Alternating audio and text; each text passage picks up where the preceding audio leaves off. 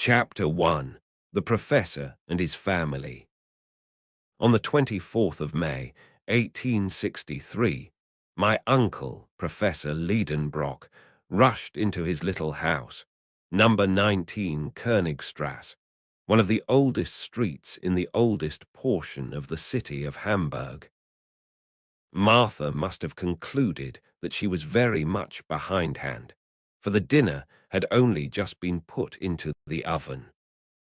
"Well now," said I to myself, "if that most impatient of men is hungry, what a disturbance he will make."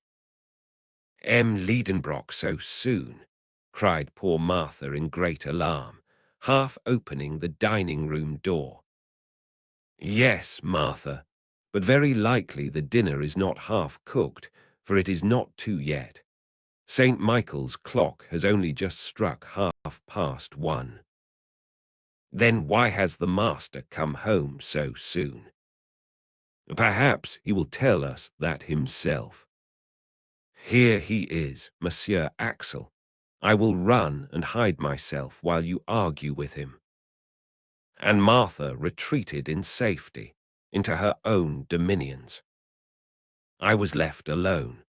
But how was it possible for a man of my undecided turn of mind to argue successfully with so irascible a person as the Professor? With this persuasion, I was hurrying away to my own little retreat upstairs, when the street door creaked upon its hinges. Heavy feet made the whole flight of stairs to shake, and the master of the house, passing rapidly through the dining-room, threw himself in haste into his own sanctum. But on his rapid way, he had found time to fling his hazel stick into a corner, his rough broad brim upon the table, and these few emphatic words at his nephew: "Axel, follow me." I had scarcely had time to move when the Professor was again shouting after me, "What, not come yet?" And I rushed into my redoubtable master's study. Otto Lidenbrock had no mischief in him, I willingly allow that. But unless he very considerably changes as he grows older, at the end he will be a most original character. He was professor at the Johanneum and was delivering a series of lectures on mineralogy, in the course of every one of which he broke into a passion once or twice at least. Not at all that he was over-anxious about the improvement of his class, or about the degree of attention with which they listened to him, or the success which might eventually crown his labors. Such little matters of detail never troubled him much. His teaching was, as the German philosophy calls it, subjective. It was to benefit himself, not others. He was a learned egotist. He was a well of science, and the pulleys worked uneasily when you wanted to draw anything out of it. In a word, he was a learned miser. Germany has not a few professors of this sort. To his misfortune, my uncle was not gifted with a sufficiently rapid utterance. Not, to be sure, when he was talking at home, but certainly in his public delivery. This is a want much to be deplored in a speaker. The fact is that during the course of his lectures at the Johanneum, the Professor often came to a complete standstill. He fought with willful words that refused to pass his struggling lips, such words as resist and distend the cheeks, and at last break out into the unasked-for shape of a round and most unscientific oath. Then his fury would gradually abate. Now in mineralogy there are many half-Greek and half-Latin terms, very hard to articulate, and which would be most trying to a poet's measures. I don't wish to say a word against so respectable a science, far be that from me. True, in the august presence of rhombohedral crystals, retinosphaltic resins, jalonites, phasates, molybdenites, tungstates of manganese, and titanite of zirconium, Why, the most facile of tongues may make a slip now and then. It therefore happened that this venial fault of my uncle's came to be pretty well understood in time, and an unfair advantage was taken of it. The students laid wait for him in dangerous places, and when he began to stumble, loud was the laughter, which is not in good taste, not even in Germans. And if there was always a full audience to honor the Lidenbrock courses, I should be sorry to conjecture how many came to make merry at my uncle's expense. Nevertheless, my good uncle was a man of deep learning, a fact I am most anxious to assert and reassert. Sometimes he might irretrievably injure specimen by his too great ardor in handling it, but still he united the genius of a true geologist with the keen eye of the mineralogist. Armed with his hammer, his steel pointer, his magnetic needles, his blowpipe, and his bottle of nitric acid, he was a powerful man of science. He would refer any mineral to its proper place among the 600 elementary substances now enumerated, by its fracture, its appearance, its hardness, its fusibility, its sonorousness, its smell, and its taste. The name of Lidenbrock was honorably mentioned in colleges and learned societies. Humphrey Davy, Humboldt, Captain Sir John Franklin, General Sabine never failed to call upon him on their way through Hamburg. Becquerel, Ebelman, Brewster, Dumas, Milne Edwards, St. Clair de Ville frequently consulted him upon the most difficult problems in chemistry, a science which was indebted to him for considerable discoveries. For in 1853 there had appeared at Leipzig an imposing folio by Otto Lidenbrock, entitled A Treatise upon Transcendental Chemistry, with plates, a work, however, which failed to cover its expenses.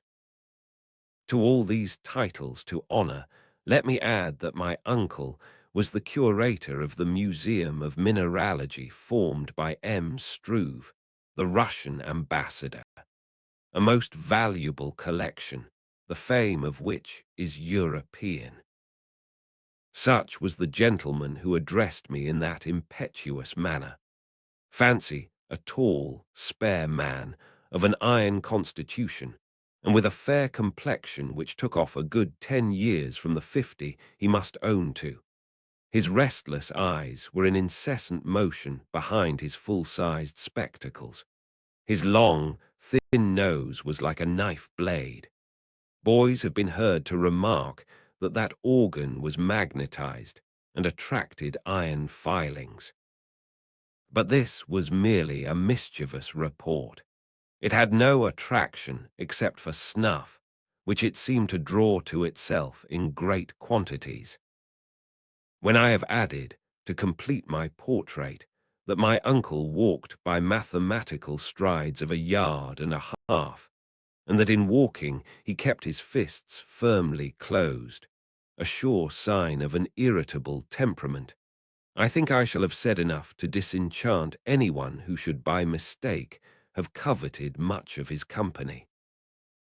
He lived in his own little house in Königstrasse, a structure half brick and half wood, with a gable cut into steps. It looked upon one of those winding canals which intersect each other in the middle of the ancient quarter of Hamburg, and which the great fire of 1842 had fortunately spared. It is true that the old house stood slightly off the perpendicular and bulged out a little towards the street. Its roof sloped a little to one side, like the cap over the left ear of a tugenbund student. Its lines wanted accuracy, but after all it stood firm, thanks to an old elm which buttressed it in front, and which often in spring sent its young sprays through the window panes. My uncle was tolerably well off for a German professor. The house was his own, and everything in it. The living contents were his goddaughter Greuben, a young Verlan days of 17, Martha and myself.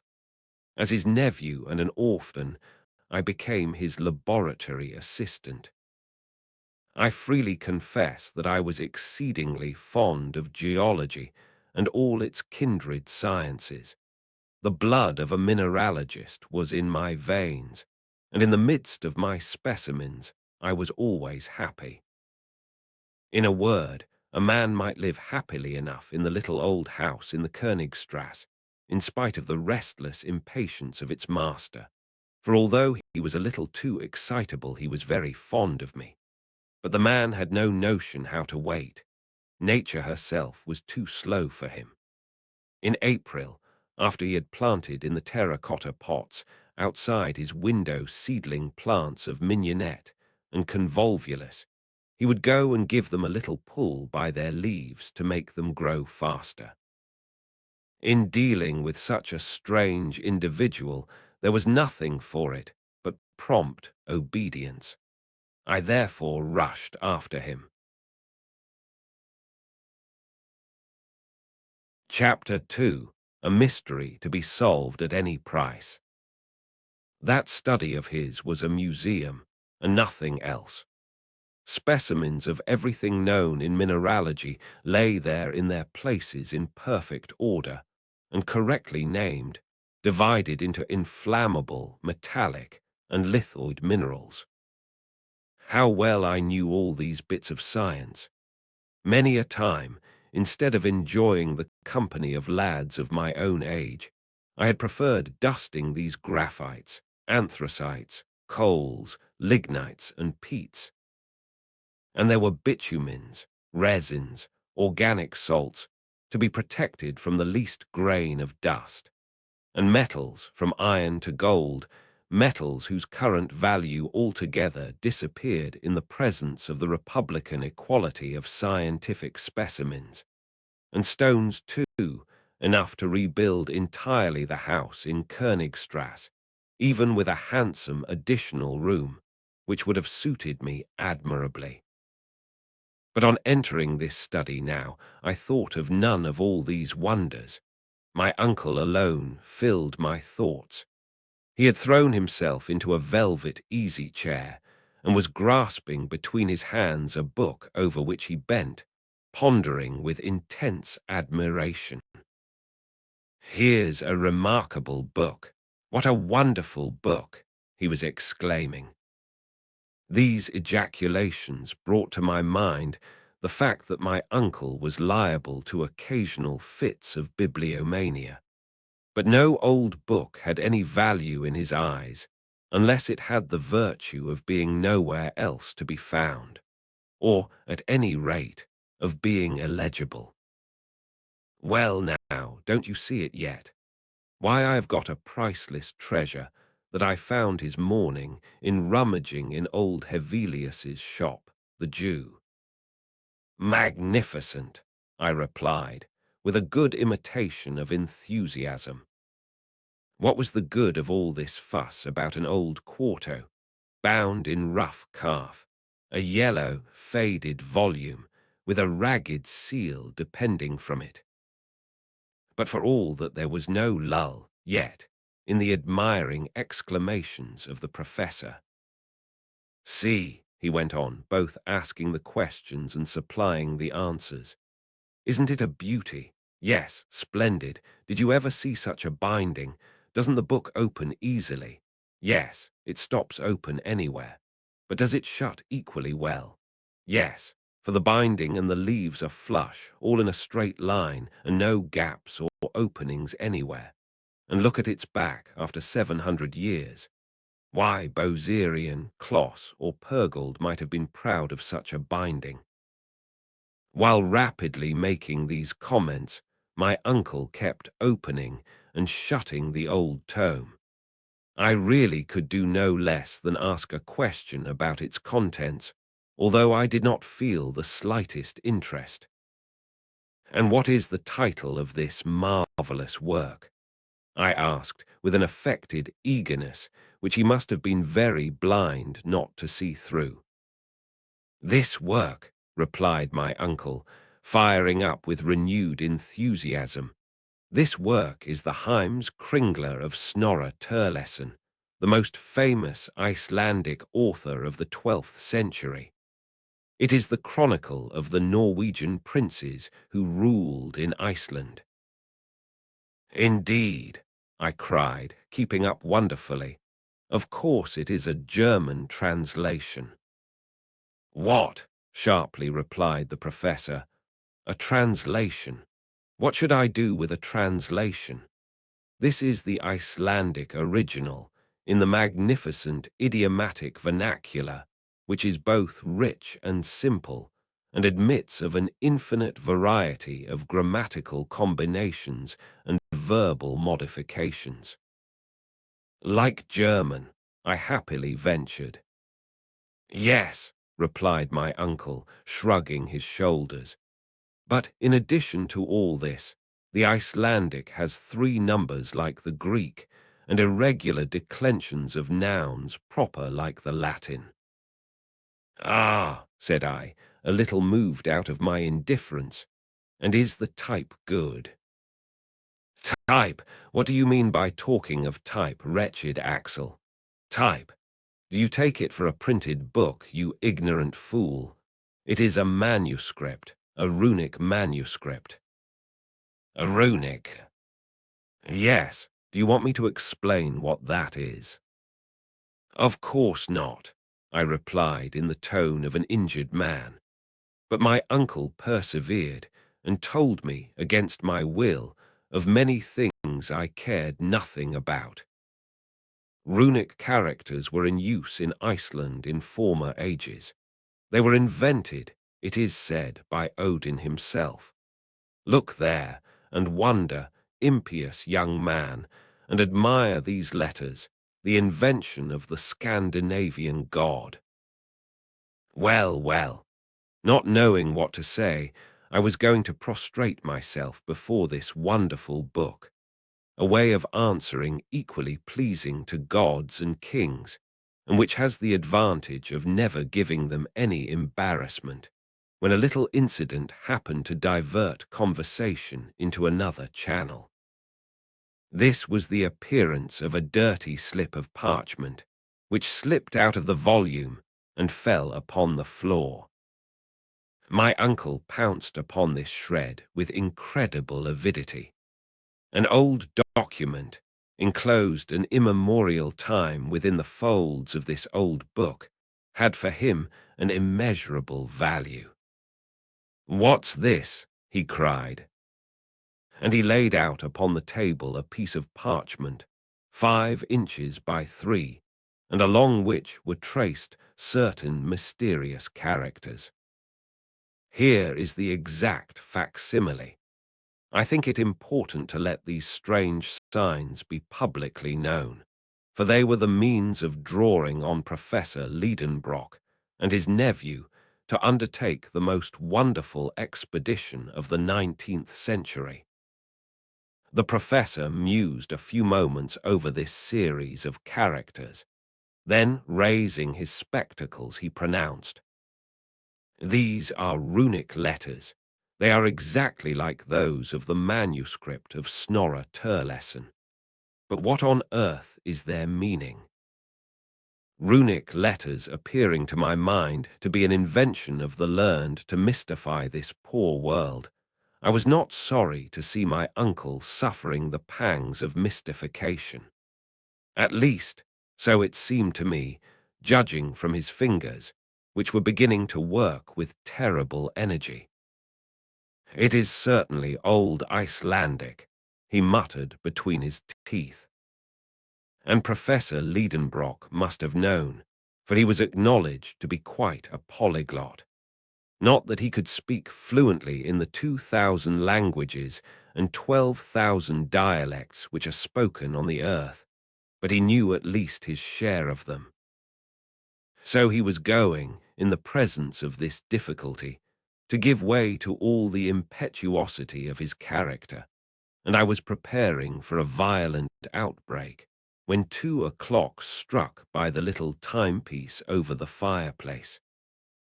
At that moment, Our good housekeeper Martha opened the study door, saying, "Dinner is ready." I am afraid he sent that soup to where it would boil away to nothing, and Martha took to her heels for safety. I followed her, and hardly knowing how I got there, I found myself seated in my usual place. I waited a few minutes. No professor came. Never within my remembrance had he missed the important ceremonial of dinner. And yet what a good dinner it was! There was parsley soup, an omelette of ham garnished with spiced sorrel, a fillet of veal with compote of prunes. For dessert, crystallized fruit, the whole washed down with sweet moselle. All this my uncle was going to sacrifice to a bit of old parchment. As an affectionate and attentive nephew, I considered it my duty to eat for him as well as for myself, which I did conscientiously. "I have never known such a thing," said Martha. Lidenbrock is not at table." "Who could have believed it?" I said, with my mouth full. "Something serious is going to happen," said the servant, shaking her head. My opinion was that nothing more serious would happen than an awful scene when my uncle should have discovered that his dinner was devoured. I had come to the last of the fruit when a very loud voice tore me away from the pleasures of my dessert. With one spring, I bounded out of the dining room into the study. Chapter 3. The Runic Writing Exercises the Professor. "Undoubtedly it is Runic," said the professor, bending his brows. "But there is a secret in it, and I mean to discover the key." A violent gesture finished the sentence. "Sit there," he added, holding out his fist towards the table. "Sit there and write." I was seated in a trice. "Now I will dictate to you every letter of our alphabet which corresponds with each of these Icelandic characters. We will see what that will give us. But by St. Michael, if you should dare to deceive me." The dictation commenced. I did my best. Every letter was given me one after the other, with a remarkable result. When this work was ended, my uncle tore the paper from me and examined it attentively for a long time. "What does it all mean?" he kept repeating mechanically. Upon my honor, I could not have enlightened him. Besides, he did not ask me, and he went on talking to himself. "This is what is called a cryptogram, or cipher," he said, "in which letters are purposely thrown in confusion, which if properly arranged would reveal their sense. Only think that under this jargon there may lie concealed the clue to some great discovery." As for me, I was of opinion that there was nothing at all in it, though, of course, I took care not to say so. Then the professor took the book and the parchment and diligently compared them together. "These two writings are not by the same hand," he said. "The cipher is of later date than the book, an undoubted proof of which I see in a moment. The first letter is a double M, a letter which is not to be found in Turleson's book, and which was only added to the alphabet in the 14th century. Therefore there are 200 years between the manuscript and the document." I admitted that this was a strictly logical conclusion. "I am therefore led to imagine," continued my uncle, "that some possessor of this book wrote these mysterious letters. But who was that possessor? Is his name nowhere to be found in the manuscript?" My uncle raised his spectacles, took up a strong lens, and carefully examined the blank pages of the book. On the front of the second, the title page, he noticed a sort of stain which looked like an ink blot, but in looking at it very closely he thought he could distinguish some half-effaced letters. My uncle at once fastened upon this as the centre of interest, and he laboured at that blot, until by the help of his microscope he ended by making out the following runic characters which he read without difficulty. "Arne Saknussemm," he cried in triumph. "Why, that is the name of another Icelander, a savant of the 16th century, a celebrated alchemist." I gazed at my uncle with satisfactory admiration. "Those alchemists," he resumed, "Avicenna, Bacon, Lully, Paracelsus, were the real and only savants of their time. They made discoveries at which we are astonished.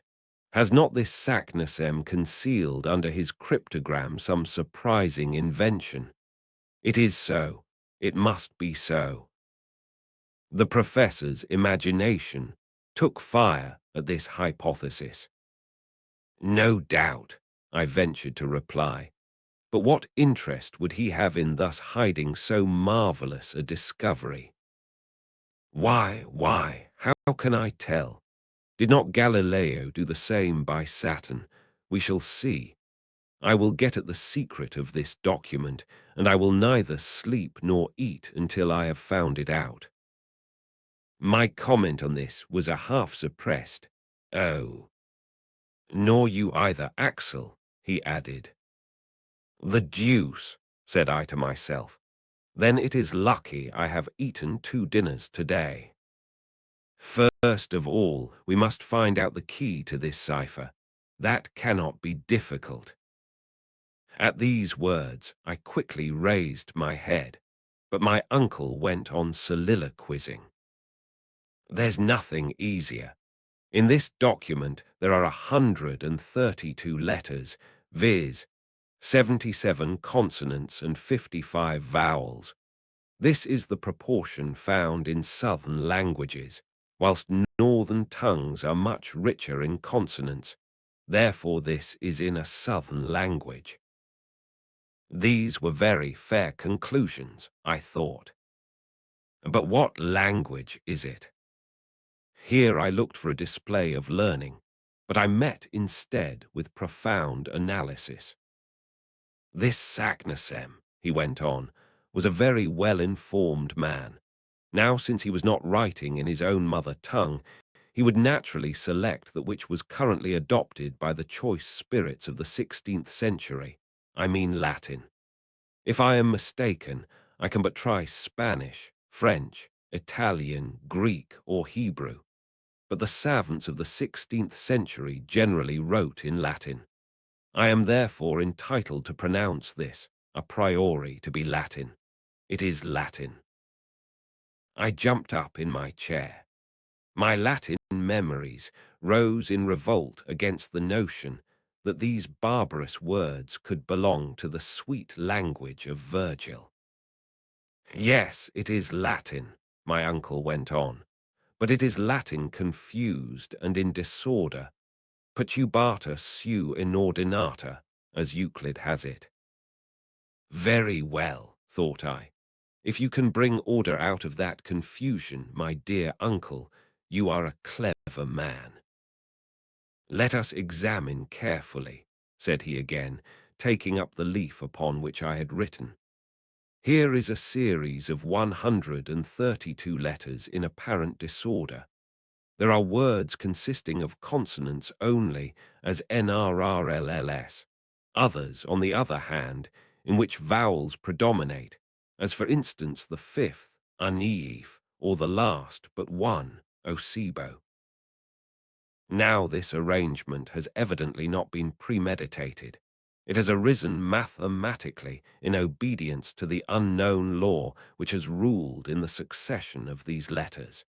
It appears to me a certainty that the original sentence was written in a proper manner, and afterwards distorted by a law which we have yet to discover. Whoever possesses the key of this cipher will read it with fluency. What is that key? Axel, have you got it? I answered not a word, and for a very good reason. My eyes had fallen upon a charming picture, suspended against the wall, the portrait of Greuben. My uncle's ward was at that time at Altona, staying with a relation, and in her absence I was very downhearted. For I may confess it to you now, the pretty Verlin days and the professor's nephew loved each other with a patience and a calmness entirely German. He had become engaged unknown to my uncle, who was too much taken up with geology to be able to enter into such feelings as ours. Greuben was a lovely blue-eyed blonde, rather given to gravity and seriousness, but that did not prevent her from loving me very sincerely. As for me, I adored her, if there is such a word in the German language. Thus it happened that the picture of my pretty Verlin days threw me in a moment out of the world of realities into that of memory and fancy. There looked down upon me the faithful companion of my labors and my recreations. Every day she helped me to arrange my uncle's precious specimens. She and I labeled them together. Mademoiselle Greuben was an accomplished mineralogist. She could have taught a few things to a savant.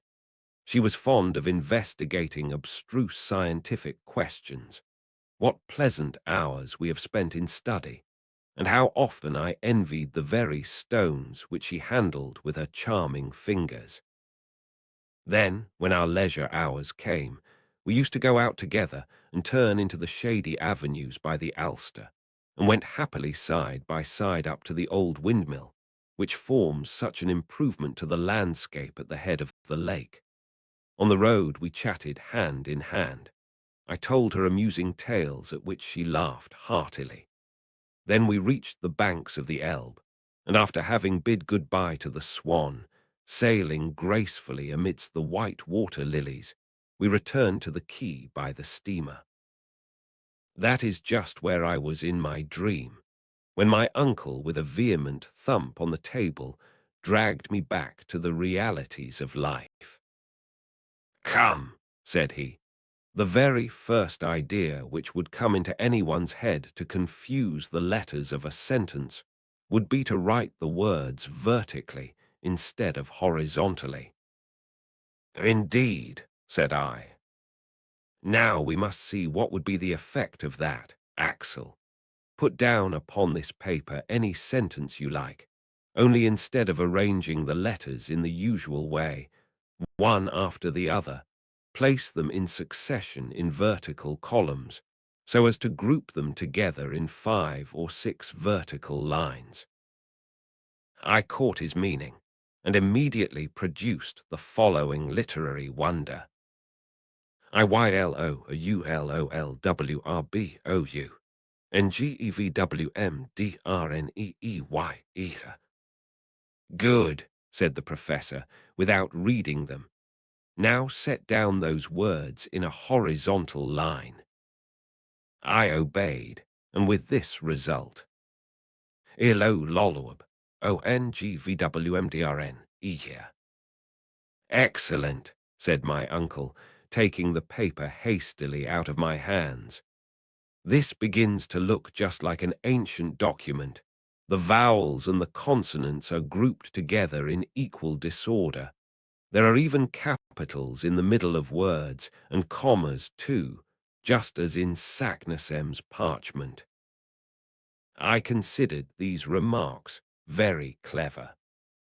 "Now," said my uncle, looking straight at me, "to read the sentence which you have just written, and with which I am wholly unacquainted, I shall only have to take the first letter of each word, then the second, the third, and so forth."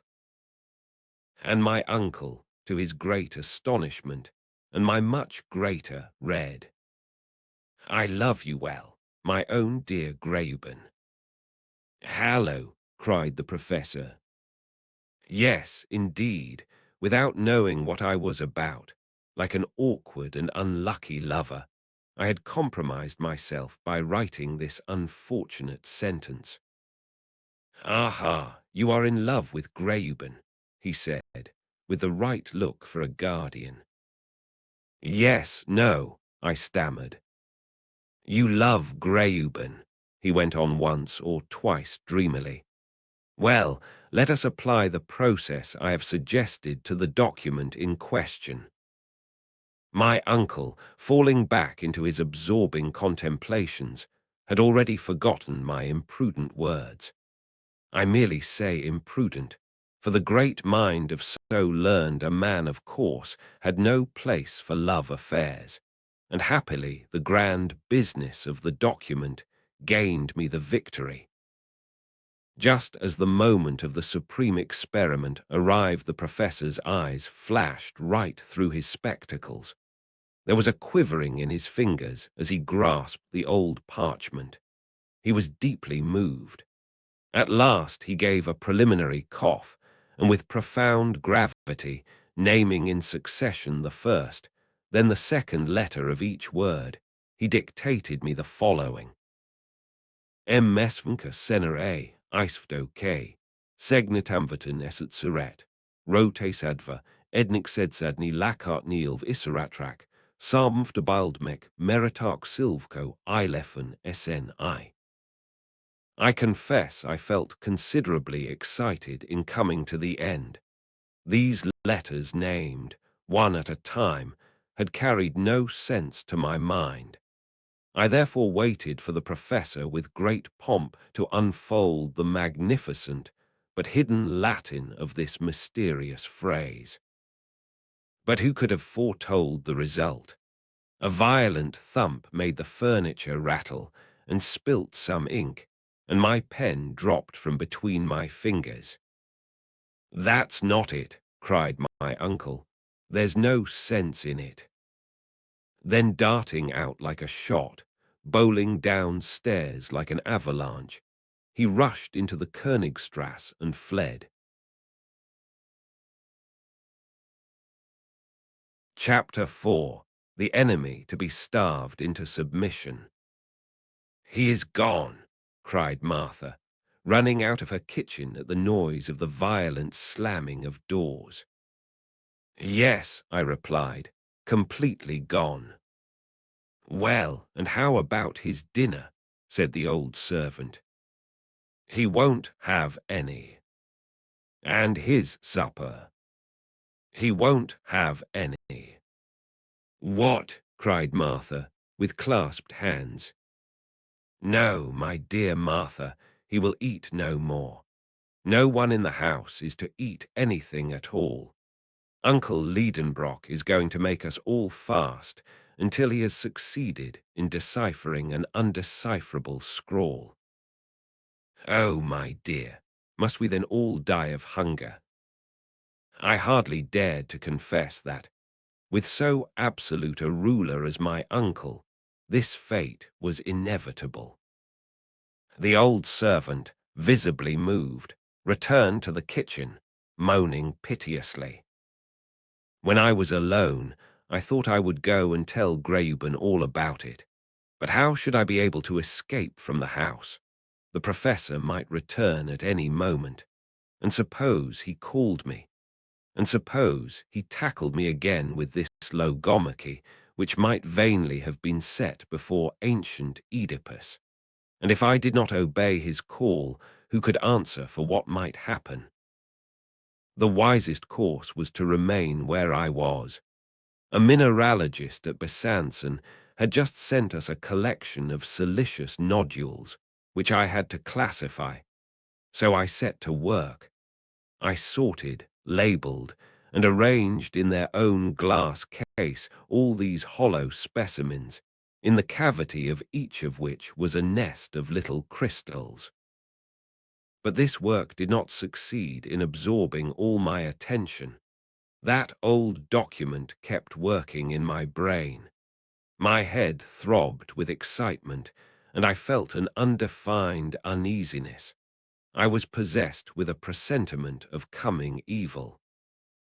In an hour my nodules were all arranged upon successive shelves.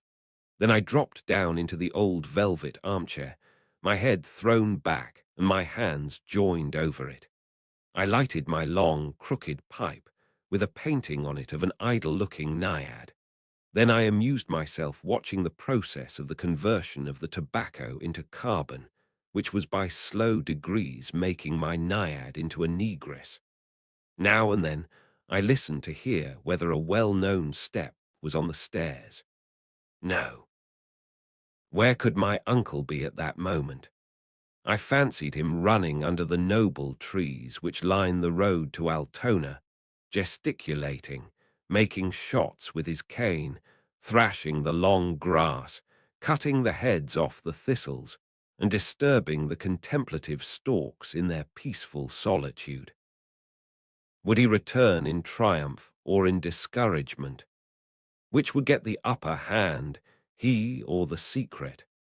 I was thus asking myself questions, and mechanically taking between my fingers the sheet of paper mysteriously disfigured with the incomprehensible succession of letters I had written down. And I repeated to myself, what does it all mean? I sought to group the letters so as to form words. Quite impossible. When I put them together by twos, threes, fives, or sixes, nothing came of it but nonsense. To be sure, the 14th, 15th, and 16th letters made the English word ice. The 83rd and two following made sir. And in the midst of the document, in the second and third lines, I observed the words rots, mutabile, era, net, atra. Come now, I thought. These words seem to justify my uncle's view about the language of the document. In the fourth line appeared the word leuco, which means a sacred wood. It is true that in the third line was the word tabild, which looked like Hebrew, and in the last the purely French words myrrh, arc, mere. All this was enough to drive a poor fellow crazy. 4 different languages in this ridiculous sentence. What connection could there possibly be between such words as ice, sir, anger, cruel, sacred wood, changeable, mother, bow, and sea? The first and the last might have something to do with each other. It was not at all surprising that in a document written in Iceland there should be mention of a sea of ice. But it was quite another thing to get to the end of this cryptogram with so small a clue. So I was struggling with an insurmountable difficulty. My brain got heated. My eyes watered over that sheet of paper. Its 132 letters seemed to flutter and fly around me like those motes of mingled light and darkness, which float in the air around the head when the blood is rushing upwards with undue violence. I was a prey to a kind of hallucination. I was stifling. I wanted air. Unconsciously, I fanned myself with the bit of paper, the back and front of which successively came before my eyes. What was my surprise when, in one of those rapid revolutions, at the moment when the back was turned to me, I thought I caught sight of the Latin words craterum, terresta, and others. A sudden light burst in upon me. These hints alone gave me the first glimpse of the truth. I had discovered the key to the cipher. To read the document, it would not even be necessary to read it through the paper. Such as it was, just such as it had been dictated to me, so it might be spelt out with ease. All those ingenious professorial combinations were coming right. He was right as to the arrangement of the letters. He was right as to the language. He had been within a hair's breadth of reading this Latin document from end to end. But that hair's breadth, chance had given it to me. You may be sure I felt stirred up. My eyes were dim, I could scarcely see. I had laid the paper upon the table. At a glance I could tell the whole secret. At last I became more calm. I made a wise resolve to walk twice round the room quietly and settle my nerves, and then I returned into the deep gulf of the huge armchair. "Now I'll read it," I cried. after having well distended my lungs with air. I leaned over the table. I laid my finger successively upon every letter, and without a pause, without one moment's hesitation, I read off the whole sentence aloud. Stupefaction, terror, I sat overwhelmed as if with a sudden deadly blow. What? That which I read had actually, really been done. A mortal man had had the audacity to penetrate. Ah, I cried, springing up. But no, no, my uncle shall never know it. He would insist upon doing it too. He would want to know all about it. Ropes could not hold him, such a determined geologist as he is. He would start, he would, in spite of everything and everybody, and he would take me with him, and we should never get back. No, never, never. My overexcitement was beyond all description. No, no, it shall not be, I declared energetically. And as it is in my power to prevent the knowledge of it coming into the mind of my tyrant, I will do it. By dint of turning this document round and round, he too might discover the key. I will destroy it. There was a little fire left on the hearth. I seized not only the paper but Saknussemm's parchment. With a feverish hand, I was about to fling it all upon the coals and utterly destroy and abolish this dangerous secret, when the study door opened and my uncle appeared. Chapter 5. Famine, then victory, followed by dismay. I had only just time to replace the unfortunate document upon the table. Professor Lidenbrock seemed to be greatly abstracted. The ruling thought gave him no rest. Evidently he had gone deeply into the matter, analytically and with profound scrutiny. He had brought all the resources of his mind to bear upon it during his walk, and he had come back to apply some new combination. He sat in his armchair, and pen in hand he began what looked very much like algebraic formula. I followed with my eyes his trembling hands. I took count of every movement. Might not some unhoped-for result come of it? I trembled, too, very unnecessarily, since the true key was in my hands, and no other would open the secret. For 3 long hours my uncle worked on without a word, without lifting his head, rubbing out, beginning again, then rubbing out again, and so on 100 times. I knew very well that if he succeeded in setting down these letters in every possible relative position, the sentence would come out. But I knew also that 20 letters alone could form 2 quintillions, 432 quadrillions, 902 trillions, 8 billions, 176 millions, 640,000 combinations. Now, here were 132 letters in this sentence, and these 132 letters would give a number of different sentences, each made up of at least 133 figures, a number which passed far beyond all calculation or conception. So I felt reassured as far as regarded this heroic method of solving the difficulty. But time was passing away. Night came on. The street noises ceased. My uncle, bending over his task, noticed nothing, not even Martha half opening the door. He heard not a sound, not even that excellent woman saying, "Will not Monsieur take any supper tonight?"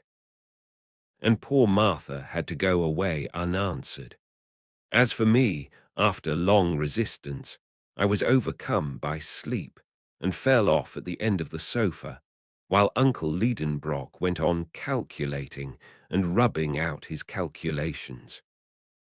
When I awoke next morning, that indefatigable worker was still at his post. His red eyes, his pale complexion, his hair tangled between his feverish fingers, the red spots on his cheeks, revealed his desperate struggle with impossibilities, and the weariness of spirit, the mental wrestlings he must have undergone all through that unhappy night. To tell the plain truth, I pitied him. In spite of the reproaches which I considered I had a right to lay upon him, a certain feeling of compassion was beginning to gain upon me. The poor man was so entirely taken up with his one idea that he had even forgotten how to get angry. All the strength of his feelings was concentrated upon one point alone, and as their usual vent was closed, it was to be feared lest extreme tension should give rise to an explosion sooner or later. I might with a word have loosened the screw of the steel vice that was crushing his brain, but that word I would not speak. Yet I was not an ill-natured fellow. Why was I dumb at such a crisis? Why so insensible to my uncle's interests? No, no, I repeated. I shall not speak. He would insist upon going. Nothing on earth could stop him. His imagination is a volcano, and to do that which other geologists have never done, he would risk his life. I will preserve silence. I will keep the secret which mere chance has revealed to me. To discover it would be to kill Professor Lidenbrock. Let him find it out himself if he can. I will never have it laid to my door that I led him to his destruction. Having formed this resolution, I folded my arms and waited. But I had not reckoned upon one little incident which turned up a few hours after. When our good Martha wanted to go to market, she found the door locked. The big key was gone. Who could have taken it out? Assuredly, it was my uncle when he returned the night before from his hurried walk. Was this done on purpose? Or was it a mistake? Did he want to reduce us by famine? This seemed like going rather too far. What? Should Martha and I be victims of a position of things in which we had not the smallest interest? It was a fact that a few years before this, whilst my uncle was working at his great classification of minerals, he was 48 hours without eating, and all his household were obliged to share in this scientific fast. As for me, what I remember is that I got severe cramps in my stomach, which hardly suited the constitution of a hungry, growing lad. Now it appeared to me as if breakfast was going to be wanting, just as supper had been the night before. Yet I resolved to be a hero, and not to be conquered by the pangs of hunger. Martha took it very seriously, and, poor woman, was very much distressed. As for me, the impossibility of leaving the house distressed me a good deal more, and for a very good reason. A caged lover's feelings may easily be imagined. My uncle went on working. His imagination went off rambling into the ideal world of combinations. He was far away from earth, and really far away from earthly wants. About noon, hunger began to stimulate me severely. Martha had, without thinking any harm, cleared out the larder the night before, so that now there was nothing left in the house. Still I held out. I made it a point of honor. 2 o'clock struck. This was becoming ridiculous, worse than that, unbearable.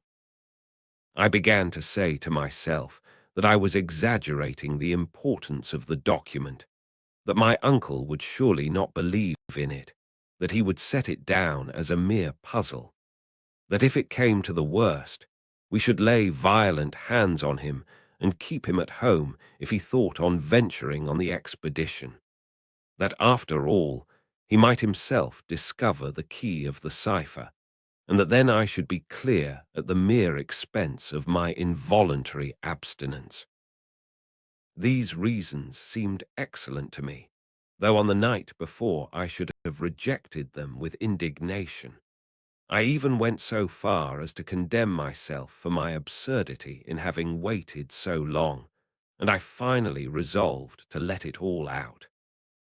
I was therefore meditating a proper introduction to the matter, so as not to seem too abrupt, when the professor jumped up, clapped on his hat, and prepared to go out. Surely he was not going out to shut us in again. No, never. "Uncle," I cried. He seemed not to hear me. "Uncle Lidenbrock," I cried, lifting up my voice. "Aye," he answered like a man suddenly waking. "Uncle, that key." "What key?" "The door key." "No, no," I cried. "The key of the document." The professor stared at me over his spectacles. No doubt he saw something unusual in the expression of my countenance, for he laid hold of my arm and speechlessly questioned me with his eyes. Yes, never was a question more forcibly put. I nodded my head up and down. He shook his pityingly, as if he was dealing with a lunatic. I gave a more affirmative gesture. His eyes glistened and sparkled with live fire. His hand was shaken threateningly. This mute conversation at such a momentous crisis would have riveted the attention of the most indifferent, and the fact really was that I dared not speak now. So intense was the excitement for fear lest my uncle should smother me in his first joyful embraces. But he became so urgent that I was at last compelled to answer. "Yes, that key, Chance." "What is that you are saying?" he shouted with indescribable emotion. "There, read that," I said, presenting a sheet of paper on which I had written. "But there is nothing in this," he answered, crumpling up the paper. "No, nothing until you proceed to read from the end to the beginning." I had not finished my sentence when the professor broke out into a cry, nay, a roar.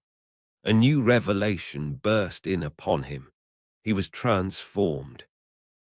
"Aha, clever Saknussemm," he cried. "You had first written out your sentence the wrong way."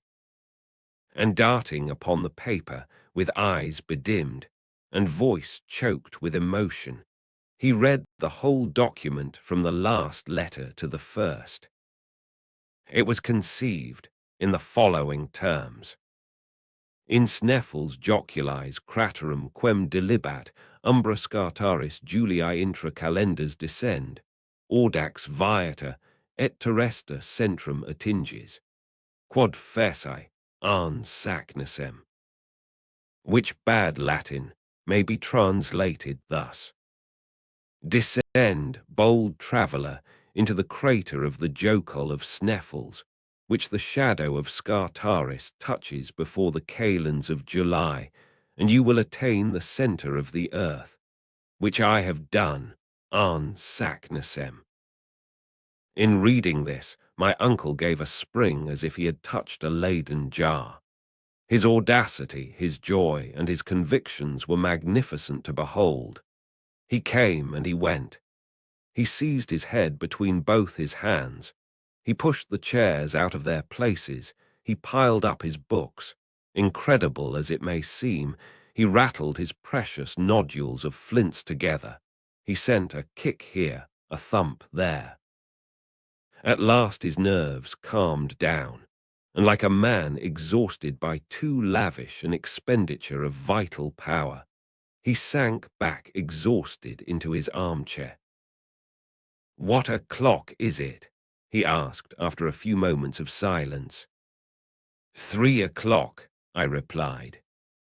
"Is it really? The dinner hour is past, and I did not know it. I am half dead with hunger. Come on, and after dinner." "Well, after dinner, pack up my trunk." "What?" I cried. "And yours." replied the indefatigable professor, entering the dining room. Chapter 6. Exciting discussions about an unparalleled enterprise. At these words, a cold shiver ran through me, yet I controlled myself. I even resolved to put a good face upon it. Scientific arguments alone could have any weight with Professor Lidenbrock. Now there were good ones against the practicability of such a journey. Penetrate to the center of the earth. What nonsense! But I kept my dialectic battery in reserve for a suitable opportunity, and I interested myself in the prospect of my dinner, which was not yet forthcoming. It is no use to tell of the rage and imprecations of my uncle before the empty table. Explanations were given. Martha was set at liberty, ran off to the market, and did her part so well that in an hour afterwards my hunger was appeased, and I was able to return to the contemplation of the gravity of the situation. During all dinner time, my uncle was almost merry. He indulged in some of those learned jokes which never do anybody any harm. Dessert over, he beckoned me into his study. I obeyed. He sat at one end of his table, I at the other. "Axel," said he very mildly, "you are a very ingenious young man. You have done me a splendid service at a moment when, wearied out with the struggle, I was going to abandon the contest. Where should I have lost myself? None can tell. Never, my lad, shall I forget it, and you shall have your share in the glory to which your discovery will lead." Oh, come, thought I, he is in a good way. Now is the time for discussing that same glory. "Before all things," my uncle resumed, "I enjoin you to preserve the most inviolable secrecy. You understand? There are not a few in the scientific world who envy my success, and many would be ready to undertake this enterprise, to whom our return should be the first news of it." "Do you really think there are many people bold enough?" said I. "Certainly, who would hesitate to acquire such renown? If that document were divulged, a whole army of geologists would be ready to rush into the footsteps of Arne Saknussemm." "I don't feel so very sure of that, uncle," I replied, "for we have no proof of the authenticity of this document." "What? Not of the book, inside which we have discovered it?" "Granted. I admit that Saknussemm may have written these lines. But does it follow that he has really accomplished such a journey? And may it not be that this old parchment is intended to mislead?" I almost regretted having uttered this last word, which dropped from me in an unguarded moment. The professor bent his shaggy brows, and I feared I had seriously compromised my own safety. Happily, no great harm came of it. A smile flitted across the lip of my severe companion, and he answered, "That is what we shall see." "Ah," said I, rather put out, "but do let me exhaust all the possible objections against this document." "Speak, my boy, don't be afraid. You are quite at liberty to express your opinions. You are no longer my nephew only, but my colleague. Pray go on." "Well, in the first place, I wish to ask what are this Jökull, this Snæfellsjökull, and this Skartaris, names which I have never heard before." "Nothing easier. I received not long ago a map from my friend Augustus Petermann at Leipzig. Nothing could be more apropos. Take down the third atlas in the second shelf in the large bookcase, Series Z, Plate 4. I rose, and with the help of such precise instructions, could not fail to find the required atlas. My uncle opened it and said, Here is one of the best maps of Iceland, that of Henderson, and I believe this will solve the worst of our difficulties. I bent over the map. You see this volcanic island, said the professor. Observe that all the volcanoes are called jökulls, a word which means glacier in Icelandic, and under the high latitude of Iceland, nearly all the active volcanoes discharge through beds of ice. Hence this term of jökull is applied to all the eruptive mountains in Iceland. Very good, said I, but what of Snæfellsjökull? I was hoping that this question would be unanswerable, but I was mistaken. My uncle replied, "Follow my finger along the west coast of Iceland. Do you see Reykjavik, the capital? You do. Well, ascend the innumerable fjords that indent those sea-beaten shores and stop at the 65th degree of latitude. What do you see there?"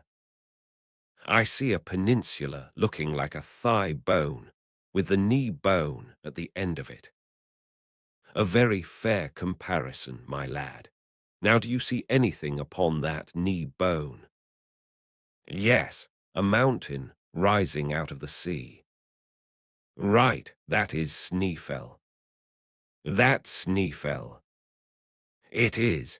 It is a mountain 5,000 feet high, one of the most remarkable in the world, if its crater leads down to the center of the earth. But that is impossible, I said, shrugging my shoulders, and disgusted at such a ridiculous supposition. Impossible, said the professor severely. And why, pray? Because this crater is evidently filled with lava and burning rocks, and therefore. But suppose it is an extinct volcano. Extinct.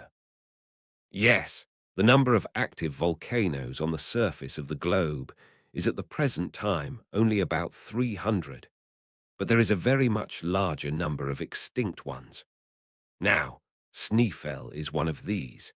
Since historic times, there has been but one eruption of this mountain, that of 1219. From that time it has quieted down more and more, and now it is no longer reckoned among active volcanoes. To such positive statements I could make no reply. I therefore took refuge in other dark passages of the document. What is the meaning of this word Scartaris, and what have the kalends of July to do with it? My uncle took a few minutes to consider. For one short moment I felt a ray of hope speedily to be extinguished, for he soon answered thus: "What is darkness to you is light to me." This proves the ingenious care with which Saknussemm guarded and defined his discovery. Snæfellsjökull, or Snæfell, has several craters. It was therefore necessary to point out which of these leads to the center of the globe. What did the Icelandic sage do? He observed that at the approach of the kalends of July, that is to say in the last days of June, one of the peaks, called Scartaris, flung its shadow down the mouth of that particular crater, and he committed that fact to his document. Could there possibly have been a more exact guide?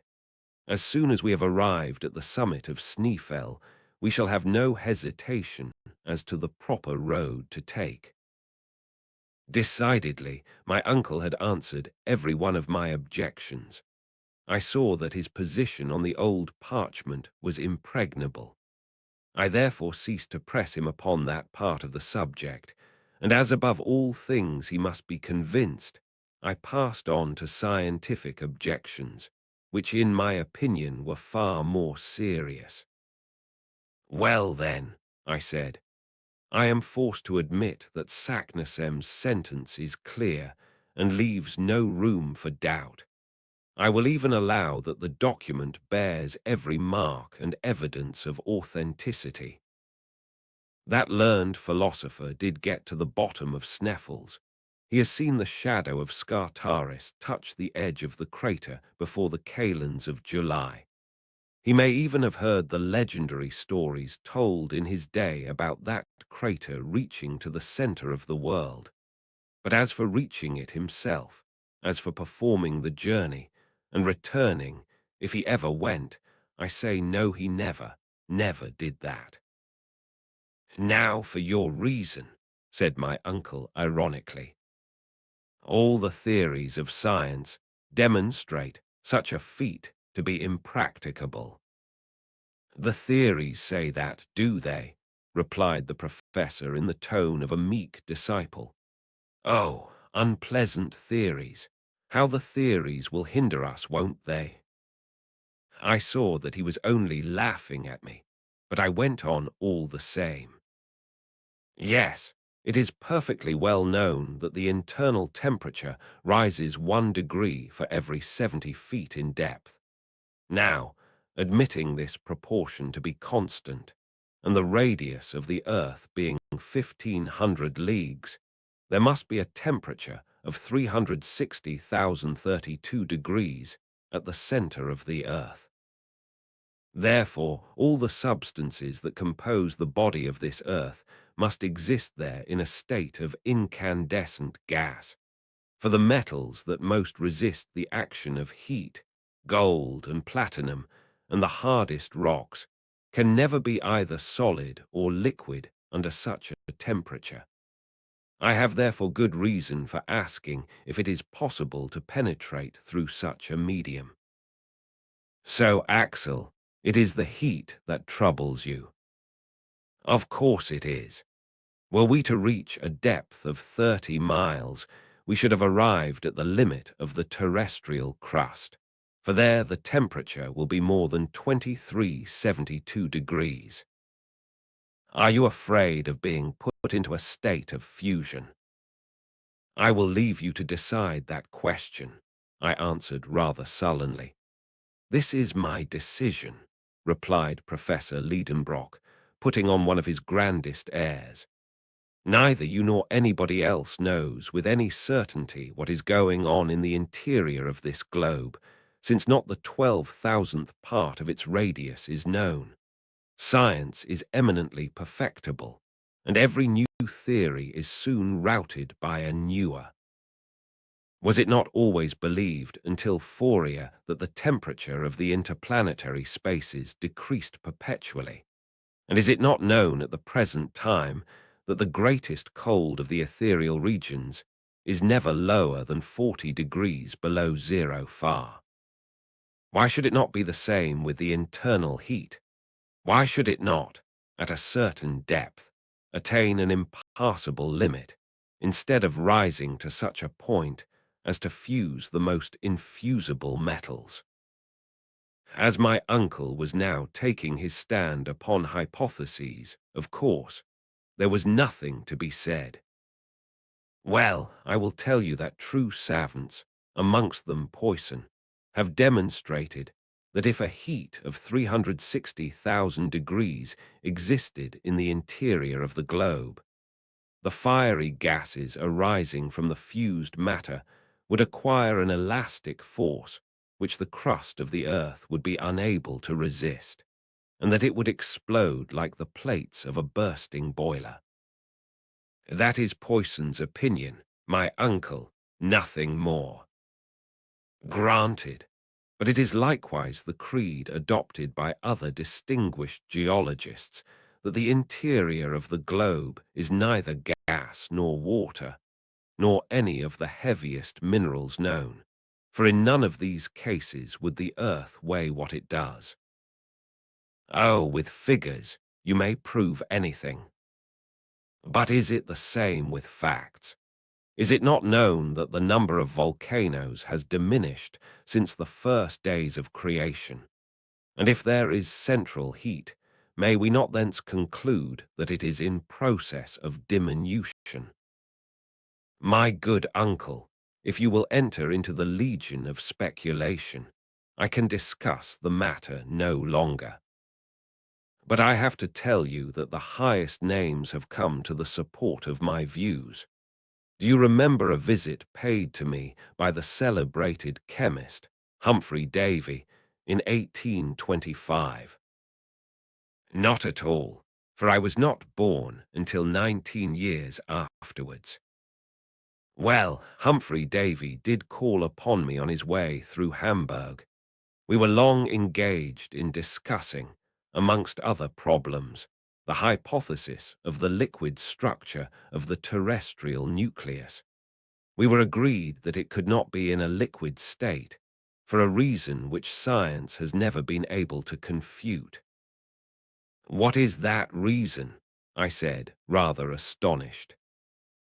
Because this liquid mass would be subject, like the ocean, to the lunar attraction, and therefore twice every day there would be internal tides, which, upheaving the terrestrial crust, would cause periodical earthquakes.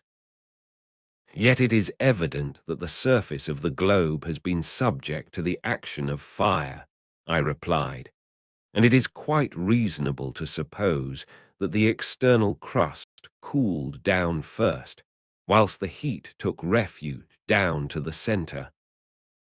Quite a mistake, my uncle answered.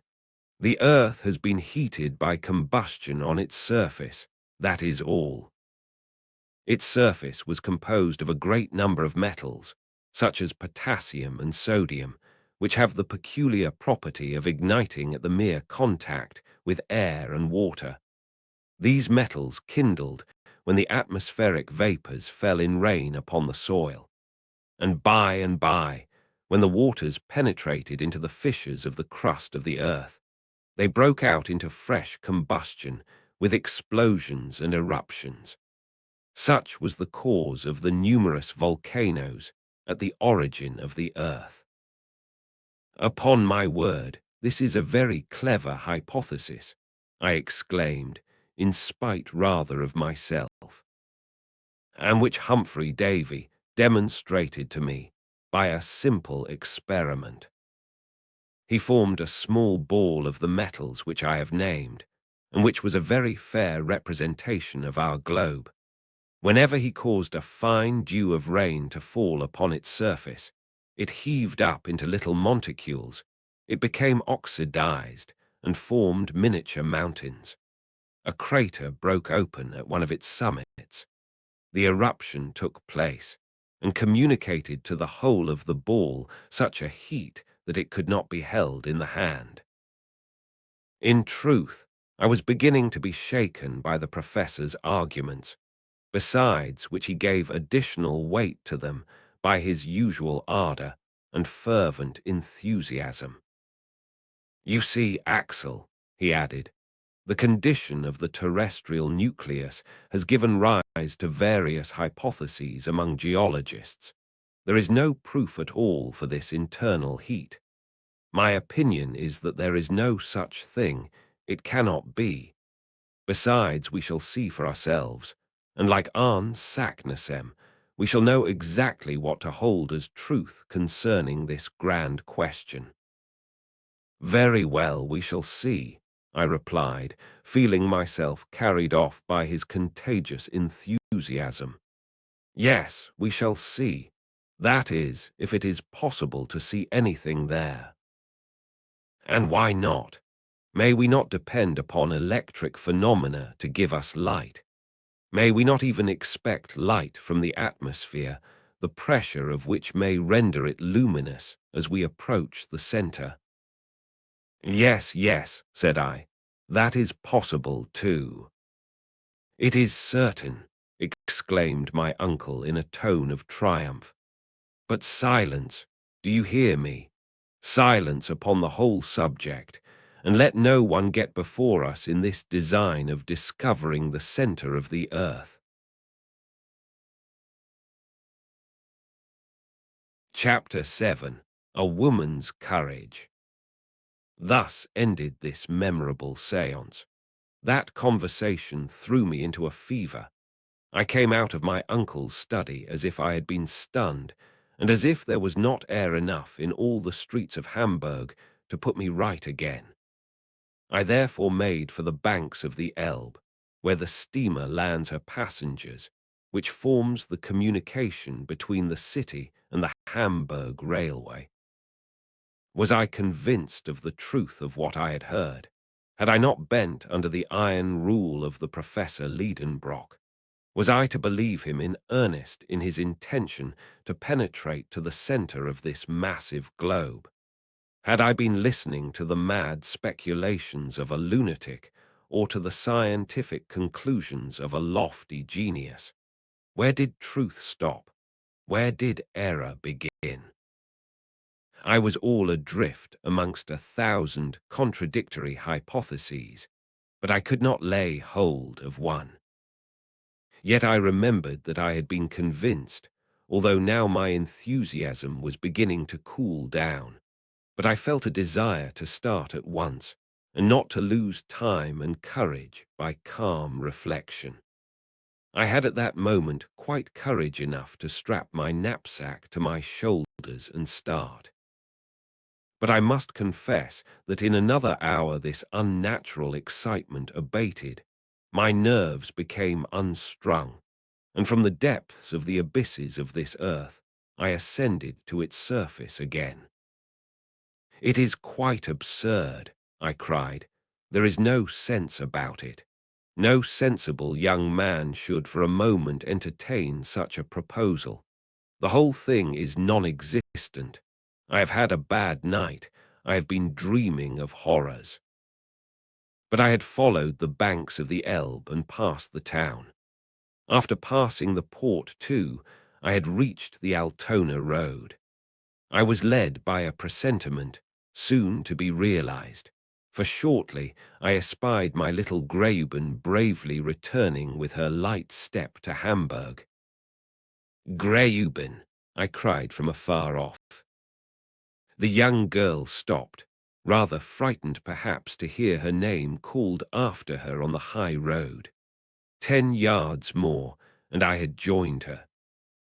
"Axel!" she cried, surprised. "What, have you come to meet me? Is this why you are here, sir?" But when she had looked upon me, Greuben could not fail to see the uneasiness and distress of my mind. "What is the matter?" she said, holding out her hand. "What is the matter, Greuben?" I cried.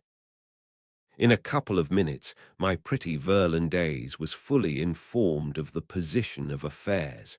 For a time she was silent. Did her heart palpitate as mine did? I don't know about that, but I know that her hand did not tremble in mine. We went on 100 yards without speaking.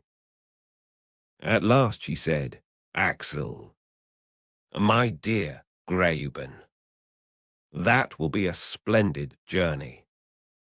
I gave a bound at these words. "Yes, Axel, a journey worthy of the nephew of a savant.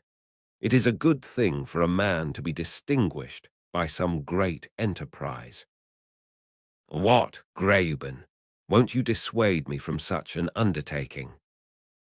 "No, my dear Axel, and I would willingly go with you, but that a poor girl would only be in your way."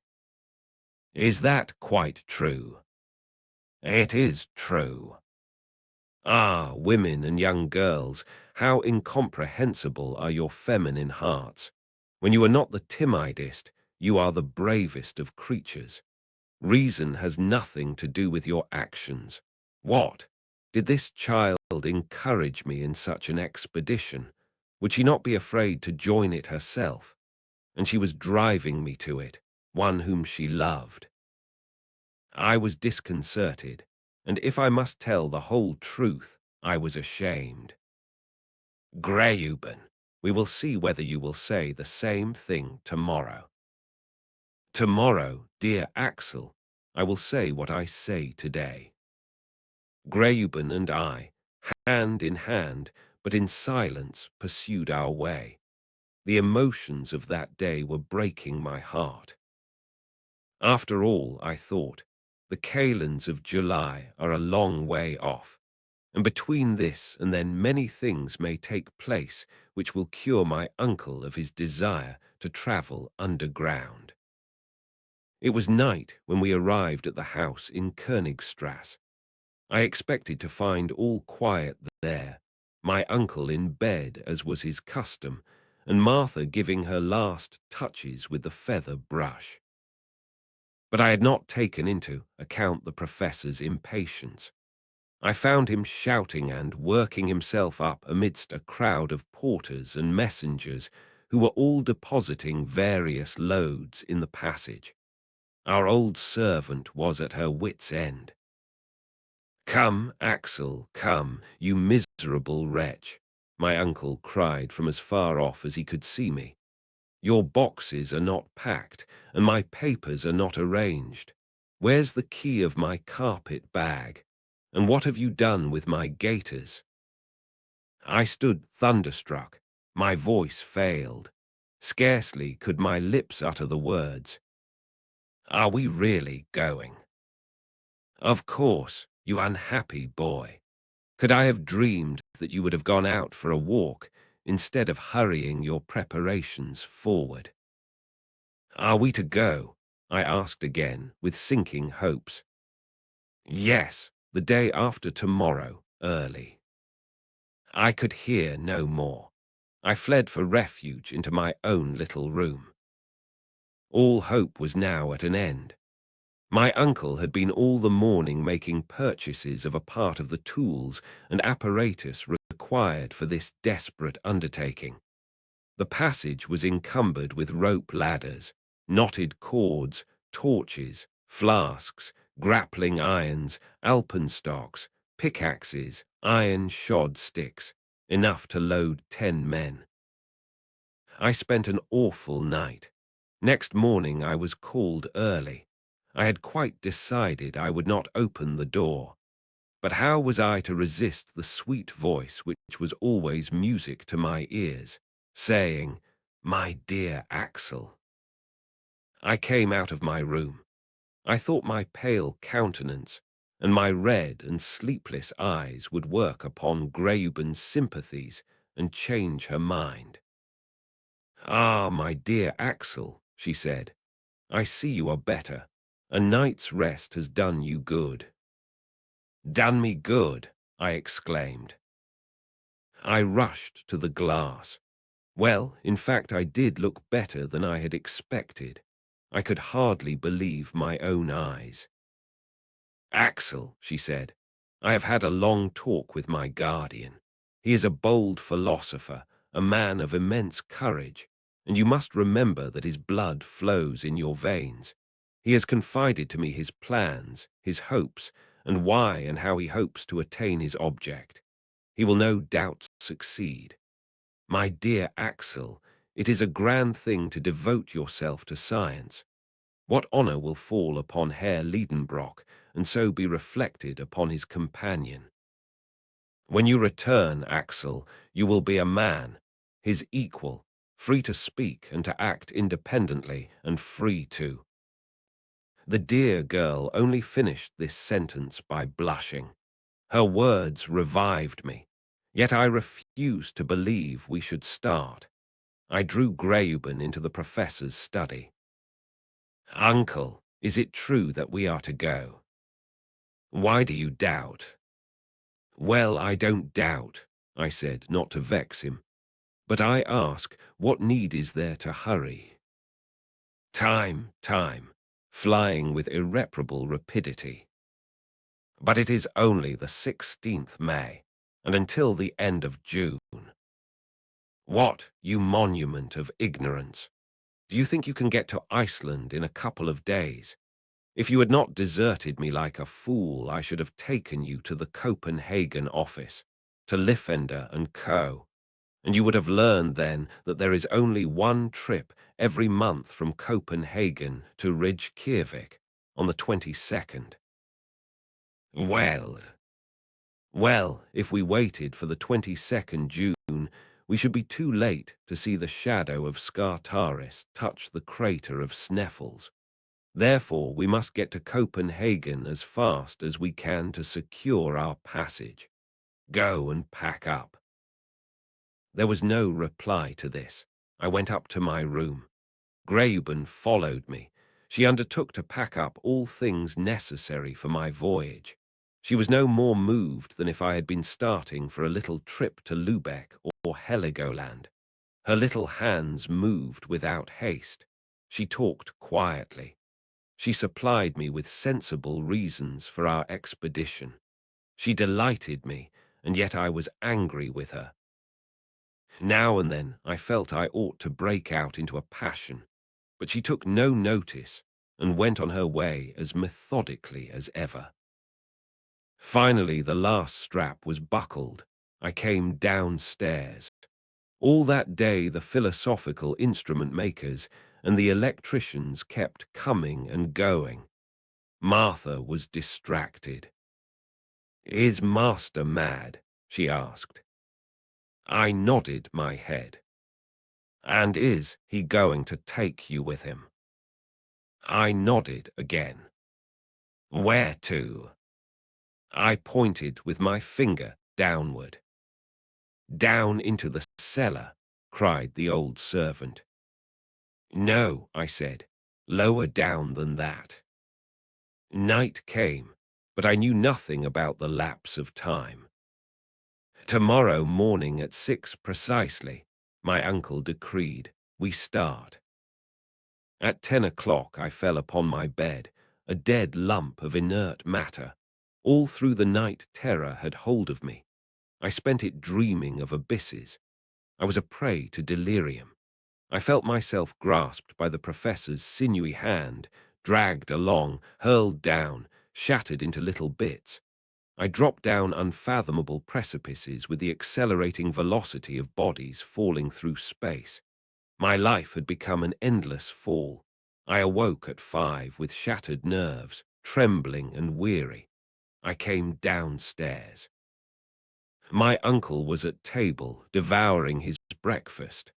I stared at him with horror and disgust. But dear Greuben was there, so I said nothing and could eat nothing. At 5:30, there was a rattle of wheels outside. A large carriage was there to take us to the Altona railway station. It was soon piled up with my uncle's multifarious preparations. "Where's your box?" he cried. "It is ready," I replied, with faltering voice. "Then make haste down, or we shall lose the train." It was now manifestly impossible to maintain the struggle against destiny. I went up again to my room, and rolling my portmanteaus downstairs, I darted after him. At that moment, my uncle was solemnly investing Greuben with the reins of government. My pretty Virlandaise was as calm and collected as was her wont. She kissed her guardian, but could not restrain a tear in touching my cheek with her gentle lips. "Greuben," I murmured. "Go, my dear Axel, go. I am now your betrothed, and when you come back I will be your wife." I pressed her in my arms and took my place in the carriage. Martha and the young girl, standing at the door, waved their last farewell. Then the horses, roused by the driver's whistling, darted off at a gallop on the road to Altona. Chapter 8. Serious Preparations for Vertical Descent. Altona, which is but a suburb of Hamburg, is the terminus of the Kiel Railway, which was to carry us to the belts. In 20 minutes, we were in Holstein. At 6:30, the carriage stopped at the station. My uncle's numerous packages, his voluminous impedimenta, were unloaded, removed, labelled, weighed, put into the luggage vans, and at 7 we were seated face to face in our compartment. The whistle sounded, the engine started, we were off. Was I resigned? No, not yet.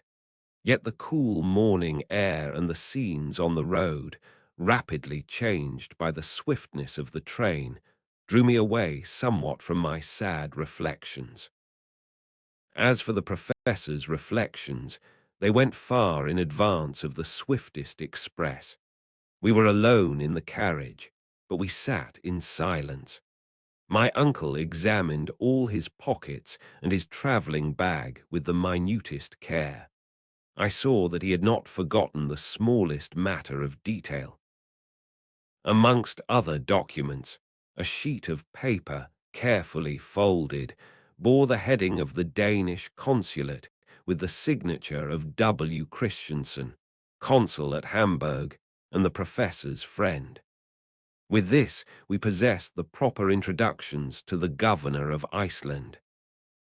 I also observed the famous document most carefully laid up in a secret pocket in his portfolio. I bestowed a malediction upon it, and then proceeded to examine the country. It was a very long succession of uninteresting, loamy and fertile flats, a very easy country for the construction of railways, and propitious for the laying down of these direct level lines so dear to railway companies. I had no time to get tired of the monotony, for in 3 hours we stopped at Kiel, close to the sea. The luggage being labelled for Copenhagen, we had no occasion to look after it.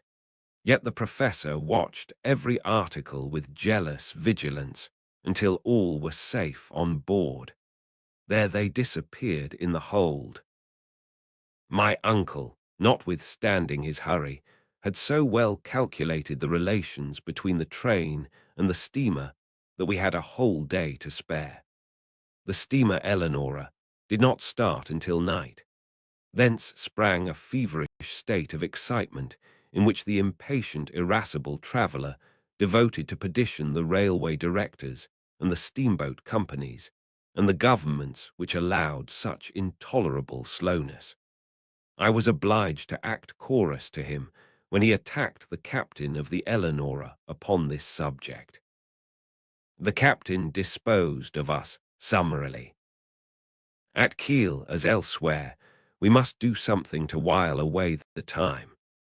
What with walking on the verdant shores of the bay within which nestles the little town, exploring the thick woods which make it look like a nest embowered amongst thick foliage, admiring the villas, each provided with a little bathing house, and moving about and grumbling, at last 10 o'clock came. The heavy coils of smoke from the Eleanora's funnel unrolled in the sky. The bridge shook with the quivering of the struggling steam. We were on board, and owners for the time of 2 berths, one over the other, in the only saloon cabin on board.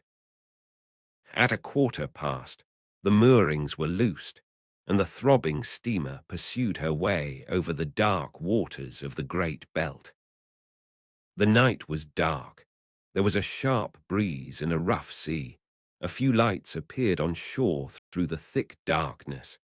Later on, I cannot tell when, a dazzling light from some lighthouse threw a bright stream of fire along the waves, and this is all I can remember of this first portion of our sail. At 7 in the morning we landed at Korsa, a small town on the west coast of Zealand. There we were transferred from the boat to another line of railway, which took us by just as flat a country as the plain of Holstein. 3 hours travelling brought us to the capital of Denmark. My uncle had not shut his eyes all night. In his impatience, I believe, he was trying to accelerate the train with his feet. At last, he discerned a stretch of sea. "The Sound," he cried. At our left was a huge building that looked like a hospital. "That's a lunatic asylum," said one of our travelling companions. Very good, thought I, just the place we want to end our days in. And great as it is, that asylum is not big enough to contain all Professor Lidenbrock's madness. At 10 in the morning, at last, we set our feet in Copenhagen. The luggage was put upon a carriage and taken with ourselves to the Phoenix Hotel in Breda Gate. This took half an hour, for the station is out of the town. Then my uncle, after a hasty toilet, dragged me after him. The porter at the hotel could speak German and English, but the professor, as a polyglot, questioned him in good Danish, and it was in the same language that personage directed him to the Museum of Northern Antiquities. The curator of this curious establishment, in which wonders are gathered together out of which the ancient history of the country might be reconstructed by means of its stone weapons, its cups and its jewels, was a learned savant, the friend of the Danish consul at Hamburg, Professor Thomsen. My uncle had a cordial letter of introduction to him. As a general rule, one savant greets another with coolness, but here the case was different. Thomsen, like a good friend, gave the Professor Lidenbrock a cordial greeting, and he even vouchsafed the same kindness to his nephew. It is hardly necessary to say the secret was sacredly kept from the excellent curator. We were simply disinterested travellers visiting Iceland out of harmless curiosity. Thomsen placed his services at our disposal, and we visited the quays with the object of finding out the next vessel to sail. I was yet in hopes that there would be no means of getting to Iceland, but there was no such luck. A small Danish schooner, the Valkyria, was to set sail for Reykjavik on the 2nd of June. The captain, Bjarne, was on board. His intending passenger was so joyful that he almost squeezed his hands till they ached. That good man was rather surprised at his energy. To him, it seemed a very simple thing to go to Iceland, as that was his business, but to my uncle it was sublime. The worthy captain took advantage of his enthusiasm to charge double fares, but we did not trouble ourselves about mere trifles. "You must be on board on Tuesday at 7 in the morning," said Captain Bjarne, after having pocketed more dollars than were his due. Then we thanked Thomsen for his kindness, and we returned to the Phoenix Hotel.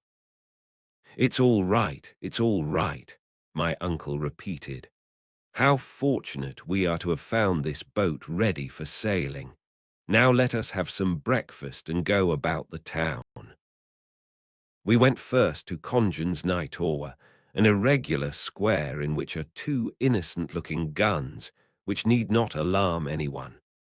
Close by, at number 5, there was a French restaurant, kept by a cook of the name of Vincent, where we had an ample breakfast for 4 marks each, 2s, 4d.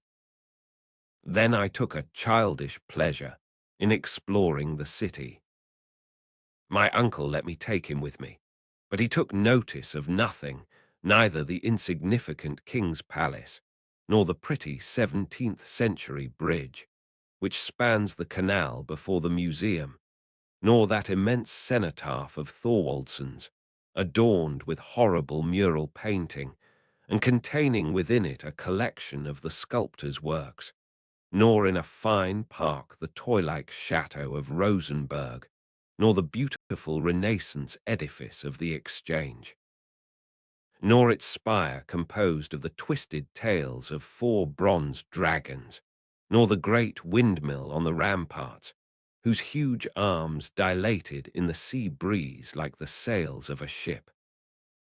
What delicious walks we should have had together, my pretty Virlandaise and I, along the harbour where the 2-deckers and the frigate slept peaceably by the red roofing of the warehouse, by the green banks of the strait, through the deep shades of the trees amongst which the fort is half concealed, where the guns are thrusting out their black throats between branches of alder and willow.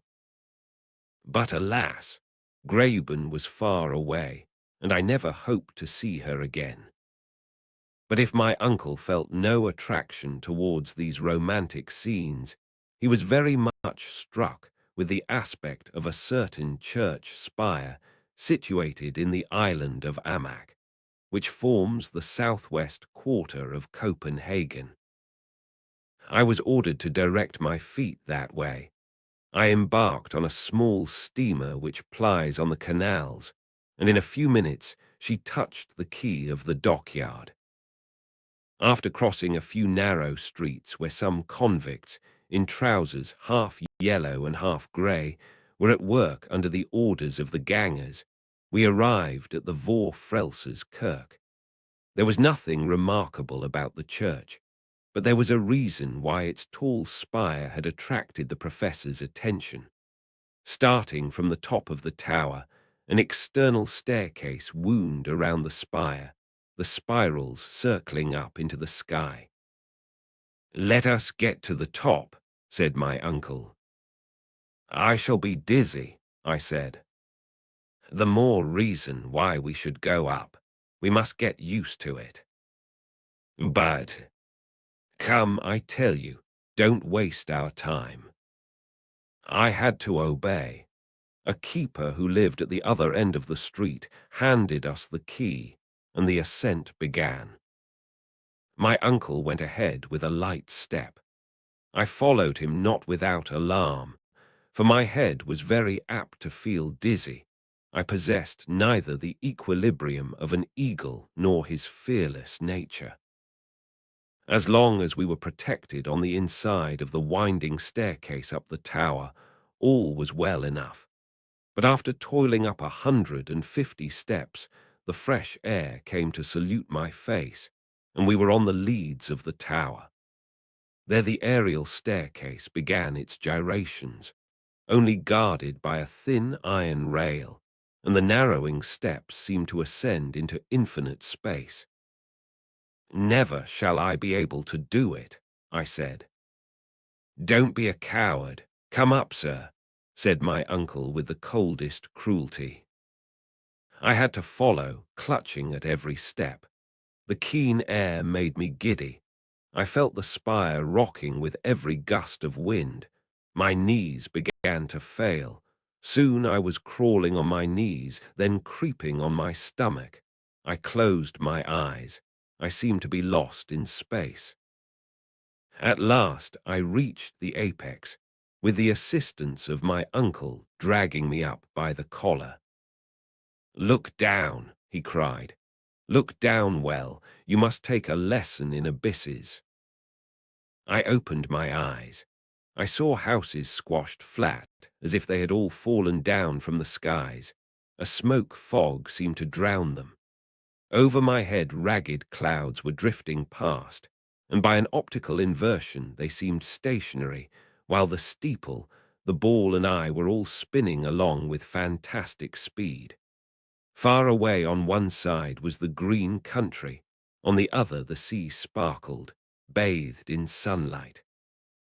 The Sound stretched away to Elsinore, dotted with a few white sails, like seagulls' wings, and in the misty east and away to the northeast lay, outstretched, the faintly shadowed shores of Sweden. All this immensity of space whirled and wavered, fluctuating beneath my eyes.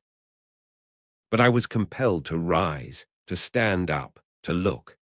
My first lesson in dizziness lasted an hour. When I got permission to come down and feel the solid street pavements, I was afflicted with severe lumbago. "Tomorrow we will do it again," said the professor. And it was so. For 5 days in succession, I was obliged to undergo this anti-vertiginous exercise, and whether I would or not, I made some improvement in the art of lofty contemplations. Chapter 9, Iceland. But what next? The day for our departure arrived. The day before it, our kind friend M. Thompson brought us letters of introduction to Count Tramp, the governor of Iceland, M. Picterson, the bishop's suffragan, and M. Finson, mayor of Reykjavik. My uncle expressed his gratitude by tremendous compressions of both his hands. On the 2nd, at 6 in the evening, all our precious baggage being safely on board the Valkyria, the captain took us into a very narrow cabin. "Is the wind favorable?" my uncle asked. "Excellent," replied Captain Bjarne. "A sou'easter. We shall pass down the Sound full speed, with all sails set."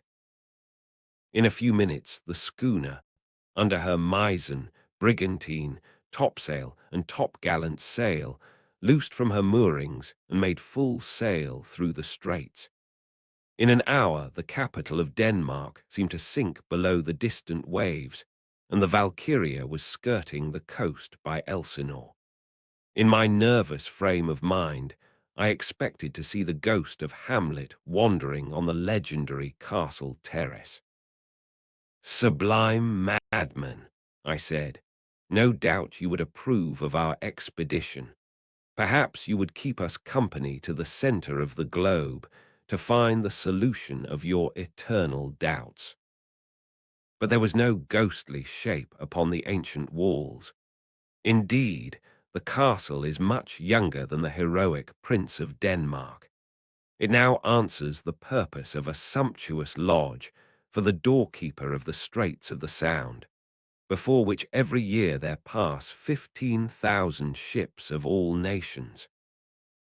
The castle of Kronsberg soon disappeared in the mist, as well as the tower of Helsingborg, built on the Swedish coast, and the schooner passed lightly on her way, urged by the breezes of the Kattegat. The Valkyria was a splendid sailor, but on a sailing vessel you can place no dependence. She was taking to Reykjavik coal, household goods, earthenware, woolen clothing, and a cargo of wheat. The crew consisted of 5 men, all Danes. "How long will the passage take?" my uncle asked. 10 days, the captain replied, "if we don't meet a nor'wester in passing the Faroes." "But are you not subject to considerable delays?" "No, M. Lidenbrock, don't be uneasy. We shall get there in very good time." At evening, the schooner doubled the score at the northern point of Denmark.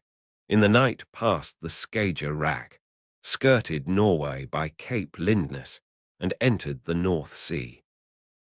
In 2 days more, we sighted the coast of Scotland near Peterhead, and the Valkyria turned her lead towards the Faroe Islands, passing between the Orkneys and Shetlands. Soon the schooner encountered the great Atlantic swell. She had to tack against the north wind and reached the Faroes only with some difficulty. On the 8th, the captain made out Mygenness, the southernmost of these islands, and from that moment took a straight course for Cape Portland, the most southerly point of Iceland. The passage was marked by nothing unusual. I bore the troubles of the sea pretty well. My uncle, to his own intense disgust and his greater shame, was ill all through the voyage. He therefore was unable to converse with the captain about Snæfell, the way to get to it, the facilities for transport. He was obliged to put off these inquiries until his arrival, and spent all his time at full length in his cabin, of which the timbers creaked and shook with every pitch she took. It must be confessed, he was not undeserving of his punishment. On the 11th we reached Cape Portland. The clear open weather gave us a good view of Snæfellsjökull, which overhangs it. The cape is merely a low hill with steep sides, standing lonely by the beach. The Valkyria kept at some distance from the coast, taking a westerly course amidst great shoals of whales and sharks. Soon we came in sight of an enormous perforated rock, through which the sea dashed furiously. The Westman islets seemed to rise out of the ocean like a group of rocks in a liquid plain. From that time, the schooner took a wide berth and swept at a great distance round Cape Ridgekearness, which forms the western point of Iceland. The rough sea prevented my uncle from coming on deck to admire these shattered and surf-beaten coasts. 48 hours after, coming out of a storm which forced the schooner to scud under bare poles, we sighted east of us the beacon on Cape Skagen, where dangerous rocks extend far away seaward. An Icelandic pilot came on board, and in 3 hours the Valkyria dropped her anchor before Ridgekearvik in Faxa Bay. The professor at last emerged from his cabin, rather pale and wretched-looking, but still full of enthusiasm, and with ardent satisfaction shining in his eyes. The population of the town, wonderfully interested in the arrival of a vessel from which everyone expected something, formed in groups upon the quay. My uncle left in haste his floating prison, or rather hospital, but before quitting the deck of the schooner he dragged me forward, and pointing with outstretched finger north of the bay at a distant mountain terminating in a double peak, a pair of cones covered with perpetual snow, he cried, "Snæfell, Snæfell." Then recommending me, by an impressive gesture, to keep silence, he went into the boat which awaited him. I followed, and presently we were treading the soil of Iceland. The first man we saw was a good-looking fellow enough, in a general's uniform. Yet he was not a general, but a magistrate, the governor of the island, Le Baron Tramp himself. The professor was soon aware of the presence he was in. He delivered him his letters from Copenhagen, and then followed a short conversation in the Danish language, the purport of which I was quite ignorant of, and for a very good reason. But the result of this first conversation was that Baron Tramp placed himself entirely at the service of Professor Lidenbrock. My uncle was just as courteously received by the mayor, Finson, whose appearance was as military, and disposition and office as pacific, as the governor's. As for the bishop's suffragan, Picterson, he was at that moment engaged on an episcopal visitation in the north. For the time we must be resigned to wait for the honor of being presented to him. But Fridriksson, professor of natural sciences at the school of Ridgekearvik, was a delightful man, and his friendship became very precious to me. This modest philosopher spoke only Danish and Latin. He came to proffer me his good offices in the language of Horace, and I felt that we were made to understand each other. In fact, he was the only person in Iceland with whom I could converse at all.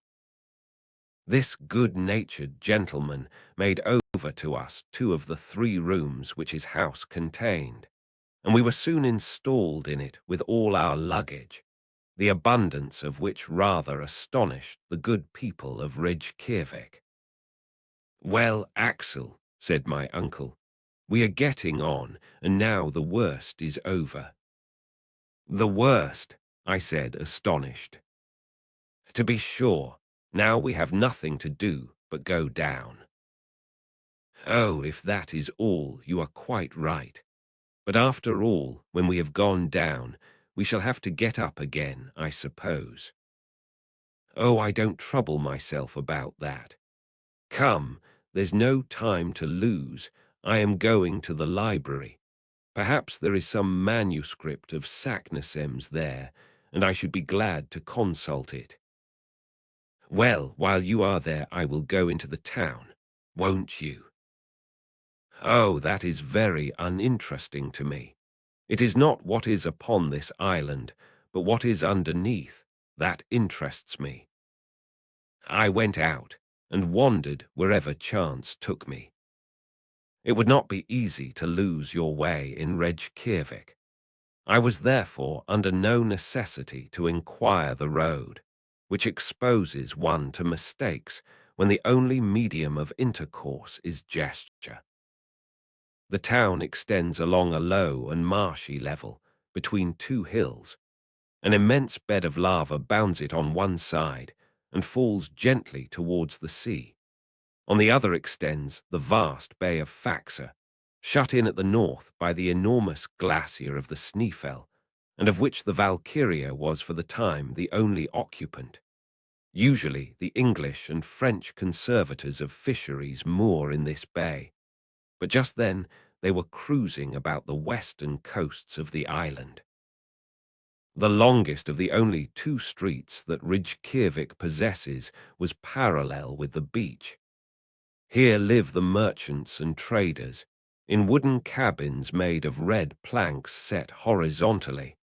The other street, running west, ends at the little lake between the house of the bishop and other non-commercial people. I had soon explored these melancholy ways. Here and there I got a glimpse of faded turf, looking like a worn-out bit of carpet or some appearance of a kitchen garden, the sparse vegetables of which, potatoes, cabbages, and lettuces, would have figured appropriately upon a Lilliputian table. A few sickly wallflowers were trying to enjoy the air and sunshine. About the middle of the Tinkommercial Street, I found the public cemetery, enclosed with a mud wall, and where there seemed plenty of room.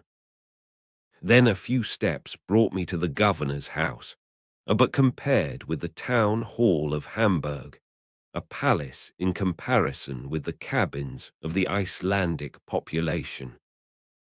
Between the little lake and the town, the church is built in the Protestant style, of calcined stones extracted out of the volcanoes by their own labor and at their own expense. In high westerly winds, it was manifest that the red tiles of the roof would be scattered in the air, to the great danger of the faithful worshippers. On a neighboring hill I perceived the National School, where, as I was informed later by our host, were taught Hebrew, English, French, and Danish, 4 languages of which, with shame I confess it, I don't know a single word. After an examination, I should have had to stand last of the 40 scholars educated at this little college, and I should have been held unworthy to sleep along with them in one of those little double closets, where more delicate youths would have died of suffocation the very first night. In 3 hours I had seen not only the town, but its environs. The general aspect was wonderfully dull. No trees and scarcely any vegetation. Everywhere bare rocks, signs of volcanic action. The Icelandic huts are made of earth and turf, and the walls slope inward. They rather resemble roofs placed on the ground. But then these roofs are meadows of comparative fertility. Thanks to the internal heat, the grass grows on them to some degree of perfection. It is carefully mown in the hay season. If it were not, the horses would come to pasture on these green abodes. In my excursion, I met but few people. On returning to the main street, I found the greater part of the population busied in drying, salting, and putting on board codfish, their chief export. The men looked like robust but heavy blonde Germans with pensive eyes, conscious of being far removed from their fellow creatures. Poor exiles relegated to this land of ice. Poor creatures who should have been Esquimaux, since nature had condemned them to live only just outside the Arctic Circle. In vain did I try to detect a smile upon their lips. Sometimes by a spasmodic and involuntary contraction of the muscles they seemed to laugh, but they never smiled. Their costume consisted of a coarse jacket of black woolen cloth called in Scandinavian lands a vadmal, a hat with a very broad brim, trousers with a narrow edge of red, and a bit of leather rolled round the foot for shoes. The women looked as sad and as resigned as the men. Their faces were agreeable but expressionless, and they wore gowns and petticoats of dark vadmal. As maidens, they wore over their braided hair a little knitted brown cap. When married, they put around their heads a coloured handkerchief, crowned with a peak of white linen. After a good walk, I returned to M. Fridriksson's house, where I found my uncle already in his host's company. Chapter 10. Interesting Conversations with Icelandic Savants. Dinner was ready. Professor Lidenbrock devoured his portion voraciously, for his compulsory fast on board had converted his stomach into a vast, unfathomable gulf. There was nothing remarkable in the meal itself, but the hospitality of our host, more Danish than Icelandic, reminded me of the heroes of old. It was evident that we were more at home than he was himself. The conversation was carried on in the vernacular tongue, which my uncle mixed with German and M. Fridriksson with Latin for my benefit. It turned upon scientific questions as befits philosophers, but Professor Lidenbrock was excessively reserved, and at every sentence spoke to me with his eyes, enjoining the most absolute silence upon our plans. In the first place, M. Fridriksson wanted to know what success my uncle had had at the library. Your library? Why, there is nothing but a few tattered books upon almost deserted shelves. Indeed, replied M. Fridriksson. Why, we possess 8,000 volumes, many of them valuable and scarce, works in the old Scandinavian language, and we have all the novelties that Copenhagen sends us every year. Where do you keep your 8,000 volumes? For my part, oh, M. Lidenbrock, they are all over the country. In this icy region we are fond of study. There is not a farmer nor a fisherman that cannot read and does not read. Our principle is that books, instead of growing mouldy behind an iron grating, should be worn out under the eyes of many readers. Therefore, these volumes are passed from one to another, read over and over, referred to again and again, and it often happens that they find their way back to their shelves only after an absence of a year or two. And in the meantime, said my uncle rather spitefully, strangers. Well, what would you have? Foreigners have their libraries at home, and the first essential for labouring people is that they should be educated.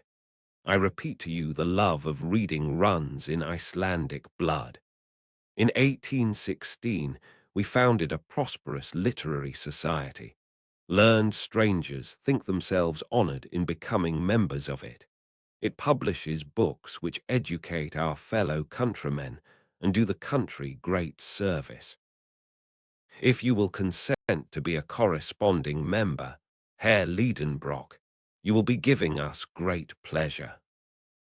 My uncle, who had already joined about 100 learned societies, accepted with a grace which evidently touched M. Fridriksson. Now, said he, will you be kind enough to tell me what books you hope to find in our library, and I may perhaps enable you to consult them. My uncle's eyes and mine met. He hesitated. This direct question went to the root of the matter, but after a moment's reflection he decided on speaking. Monsieur Fridriksson, I wish to know if amongst your ancient books you possessed any of the works of Arne Saknussemm. Arne Saknussemm, replied the Reykjavik professor. You mean that learned 16th century savant, a naturalist, a chemist, and a traveller? Just so. One of the glories of Icelandic literature and science. That's the man. An illustrious man, anywhere. Quite so. And whose courage was equal to his genius. I see that you know him well. My uncle was bathed in delight at hearing his hero thus described. He feasted his eyes upon M. Fridrikson's face. Well, he cried, where are his works? His works, we have them not. What not in Iceland? They are neither in Iceland nor anywhere else. Why is that? Because Arne Saknussemm was persecuted for heresy, and in 1573 his books were burned by the hands of the common hangman.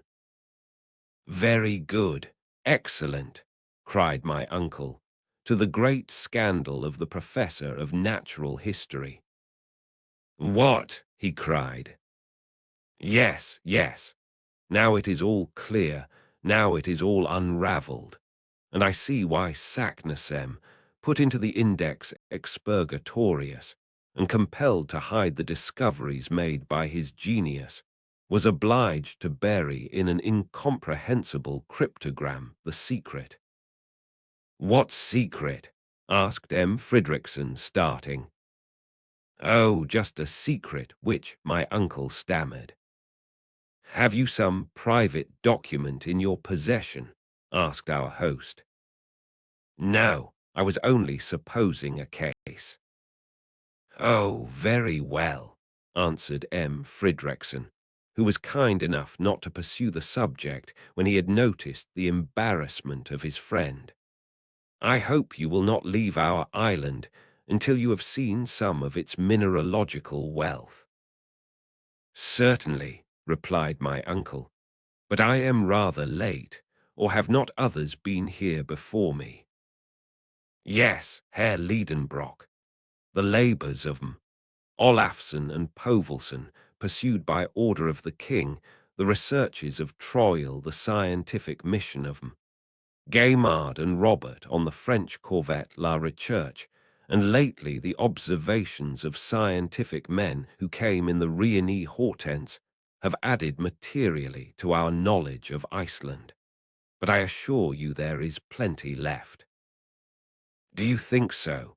Said my uncle, pretending to look very modest, and trying to hide the curiosity was flashing out of his eyes. Oh, yes. How many mountains, glaciers, and volcanoes there are to study, which are as yet but imperfectly known. Then, without going any further, that mountain in the horizon, that is Snæfell. Ah, said my uncle, as coolly as he was able, is that Snæfell? Yes, one of the most curious volcanoes, and the crater of which has scarcely ever been visited. Is it extinct? Oh, yes, more than 500 years. Well, replied my uncle, who was frantically locking his legs together to keep himself from jumping up in the air, that is where I mean to begin my geological studies. They're on that Snæfellsjökull, what do you call it? Snæfell, replied the excellent M. Fridriksson. This part of the conversation was in Latin. I had understood every word of it, and I could hardly conceal my amusement at seeing my uncle trying to keep down the excitement and satisfaction which were brimming over in every limb and every feature. He tried hard to put on an innocent little expression of simplicity, but it looked like a diabolical grin. Yes, said he, your words decide me. We will try to scale that Snæfell. Perhaps even we may pursue our studies in its crater." "I am very sorry," said M. Fridriksson, "that my engagements will not allow me to absent myself, or I would have accompanied you myself with both pleasure and profit." "Oh, no, no," replied my uncle with great animation. "We would not disturb anyone for the world, M. Fridriksson. Still, I thank you with all my heart. The company of such a talented man would have been very serviceable, but the duties of your profession—" I am glad to think that our host, in the innocence of his Icelandic soul, was blind to the transparent artifices of my uncle. "I very much approve of your beginning with that volcano, M. Lidenbrock. You will gather a harvest of interesting observations. But tell me, how do you expect to get to the peninsula of Snæfell?" "By sea, crossing the bay. That's the most direct way." "No doubt, but it is impossible." "Why?" "Because we don't possess a single boat at Reykjavik." "You don't mean to say so?" "You will have to go by land, following the shore. It will be longer, but more interesting." "Very well, then. And now I shall have to see about a guide." "I have one to offer you." "A safe, intelligent man?" "Yes, an inhabitant of that peninsula. He is an eider-down hunter and very clever. He speaks Danish perfectly." "When can I see him?" "Tomorrow, if you like." "Why not today?" "Because he won't be here till tomorrow." "Tomorrow, then," added my uncle with a sigh. This momentous conversation ended in a few minutes with warm acknowledgments paid by the German to the Icelandic professor. At this dinner, my uncle had just elicited important facts, amongst others, the history of Saknussemm, the reason of the mysterious document, that his host would not accompany him in his expedition, and that the very next day a guide would be waiting upon him. Chapter 11. A Guide Found to the Center of the Earth. In the evening I took a short walk on the beach and returned at night to my plank bed, where I slept soundly all night. When I awoke, I heard my uncle talking at a great rate in the next room. I immediately dressed and joined him. He was conversing in the Danish language with a tall man of robust build. This fine fellow must have been possessed of great strength. His eyes, set in a large and ingenuous face, seemed to me very intelligent. They were of a dreamy sea blue. Long hair, which would have been called red even in England, fell in long meshes upon his broad shoulders. The movements of this native were lithe and supple, but he made little use of his arms in speaking, like a man who knew nothing or cared nothing about the language of gestures. His whole appearance bespoke perfect calmness and self-possession, not indolence but tranquillity. It was felt at once that he would be beholden to nobody, that he worked for his own convenience, and that nothing in this world could astonish or disturb his philosophic calmness. I caught the shades of this Icelander's character by the way in which he listened to the impassioned flow of words which fell from the professor. He stood with arms crossed, perfectly unmoved by my uncle's incessant gesticulations. A negative was expressed by a slow movement of the head from left to right, an affirmative by a slight bend, so slight that his long hair scarcely moved. He carried economy of motion even to parsimony. Certainly I should never have dreamt in looking at this man that he was a hunter. He did not look likely to frighten his game, nor did he seem as if he would even get near it.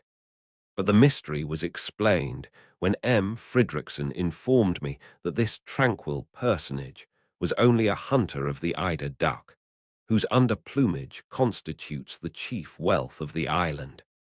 This is the celebrated eider down, and it requires no great rapidity of movement to get it. Early in summer, the female, a very pretty bird, goes to build her nest among the rocks of the fjords with which the coast is fringed. After building the nest, she feathers it with down plucked from her own breast. Immediately the hunter, or rather the trader, comes and robs the nest, and the female recommences her work. This goes on as long as she has any down left. When she has stripped herself, bare the male takes his turn to pluck himself. But as the coarse and hard plumage of the male has no commercial value, the hunter does not take the trouble to rob the nest of this. The female therefore lays her eggs in the spoils of her mate. The young are hatched, and next year the harvest begins again. Now, as the eider duck does not select steep cliffs for her nest, but rather the smooth terraced rocks which slope to the sea, the Icelandic hunter might exercise his calling without any inconvenient exertion. He was a farmer who was not obliged either to sow or reap his harvest, but merely to gather it in.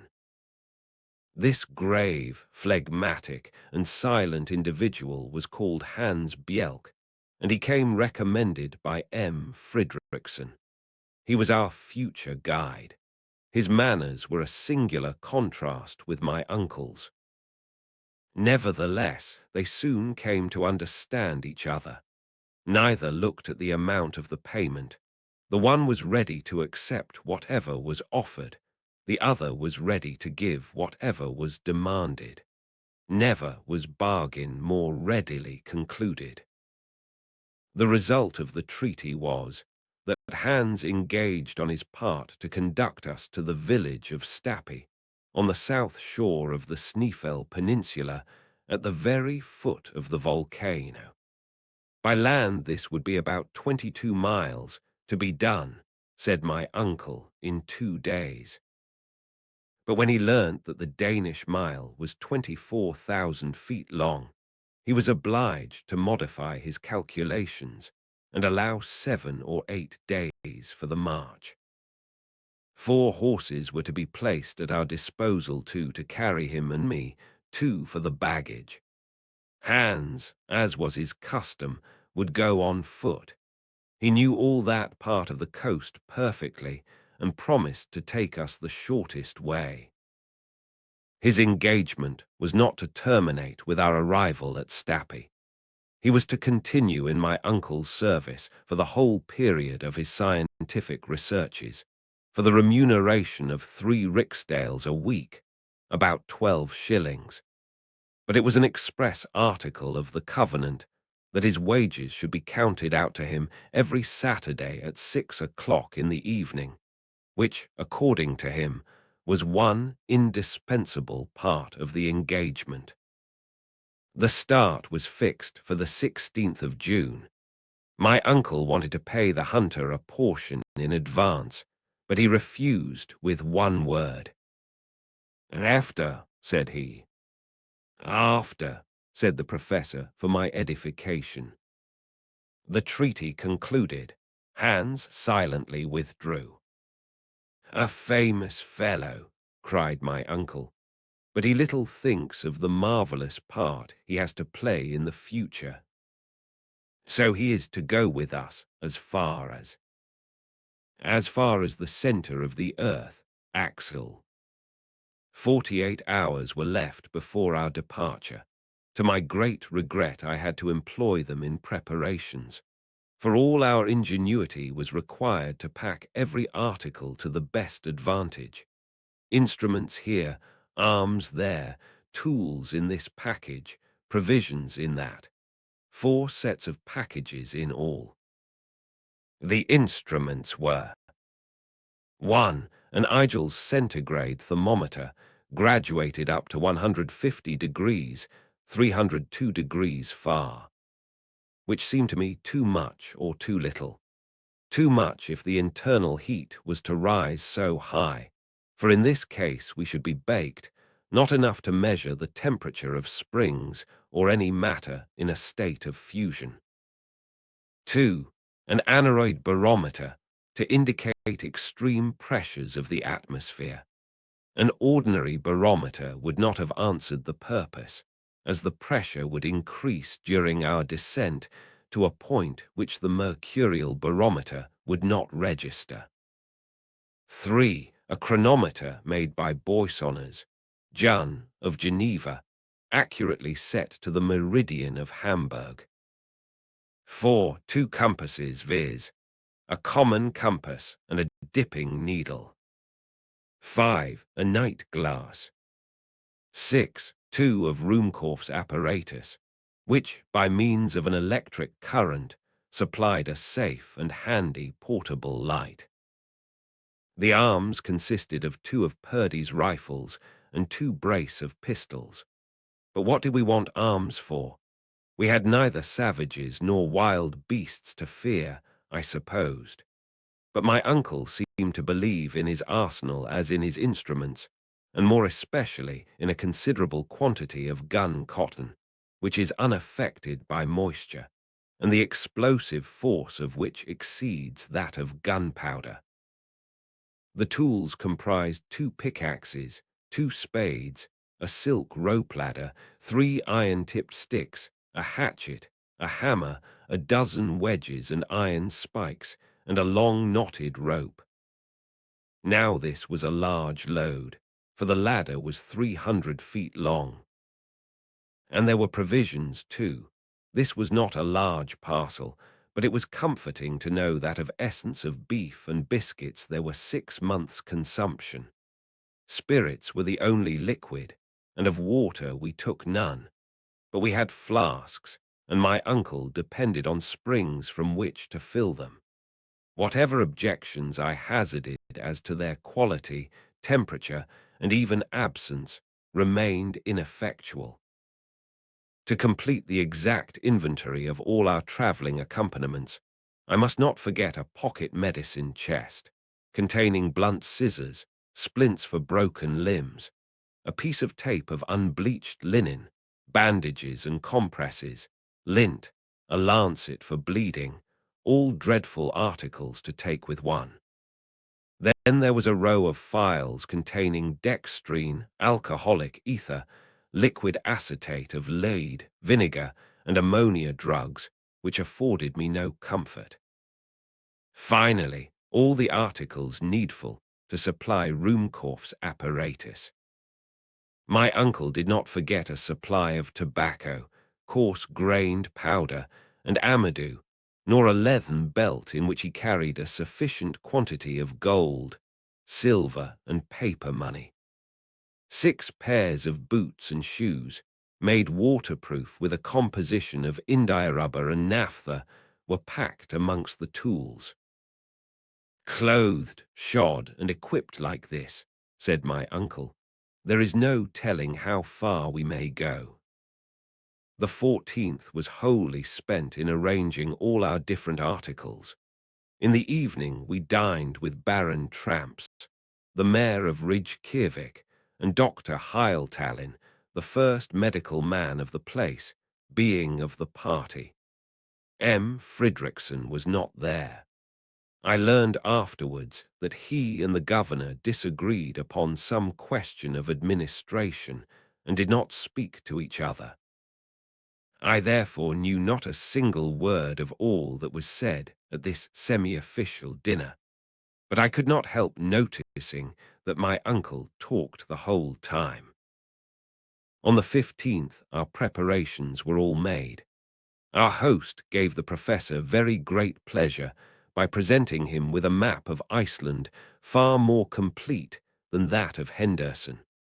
It was the map of M. Olaf Nicolas Olsen, in the proportion of 1 to 480,000 of the actual size of the island, and published by the Icelandic Literary Society. It was a precious document for a mineralogist. Our last evening was spent in intimate conversation with M. Fridriksson, with whom I felt the liveliest sympathy. Then, after the talk, succeeded for me, at any rate, a disturbed and restless night. At 5 in the morning I was awoke by the neighing and pawing of 4 horses under my window. I dressed hastily and came down into the street. Hans was finishing our packing, almost as it were without moving a limb, and yet he did his work cleverly. My uncle made more noise than execution, and the guide seemed to pay very little attention to his energetic directions. At 6 o'clock our preparations were over.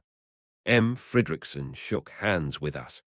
My uncle thanked him heartily for his extreme kindness. I constructed a few fine Latin sentences to express my cordial farewell. Then we bestrode our steeds, and with his last adieu M. Fridriksson treated me to a line of Virgil eminently applicable to such uncertain wanderers as we were likely to be. Et quacumque viam dedent fortuna sequamur.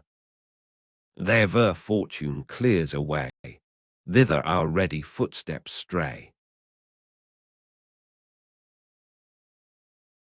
Chapter 12. A Barren Land. We had started under a sky overcast but calm. There was no fear of heat, none of disastrous rain. It was just the weather for tourists. The pleasure of riding on horseback over an unknown country made me easy to be pleased at our first start. I threw myself wholly into the pleasure of the trip and enjoyed the feeling of freedom and satisfied desire. I was beginning to take a real share in the enterprise. Besides, I said to myself, where's the risk? Here we are traveling all through a most interesting country. We are about to climb a very remarkable mountain. At the worst, we are going to scramble down an extinct crater. It is evident that Saknussemm did nothing more than this. As for a passage leading to the center of the globe, it is mere rubbish. Perfectly impossible. Very well, then. Let us get all the good we can out of this expedition, and don't let us haggle about the chances. This reasoning having settled my mind, we got out of Reykjavik. Hans moved steadily on, keeping ahead of us at an even, smooth, and rapid pace. The baggage horses followed him without giving any trouble. Then came my uncle and myself, looking not so very ill-mounted on our small but hardy animals. Iceland is one of the largest islands in Europe. Its surface is 14,000 square miles, and it contains but 16,000 inhabitants. Geographers have divided it into 4 quarters, and we were crossing diagonally the southwest quarter, called the Sudvesturfjordanga. On leaving Reykjavik, Hans took us by the seashore. We passed lean pastures which were trying very hard, but in vain, to look green. Yellow came out best. The rugged peaks of the trachyte rocks presented faint outlines on the eastern horizon. At times a few patches of snow, concentrating the vague light, glittered upon the slopes of the distant mountains. Certain peaks, boldly uprising, passed through the grey clouds and reappeared above the moving mists, like breakers emerging in the heavens. Often these chains of barren rocks made a dip towards the sea and encroached upon the scanty pasturage, but there was always enough room to pass. Besides, our horses instinctively chose the easiest places without ever slackening their pace. My uncle was refused even the satisfaction of stirring up his beast with whip or voice. He had no excuse for being impatient. I could not help smiling to see so tall a man on so small a pony, and as his long legs nearly touched the ground, he looked like a 6-legged centaur. Good horse, he kept saying. You will see, Axel, that there is no more sagacious animal than the Icelandic horse. He is stopped by neither snow, nor storm, nor impassable roads, nor rocks, glaciers, or anything. He is courageous, sober, and sure-footed. He never makes a false step, never shies. If there is a river or fjord to cross, and we shall meet with many, you will see him plunge in at once, just as if he were amphibious, and gain the opposite bank. But we must not hurry him. We must let him have his way, and we shall get on at the rate of 30 miles a day. We may, but how about our guide? Oh, never mind him. People like him get over the ground without a thought. There is so little action in this man that he will never get tired. And besides, if he wants it, he shall have my horse. I shall get cramped if I don't have a little action. The arms are all right, but the legs want exercise. We were advancing at a rapid pace. The country was already almost a desert. Here and there was a lonely farm, called a boer, built either of wood, or of sods, or of pieces of lava, looking like a poor beggar by the wayside. These ruinous huts seemed to solicit charity from passers-by, and on very small provocation we should have given alms for the relief of the poor inmates. In this country there were no roads and paths, and the poor vegetation, however slow, would soon efface the rare traveller's footsteps. Yet this part of the province, at a very small distance from the capital, is reckoned among the inhabited and cultivated portions of Iceland. What, then, must other tracts be, more desert than this desert? In the first half-mile we had not seen one farmer standing before his cabin door, nor one shepherd tending a flock less wild than himself, nothing but a few cows and sheep left to themselves.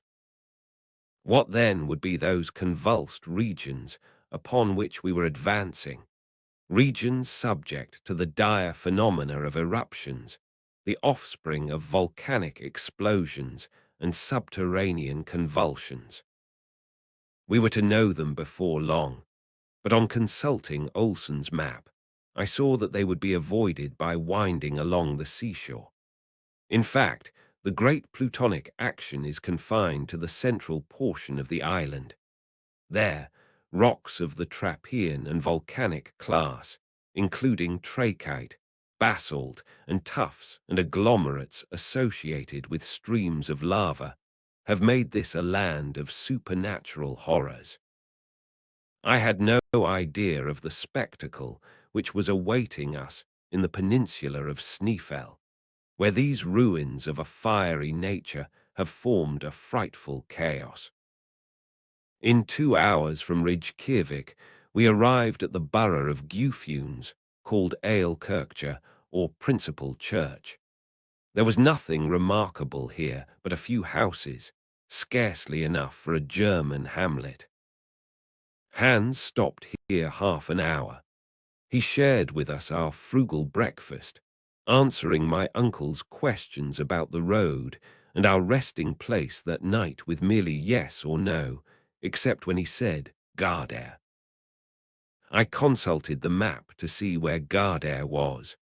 I saw there was a small town of that name on the banks of the Hvalfjord, 4 miles from Reykjavik. I showed it to my uncle. 4 miles only, he exclaimed. 4 miles out of 28. What a nice little walk. He was about to make an observation to the guide, who without answering resumed his place at the head and went on his way.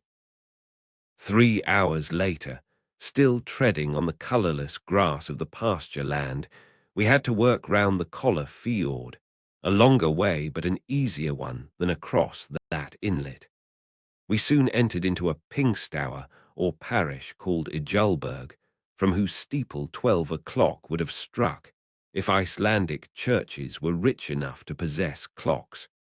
But they are like the parishioners who have no watches and do without. There our horses were baited. Then taking the narrow path to left between a chain of hills and the sea, they carried us to our next stage, the Aelkirkja of Brantair, and 1 mile farther on to Sorboer Annexia, a chapel of ease built on the south shore of the Hvalfjord. It was now 4 o'clock, and we had gone 4 Icelandic miles, or 24 English miles. In that place, the fjord was at least 3 English miles wide. The waves rolled with a rushing din upon the sharp-pointed rocks. This inlet was confined between walls of rock, precipices crowned by sharp peaks 2,000 feet high, and remarkable for the brown strata which separated the beds of reddish tuff. However much I might respect the intelligence of our quadrupeds, I hardly cared to put it to the test by trusting myself to it on horseback across an arm of the sea. If they are as intelligent as they are said to be, I thought, they won't try it. In any case, I will tax my intelligence to direct theirs. But my uncle would not wait. He spurred on to the edge. His steed lowered his head to examine the nearest waves and stopped. My uncle, who had an instinct of his own, too, applied pressure and was again refused by the animal significantly shaking his head. Then followed strong language and the whip, but the brute answered these arguments with kicks and endeavors to throw his rider. At last the clever little pony, with a bend of his knees, started from under the professor's legs and left him standing upon 2 boulders on the shore, just like the Colossus of Rhodes. "Confounded brute!"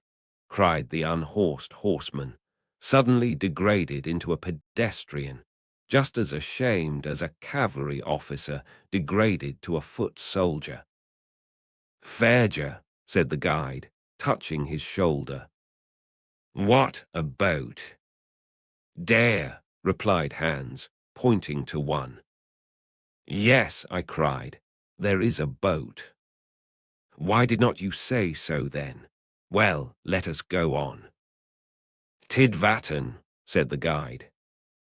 "What is he saying?" "He says tide," said my uncle, translating the Danish word. "No doubt, we must wait for the tide." "Forbidden," said my uncle. "Ja," replied Hans. My uncle stamped with his foot, while the horses went on to the boat. I perfectly understood the necessity of abiding a particular moment of the tide to undertake the crossing of the fjord, when, the sea having reached its greatest height, it should be slack water. Then the ebb and flow have no sensible effect, and the boat does not risk being carried either to the bottom or out to sea. That favourable moment arrived only with 6 o'clock, when my uncle, myself, the guide, 2 other passengers, and the 4 horses trusted ourselves to a somewhat fragile raft.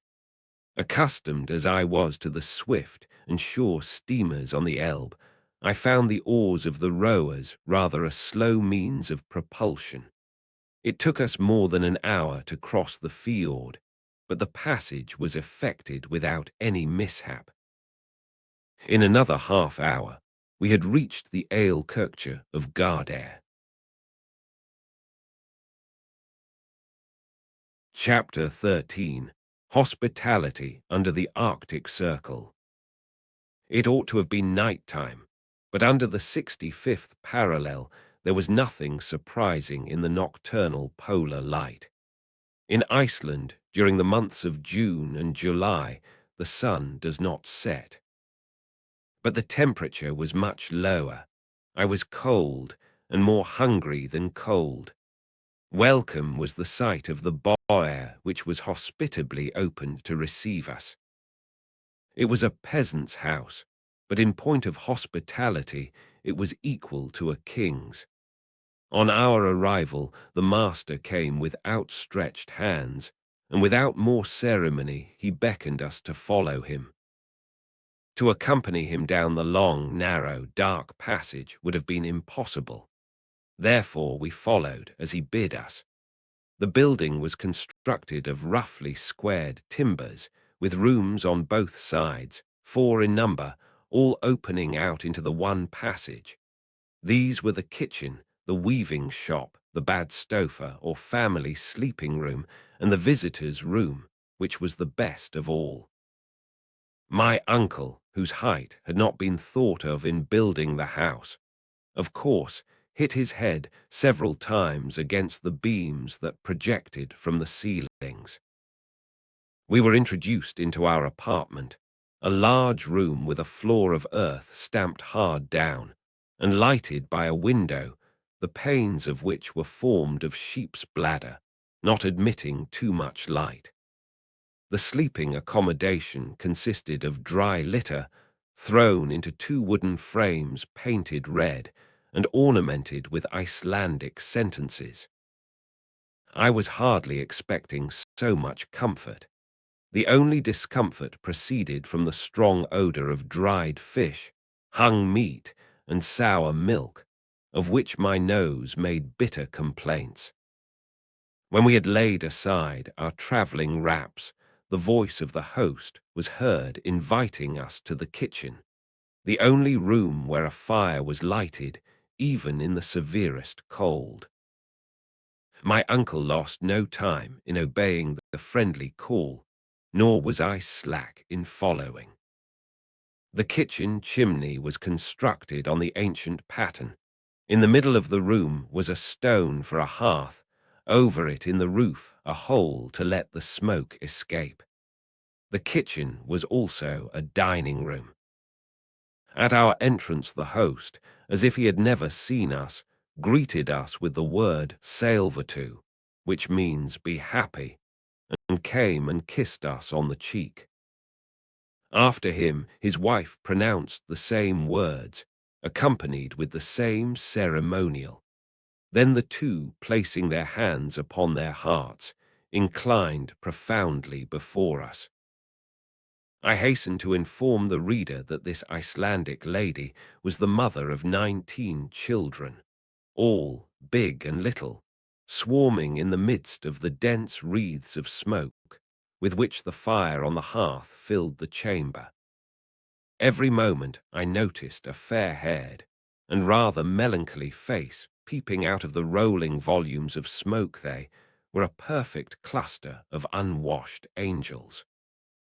My uncle and I treated this little tribe with kindness, and in a very short time we each had 3 or 4 of these brats on our shoulders, as many on our laps, and the rest between our knees. Those who could speak kept repeating "Sælvatu" in every conceivable tone. Those that could not speak made up for that want by shrill cries. This concert was brought to a close by the announcement of dinner. At that moment, our hunter returned, who had been seeing his horses provided for. That is to say, he had economically let them loose in the fields, where the poor beasts had to content themselves with the scanty moss they could pull off the rocks and a few meagre seaweeds. And the next day they would not fail to come of themselves and resume the labors of the previous day. "Sælvatu," said Hans. Then calmly, automatically, and dispassionately he kissed the host, the hostess, and their 19 children. This ceremony over, we sat at table, 24 in number, and therefore one upon another. The luckiest had only 2 urchins upon their knees. But silence reigned in all this little world at the arrival of the soup, and the national taciturnity resumed its empire even over the children. The host served out to us a soup made of lichen, and by no means unpleasant, then an immense piece of dried fish floating in butter, rancid with 20 years' keeping, and therefore, according to Icelandic gastronomy, much preferable to fresh butter. Along with this, we had sky, a sort of clotted milk, with biscuits, and a liquid prepared from juniper berries. For beverage, we had a thin milk mixed with water, called in this country blander. It is not for me to decide whether this diet is wholesome or not. All I can say is that I was desperately hungry, and that at dessert I swallowed to the very last gulp of a thick broth made from buckwheat. As soon as the meal was over, the children disappeared, and their elders gathered round the peat fire, which also burnt such miscellaneous fuel as briars, cow dung, and fish bones. After this little pinch of warmth, the different groups retired to their respective rooms. Our hostess hospitably offered us her assistance in undressing, according to Icelandic usage, but on our gracefully declining, she insisted no longer, and I was able at last to curl myself up in my mossy bed. At 5 next morning we bade our host farewell, my uncle with difficulty persuading him to accept a proper remuneration, and Hans signalled the start. At 100 yards from Gardair, the soil began to change its aspect. It became boggy and less favourable to progress. On our right, the chain of mountains was indefinitely prolonged like an immense system of natural fortifications, of which we were following the counterscarp or lesser steep. Often we were met by streams, which we had to ford with great care, not to wet our packages. The desert became wider and more hideous, yet from time to time we seemed to descry a human figure that fled at our approach.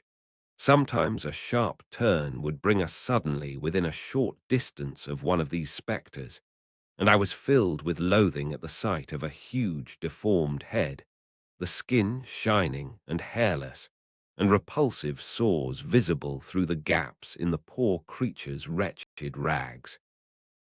The unhappy being forbore to approach us and offer his misshapen hand. He fled away, but not before Hans had saluted him with the customary Sælvatu. "Spetelsk," said he. "A leper," my uncle repeated. This word produced a repulsive effect. The horrible disease of leprosy is too common in Iceland.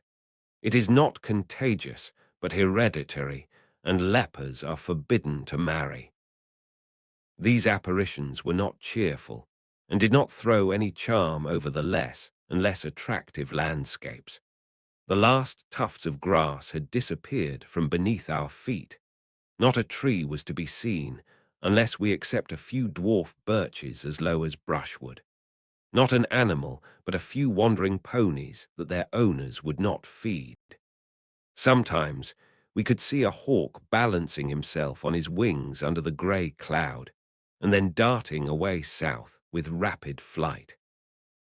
I felt melancholy under this savage aspect of nature, and my thoughts went away to the cheerful scenes I had left in the far south. We had to cross a few narrow fjords, and at last quite a wide gulf. The tide, then high, allowed us to pass over without delay, and to reach the hamlet of Ulftanes, 1 mile beyond. That evening, after having forded 2 rivers full of trout and pike, called Alpha and Hetta, we were obliged to spend the night in a deserted building worthy to be haunted by all the elfins of Scandinavia.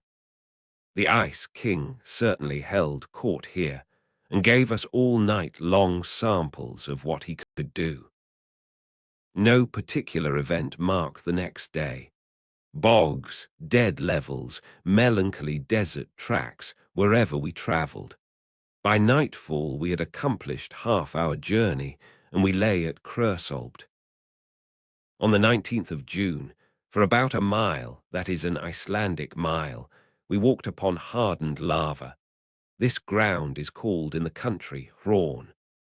The writhen surface presented the appearance of distorted, twisted cables, sometimes stretched in length, sometimes contorted together. An immense torrent, once liquid, now solid, ran from the nearest mountains, now extinct volcanoes, but the ruins around revealed the violence of the past eruptions. Yet here and there were a few jets of steam from hot springs. We had no time to watch these phenomena. We had to proceed on our way. Soon at the foot of the mountains, the boggy land reappeared, intersected by little lakes. Our route now lay westward. We had turned the great bay of Faxa, and the twin peaks of Snæfell rose white into the cloudy sky at the distance of at least 5 miles. The horses did their duty well. No difficulties stopped them in their steady career.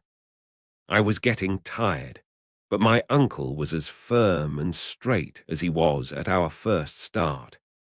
I could not help admiring his persistency, as well as the hunters, who treated our expedition like a mere promenade.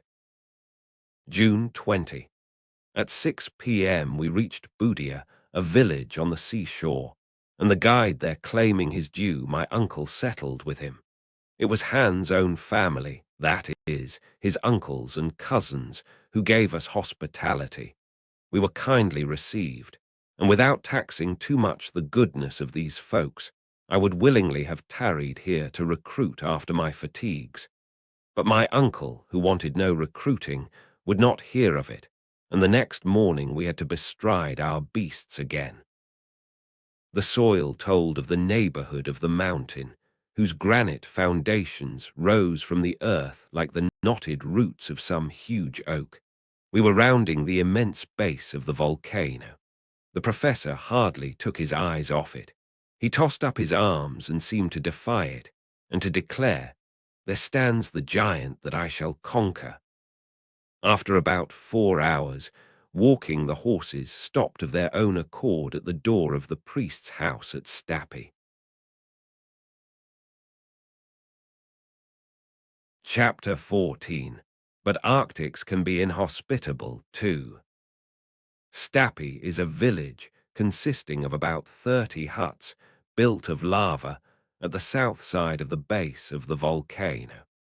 It extends along the inner edge of a small fjord, enclosed between basaltic walls of the strangest construction. Basalt is a brownish rock of igneous origin. It assumes regular forms, the arrangement of which is often very surprising. Here nature had done her work geometrically, with square and compass and plummet. Everywhere else her art consists alone in throwing down huge masses together in disorder. You see cones imperfectly formed, irregular pyramids, with a fantastic disarrangement of lines.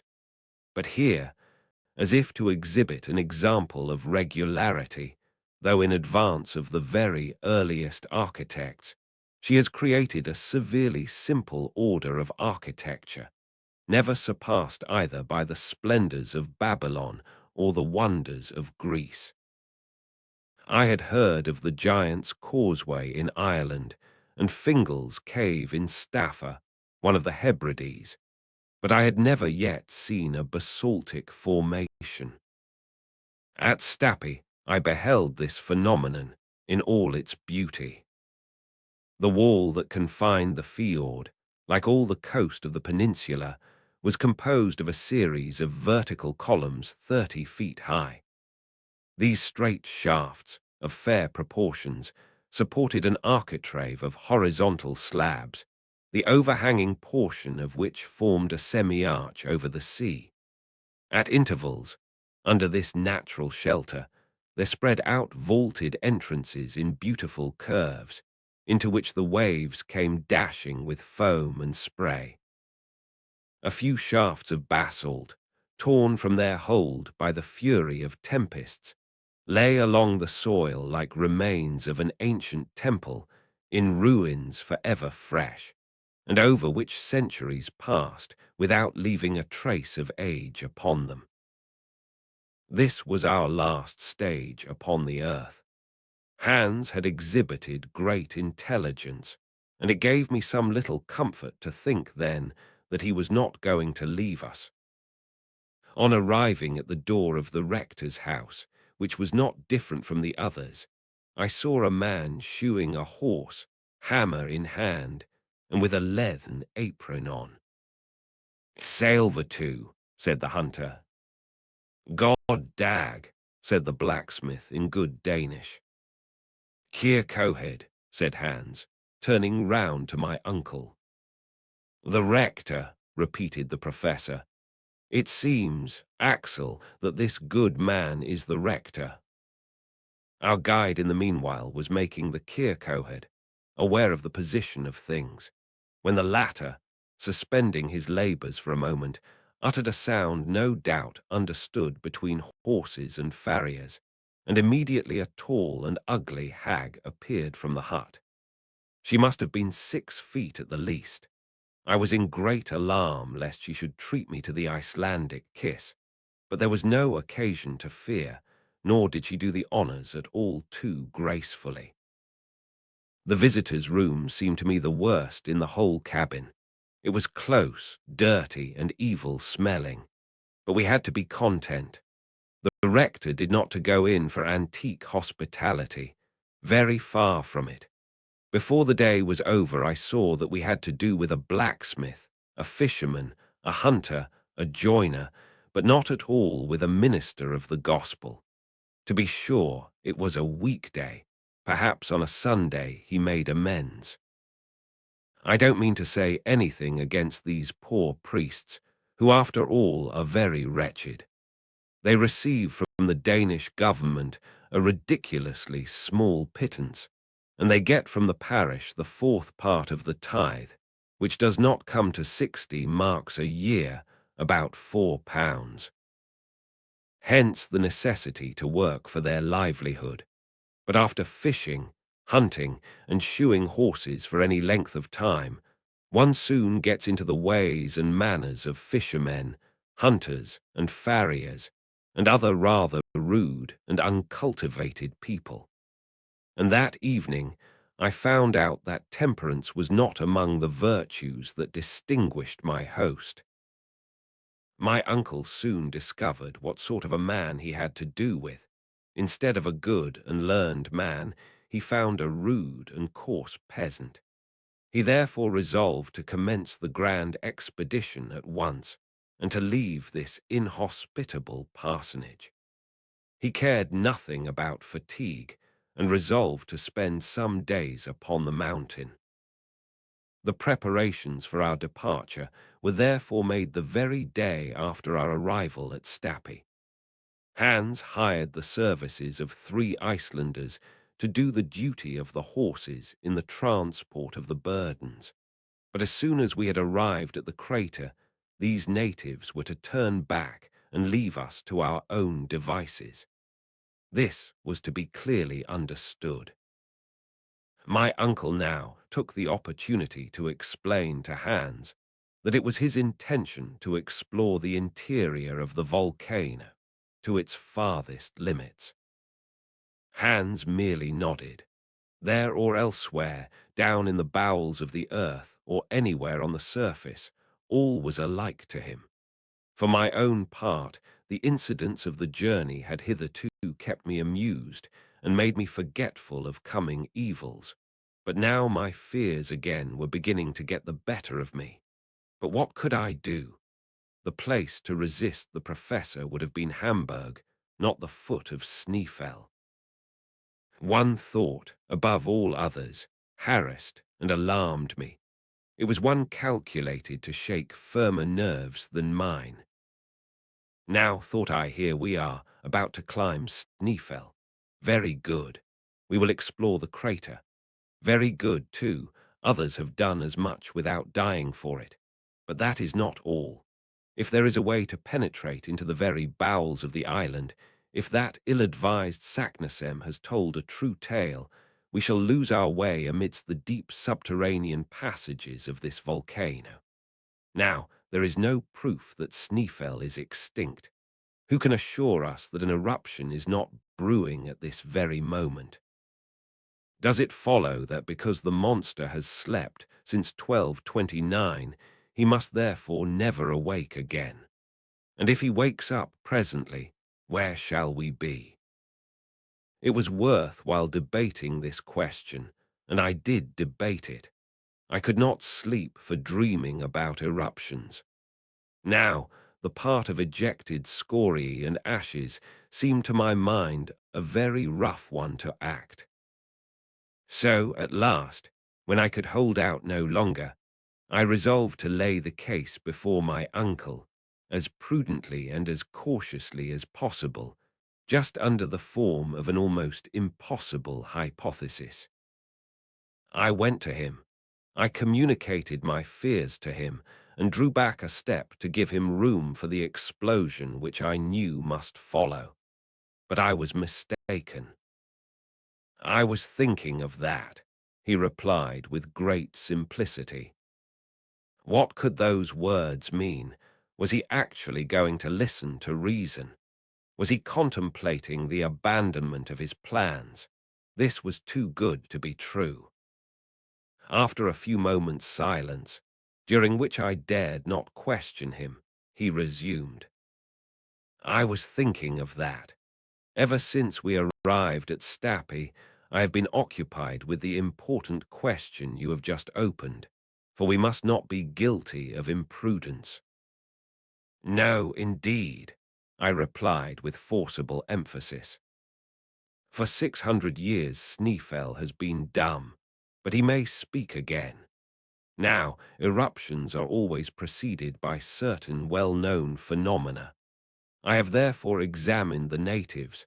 I have studied external appearances, and I can assure you, Axel, that there will be no eruption. At this positive affirmation, I stood amazed and speechless.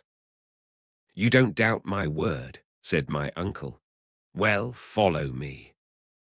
I obeyed like an automaton. Coming out from the priest's house, the professor took a straight road, which, through an opening in the basaltic wall, led away from the sea. We were soon in the open country, if one may give that name to a vast extent of mounds of volcanic products. This tract seemed crushed under a rain of enormous ejected rocks of trap, basalt, granite, and all kinds of igneous rocks. Here and there I could see puffs and jets of steam curling up into the air, called in Icelandic rakia, issuing from thermal springs, and indicating by their motion the volcanic energy underneath.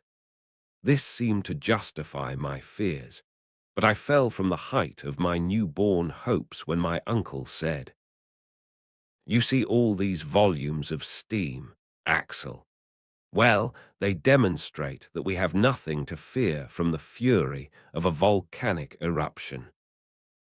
Am I to believe that? I cried. Understand this clearly, added the professor. At the approach of an eruption, these jets would redouble their activity, but disappear altogether during the period of the eruption. For the elastic fluids, being no longer under pressure, go off by way of the crater instead of escaping by their usual passages through the fissures in the soil. Therefore, if these vapors remain in their usual condition, if they display no augmentation of force, and if you add to this the observation that the wind and rain are not ceasing and being replaced by a still and heavy atmosphere, then you may affirm that no eruption is preparing. But no more, that is sufficient. When science has uttered her voice, let babblers hold their peace. I returned to the parsonage, very crestfallen. My uncle had beaten me with the weapons of science.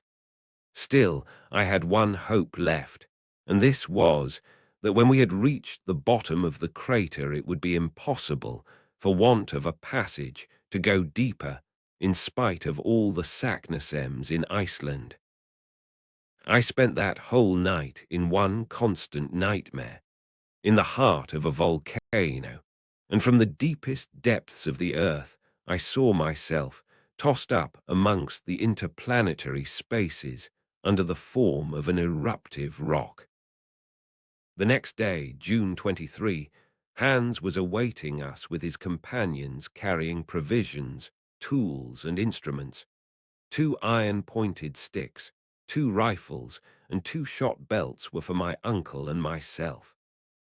Hans, as a cautious man, had added to our luggage a leathern bottle full of water, which, with that in our flasks, would ensure us a supply of water for 8 days. It was 9 in the morning. The priest and his tall Megara were awaiting us at the door. We supposed they were standing there to bid us a kind farewell.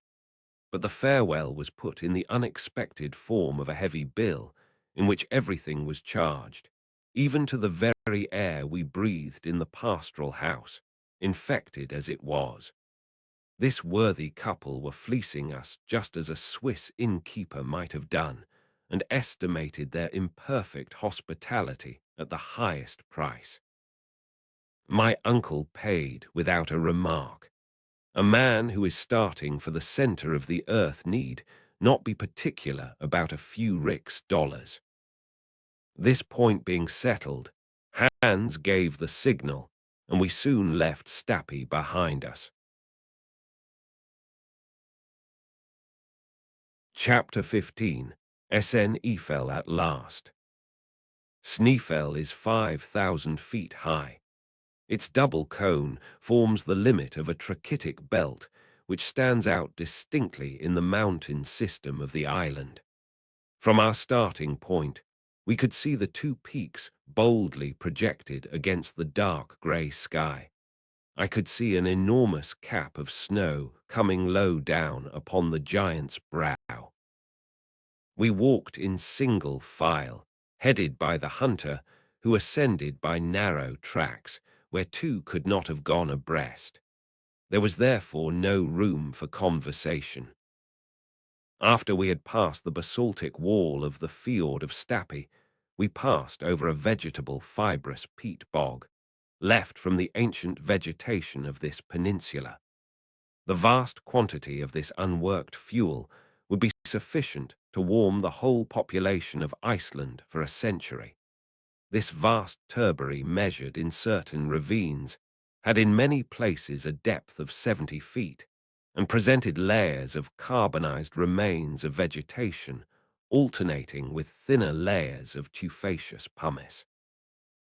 As a true nephew of the Professor Lidenbrock, and in spite of my dismal prospects, I could not help observing with interest the mineralogical curiosities which lay about me as in a vast museum, and I constructed for myself a complete geological account of Iceland.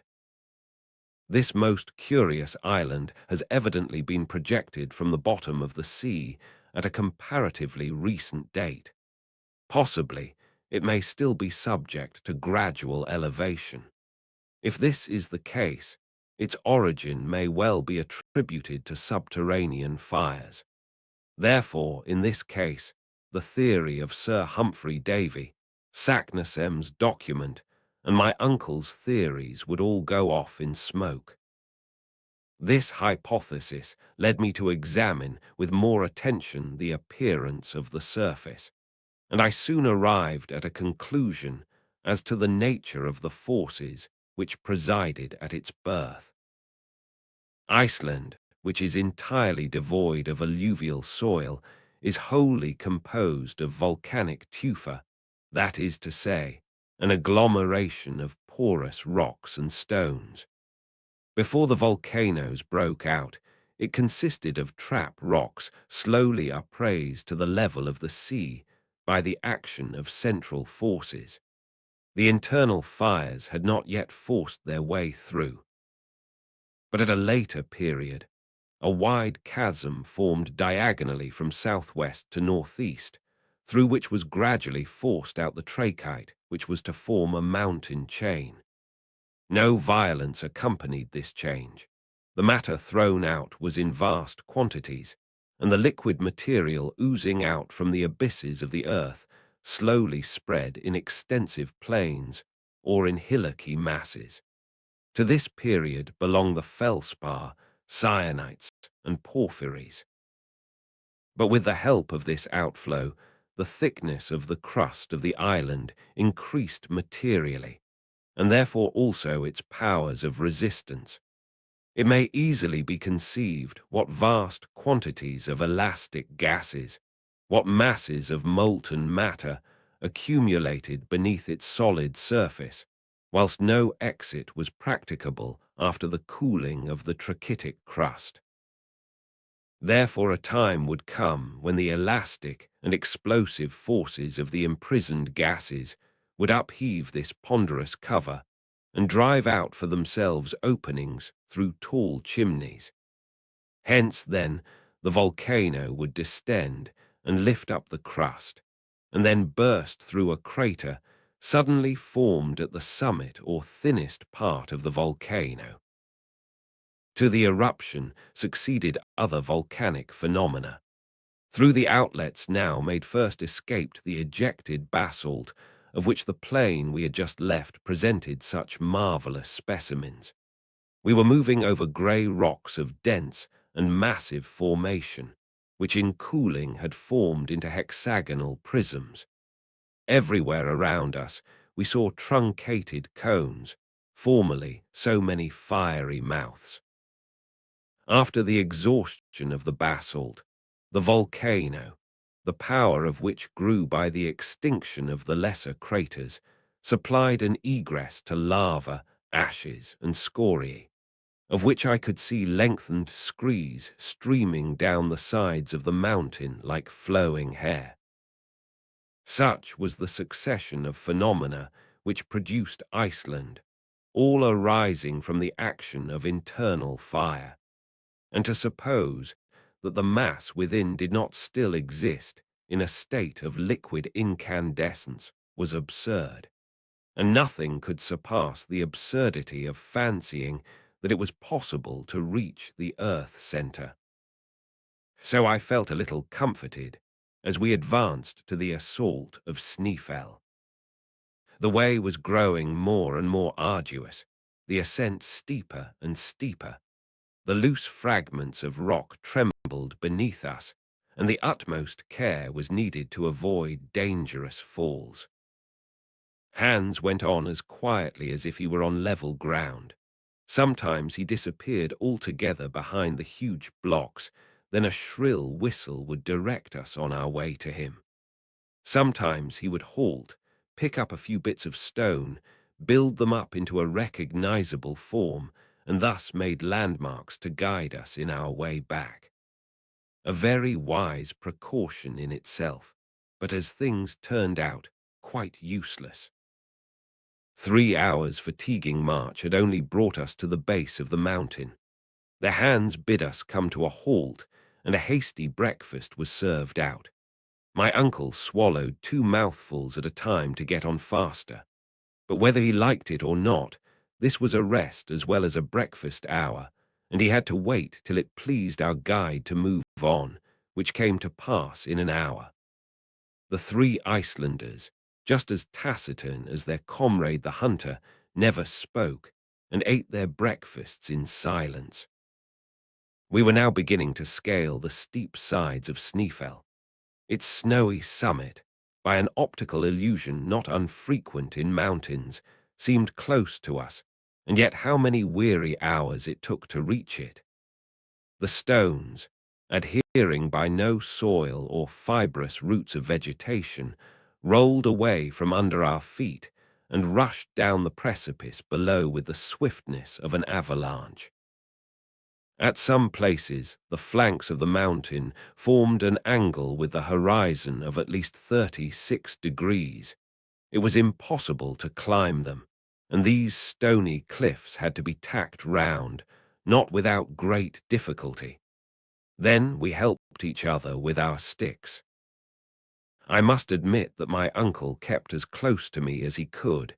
He never lost sight of me, and in many straits his arm furnished me with a powerful support. He himself seemed to possess an instinct for equilibrium, for he never stumbled. The Icelanders, though burdened with our loads, climbed with the agility of mountaineers. To judge by the distant appearance of the summit of Snæfell, it would have seemed too steep to ascend on our side. Fortunately, after an hour of fatigue and athletic exercises, in the midst of the vast surface of snow presented by the hollow between the two peaks, a kind of staircase appeared unexpectedly, which greatly facilitated our ascent. It was formed by one of those torrents of stones flung up by the eruptions, called sting by the Icelanders.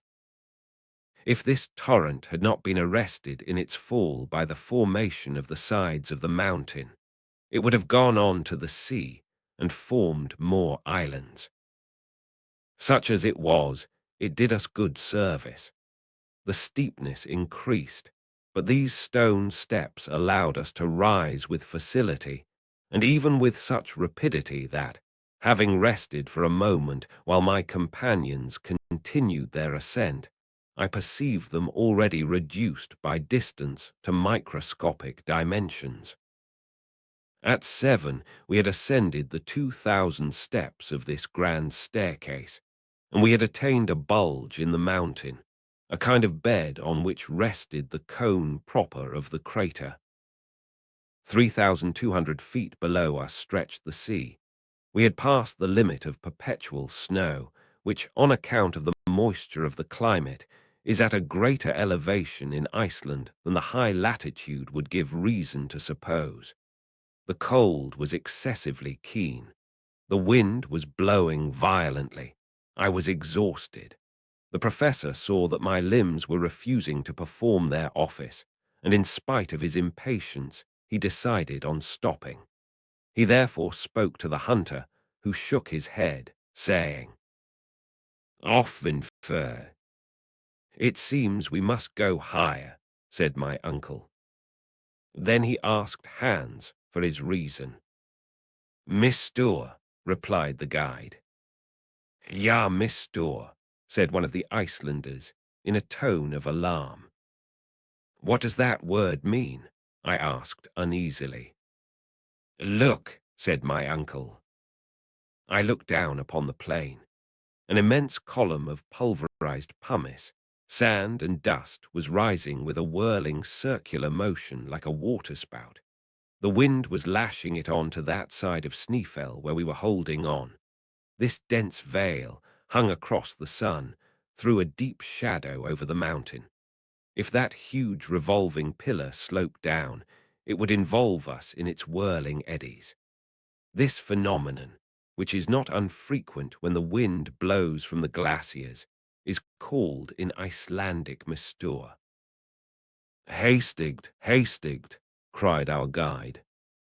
Without knowing Danish, I understood at once that we must follow Hans at the top of our speed.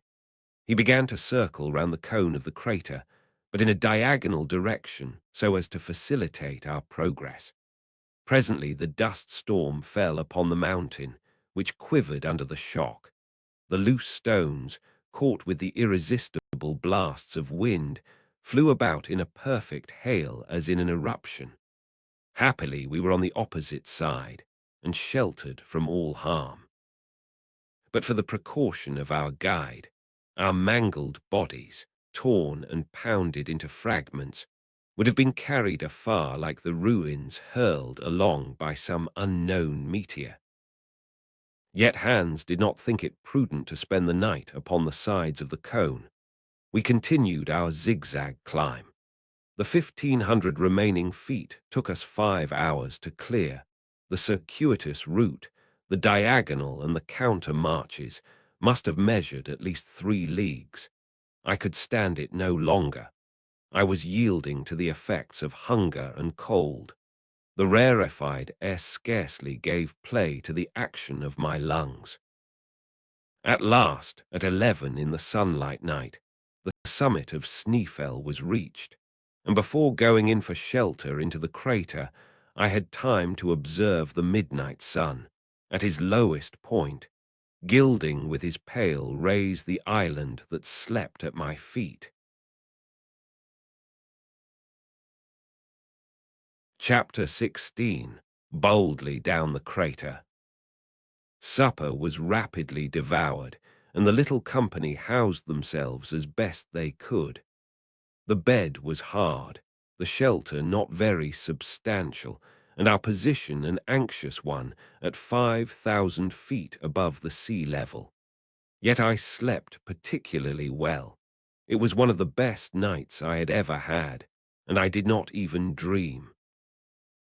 Next morning we awoke half frozen by the sharp, keen air, but with the light of a splendid sun.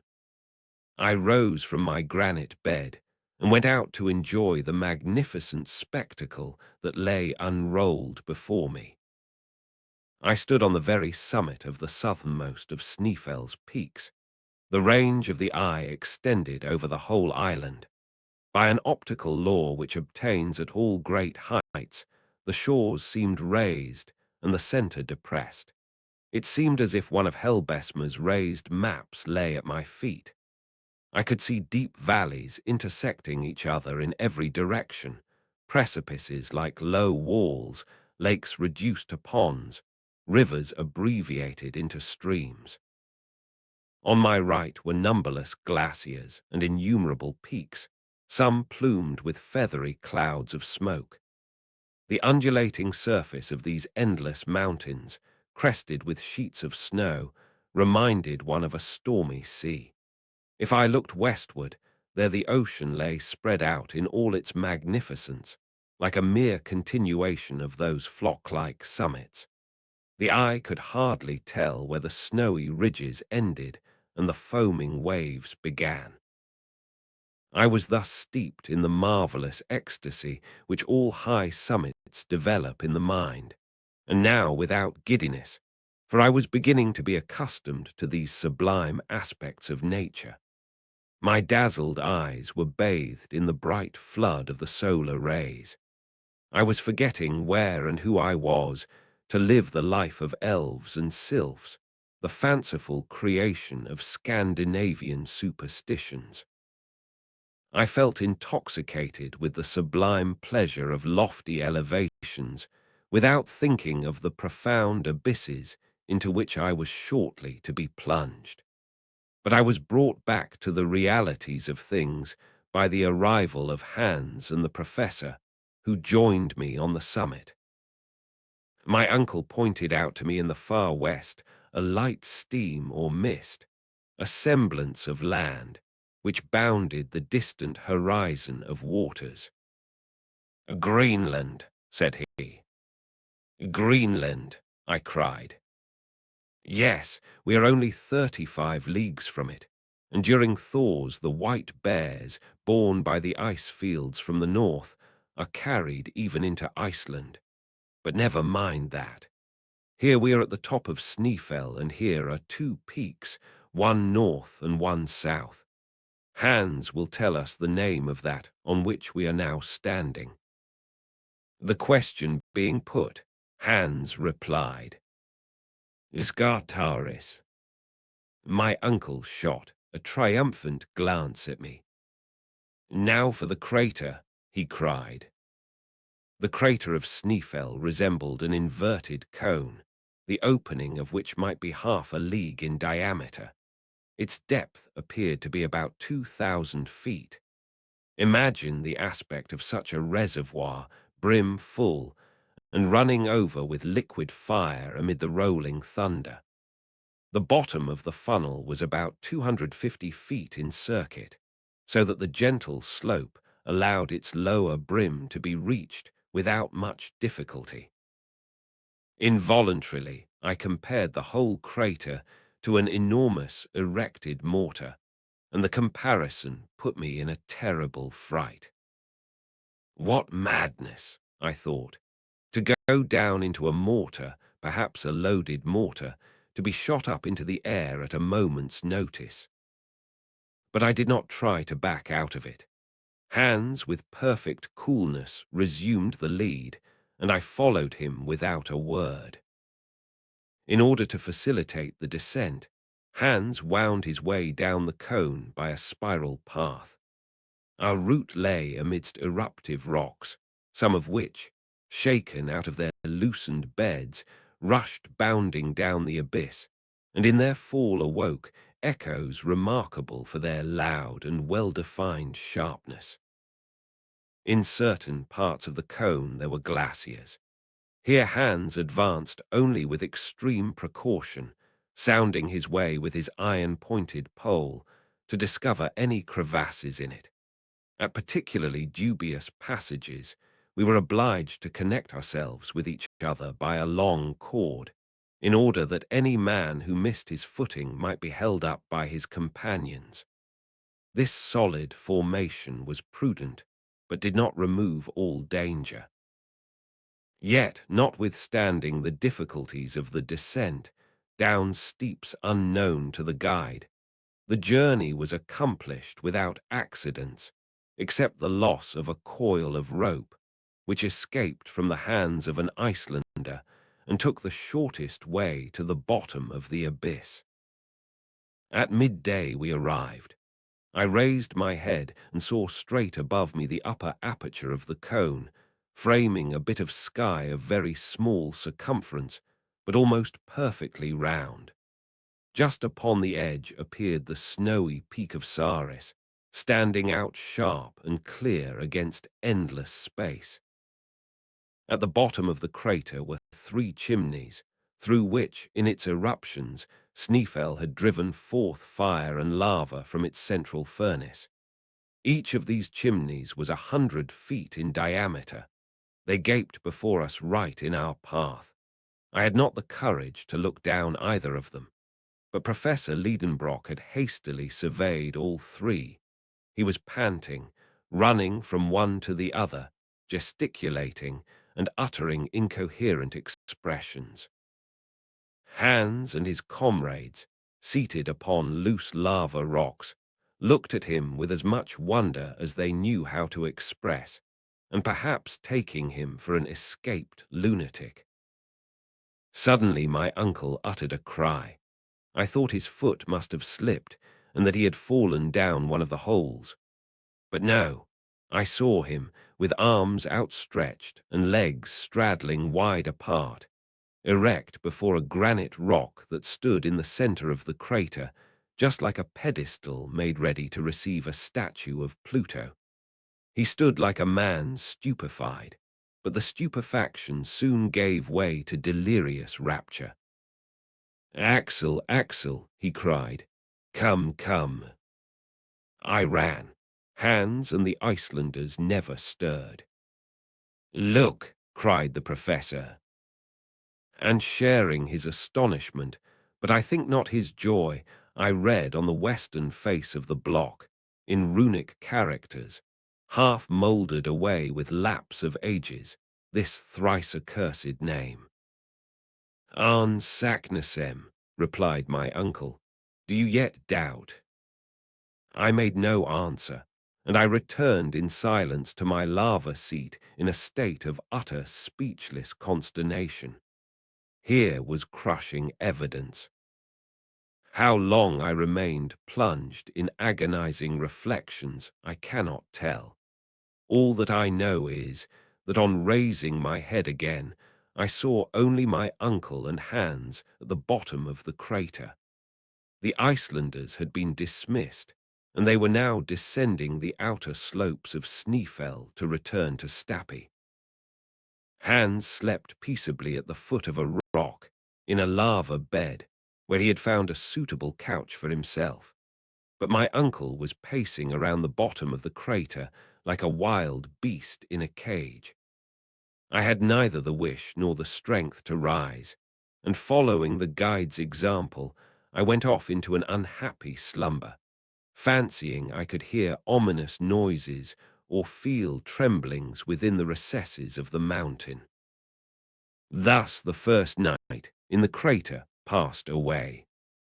The next morning, a grey, heavy, cloudy sky seemed to droop over the summit of the cone. I did not know this first from the appearances of nature, but I found it out by my uncle's impetuous wrath. I soon found out the cause, and hope dawned again in my heart, for this reason. Of the three ways open before us, one had been taken by Saknussemm. The indications of the learned Icelander hinted at in the cryptogram pointed to this fact that the shadow of Scartaris came to touch that particular way during the latter days of the month of June. That sharp peak might hence be considered as the gnomon of a vast sun-dial, the shadow projected from which on a certain day would point out the road to the center of the earth. Now no sun, no shadow, and therefore no guide. Here was June 25. If the sun was clouded for 6 days, we must postpone our visit till next year. My limited powers of description would fail were I to attempt a picture of the professor's angry impatience. The day wore on, and no shadow came to lay itself along the bottom of the crater. Hans did not move from the spot he had selected, yet he must be asking himself what were we waiting for, if he asked himself anything at all. My uncle spoke not a word to me. His gaze, ever directed upwards, was lost in the grey and misty space beyond. On the 26th, nothing yet. Rain mingled with snow was falling all day long. Hans built a hut of pieces of lava. I felt a malicious pleasure in watching the 1,000 rills and cascades that came tumbling down the sides of the cone, and the deafening continuous din awaked by every stone against which they bounded. My uncle's rage knew no bounds. It was enough to irritate a meeker man than he, for it was foundering almost within the port. But heaven never sends unmixed grief, and for Professor Lidenbrock there was a satisfaction in store proportioned to his desperate anxieties. The next day the sky was again overcast, but on the 29th of June, the last day but one of the month, with the change of the moon came a change of weather. The sun poured a flood of light down the crater. Every hillock, every rock and stone, every projecting surface had its share of the beaming torrent and threw its shadow on the ground. Amongst them all, Scartaris laid down his sharp-pointed angular shadow, which began to move slowly in the opposite direction to that of the radiant orb. My uncle turned too and followed it. At noon, being at its least extent, it came and softly fell upon the edge of the middle chimney. "There it is, there it is," shouted the professor. "Now for the center of the globe," he added in Danish. I looked at Hans to hear what he would say. "Forut," was his tranquil answer. "Forward," replied my uncle. It was 13 minutes past 1. Chapter 17. Vertical Descent. Now began our real journey. Hitherto our toil had overcome all difficulties. Now difficulties would spring up at every step. I had not yet ventured to look down the bottomless pit into which I was about to take a plunge. The supreme hour had come. I might now either share in the enterprise or refuse to move forward, but I was ashamed to recoil in the presence of the hunter.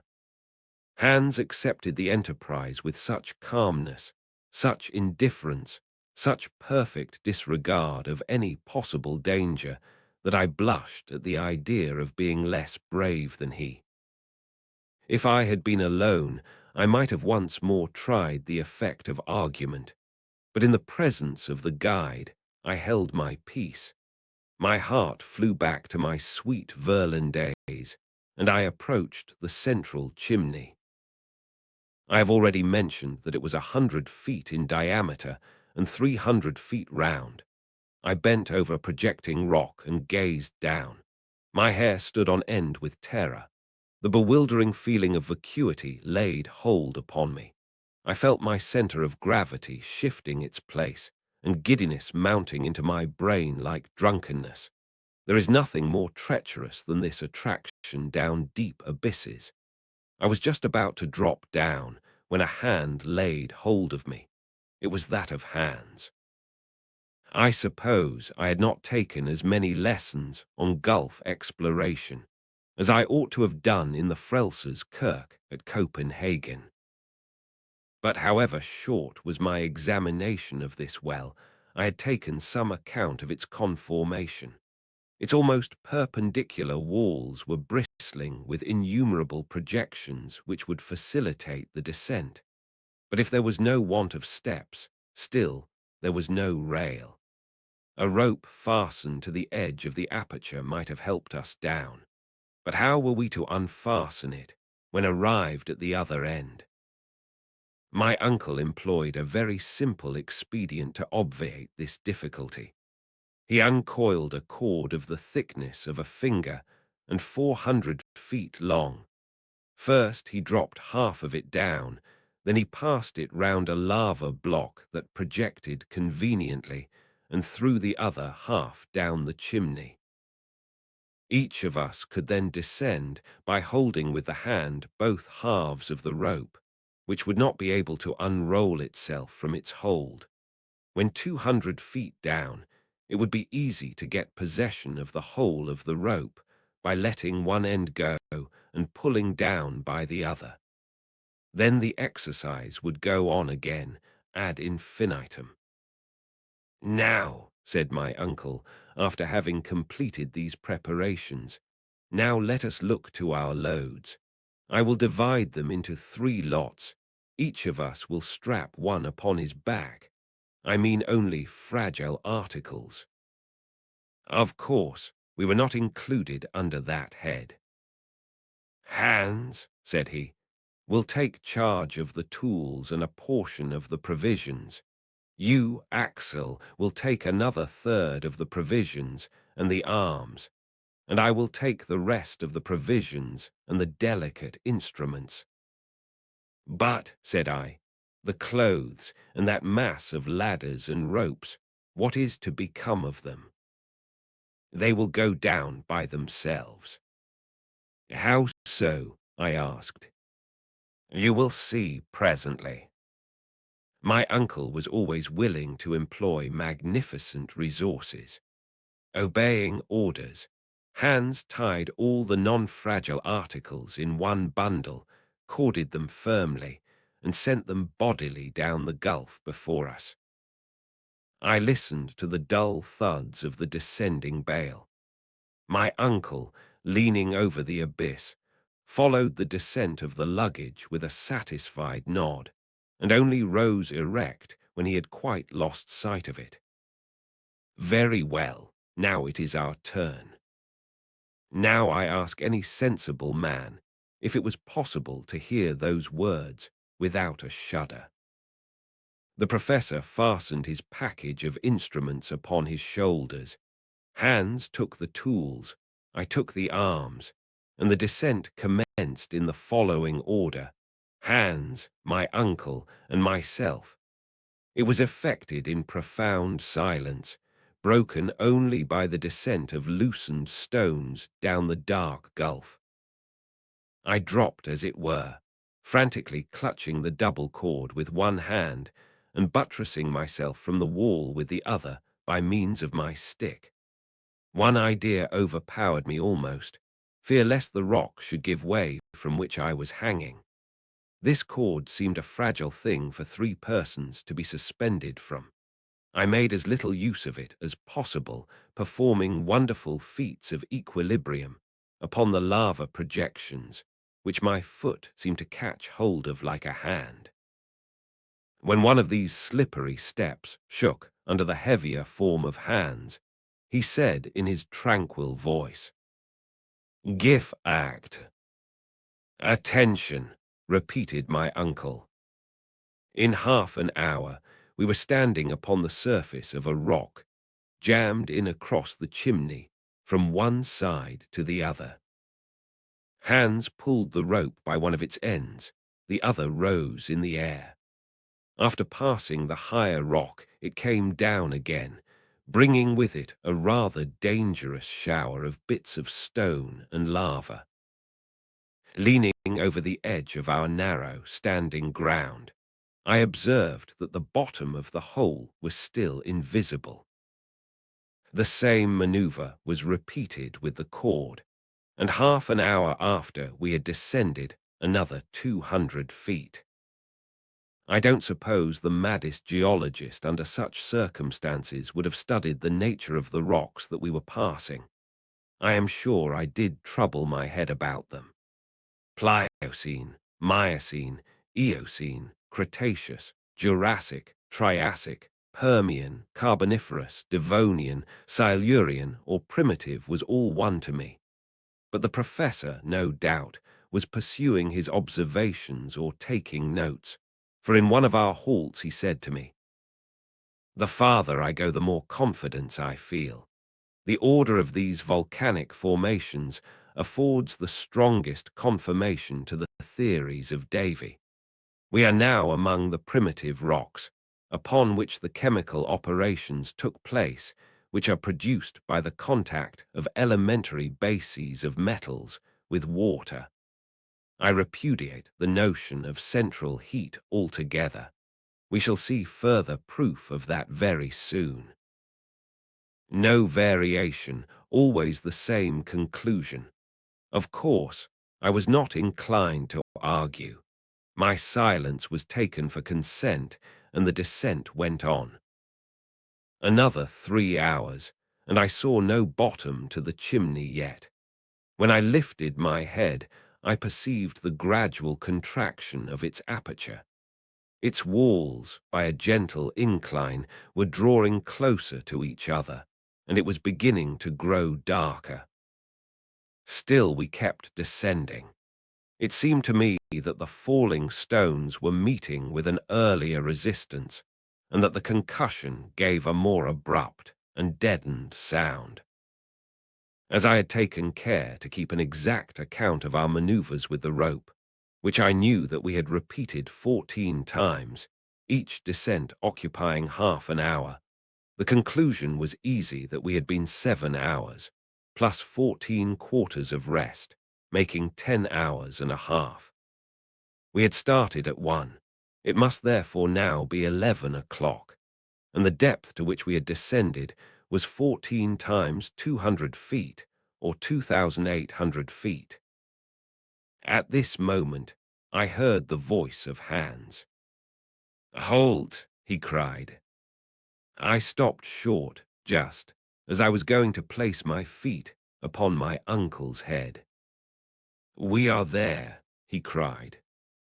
"Where?" said I, stepping near to him. "At the bottom of the perpendicular chimney," he answered. "Is there no way farther?" "Yes, there is a sort of passage which inclines to the right. We will see about that tomorrow. Let us have our supper and go to sleep." The darkness was not yet complete. The provision case was opened. We refreshed ourselves and went to sleep as well as we could upon a bed of stones and lava fragments. When lying on my back, I opened my eyes and saw a bright sparkling point of light at the extremity of the gigantic tube 3,000 feet long, now a vast telescope. It was a star which, seen from this depth, had lost all scintillation, and which by my computation should be 46, Ursa Minor. Then I fell fast asleep. Chapter 18. The Wonders of Terrestrial Depths. At 8 in the morning, a ray of daylight came to wake us up. The 1,000 shining surfaces of lava on the walls received it on its passage and scattered it like a shower of sparks. There was light enough to distinguish surrounding objects. "Well, Axel, what do you say to it?" cried my uncle, rubbing his hands. "Did you ever spend a quieter night in our little house at Königsberg? No noise of cart wheels, no cries of basket women, no boatmen shouting. No doubt it is very quiet at the bottom of this well, but there is something alarming in the quietness itself. "Now come," my uncle cried. "If you are frightened already, what will you be by and by? We have not gone a single inch yet into the bowels of the earth." "What do you mean?"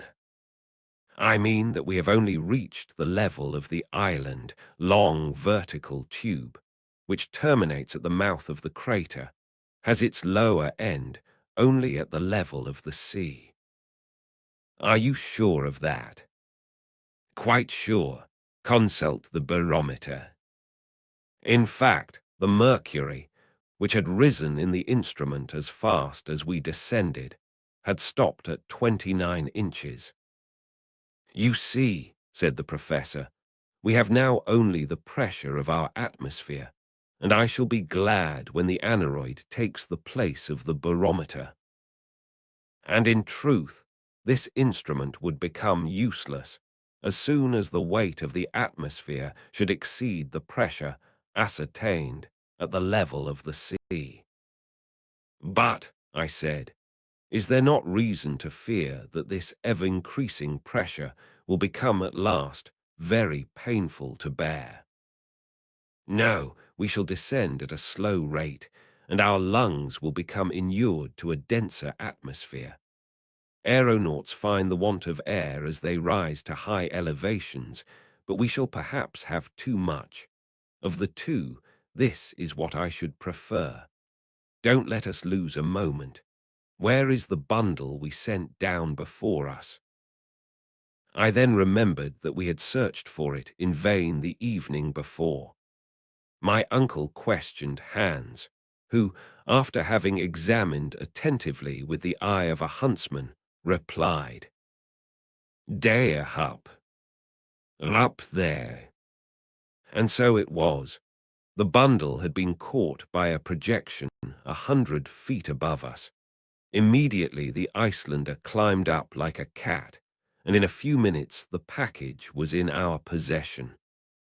"Now," said my uncle, "let us breakfast, but we must lay in a good stock, for we don't know how long we may have to go on." The biscuit and extract of meat were washed down with a draught of water mingled with a little gin. Breakfast over, my uncle drew from his pocket a small notebook intended for scientific observations. He consulted his instruments and recorded. Monday, July 1. Chronometer 8.17 a.m. Barometer 297 in. Thermometer 6 degrees 43 degrees F. Direction ESC. This last observation applied to the dark gallery and was indicated by the compass. "Now, Axel," cried the professor with enthusiasm, "now we are really going into the interior of the earth. At this precise moment the journey commences." So saying, my uncle took in one hand Ruhmkorff's apparatus, which was hanging from his neck, and with the other he formed an electric communication with the coil in the lantern, and a sufficiently bright light dispersed the darkness of the passage. Hans carried the other apparatus, which was also put into action. This ingenious application of electricity would enable us to go on for a long time by creating an artificial light, even in the midst of the most inflammable gases. "Now march," cried my uncle. Each shouldered his package. Hans drove before him the load of cords and clothes, and myself walking last, we entered the gallery. At the moment of becoming engulfed in this dark gallery, I raised my head and saw for the last time through the length of that vast tube the sky of Iceland, which I was never to behold again. The lava in the last eruption of 1229, had forced a passage through this tunnel. It still lined the walls with a thick and glistening coat. The electric light was here intensified 100-fold by reflection. The only difficulty in proceeding lay in not sliding too fast down an incline of about 45 degrees. Happily, certain asperities and a few blisterings here and there formed steps, and we descended, letting our baggage slip before us from the end of a long rope. But that which formed steps under our feet became stalactites overhead. The lava, which was porous in many places, had formed a surface covered with small rounded blisters, crystals of opaque quartz, set with limpid tiers of glass, and hanging like clustered chandeliers from the vaulted roof, seemed as it were to kindle and form a sudden illumination as we passed on our way. It seemed as if the genii of the depths were lighting up their palace to receive their terrestrial guests. "It is magnificent," I cried spontaneously. "My uncle, what a sight! Don't you admire those blending hues of lava, passing from reddish-brown to bright yellow by imperceptible shades? And these crystals are just like globes of light." "Ah, you think so, do you, Axel, my boy? Well, you will see greater splendors than these, I hope. Now let us march, march." He had better have said slide, for we did nothing but drop down the steep inclines. It was the facilis descensus Averni of Virgil.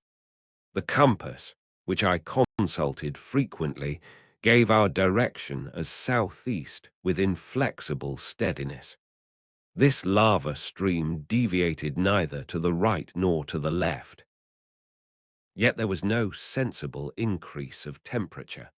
This justified Davy's theory, and more than once I consulted the thermometer with surprise. 2 hours after our departure, it only marked 10 degrees, 50 degrees far. An increase of only 4 degrees. This gave reason for believing that our descent was more horizontal than vertical. As for the exact depth reached, it was very easy to ascertain that. The professor measured accurately the angles of deviation and inclination on the road, but he kept the results to himself. About 8 in the evening he signaled to stop. Hans sat down at once. The lamps were hung upon a projection in the lava. We were in a sort of cavern where there was plenty of air. Certain puffs of air reached us. What atmospheric disturbance was the cause of them? I could not answer that question at the moment. Hunger and fatigue made me incapable of reasoning. A descent of 7 hours consecutively is not made without considerable expenditure of strength. I was exhausted. The order to halt, therefore, gave me pleasure. Hans laid our provisions upon a block of lava, and we ate with a good appetite. But one thing troubled me. Our supply of water was half consumed. My uncle reckoned upon a fresh supply from subterranean sources, but hitherto we had met with none. I could not help drawing his attention to this circumstance. "Are you surprised at this want of springs?" he said. "More than that, I am anxious about it. We have only water enough for 5 days. Don't be uneasy, Axel. We shall find more than we want." "When?" "When we have left this bed of lava behind us. How could springs break through such walls as these? But perhaps this passage runs to a very great depth. It seems to me that we have made no great progress vertically." "Why do you suppose that?" "Because if we had gone deep into the crust of earth, we should have encountered greater heat." "According to your system," said my uncle. "But what does the thermometer say?" "Hardly 15 degrees, 59 degrees far, 9 degrees only since our departure.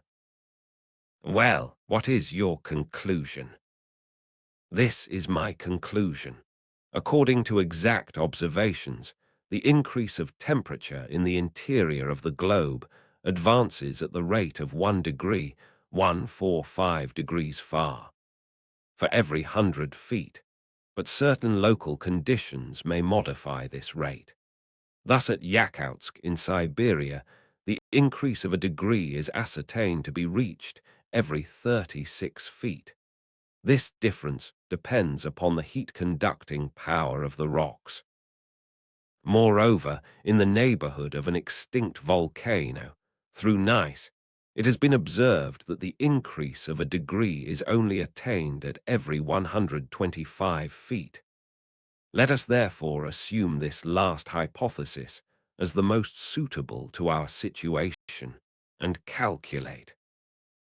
Well, do calculate, my boy. Nothing is easier, said I, putting down figures in my notebook.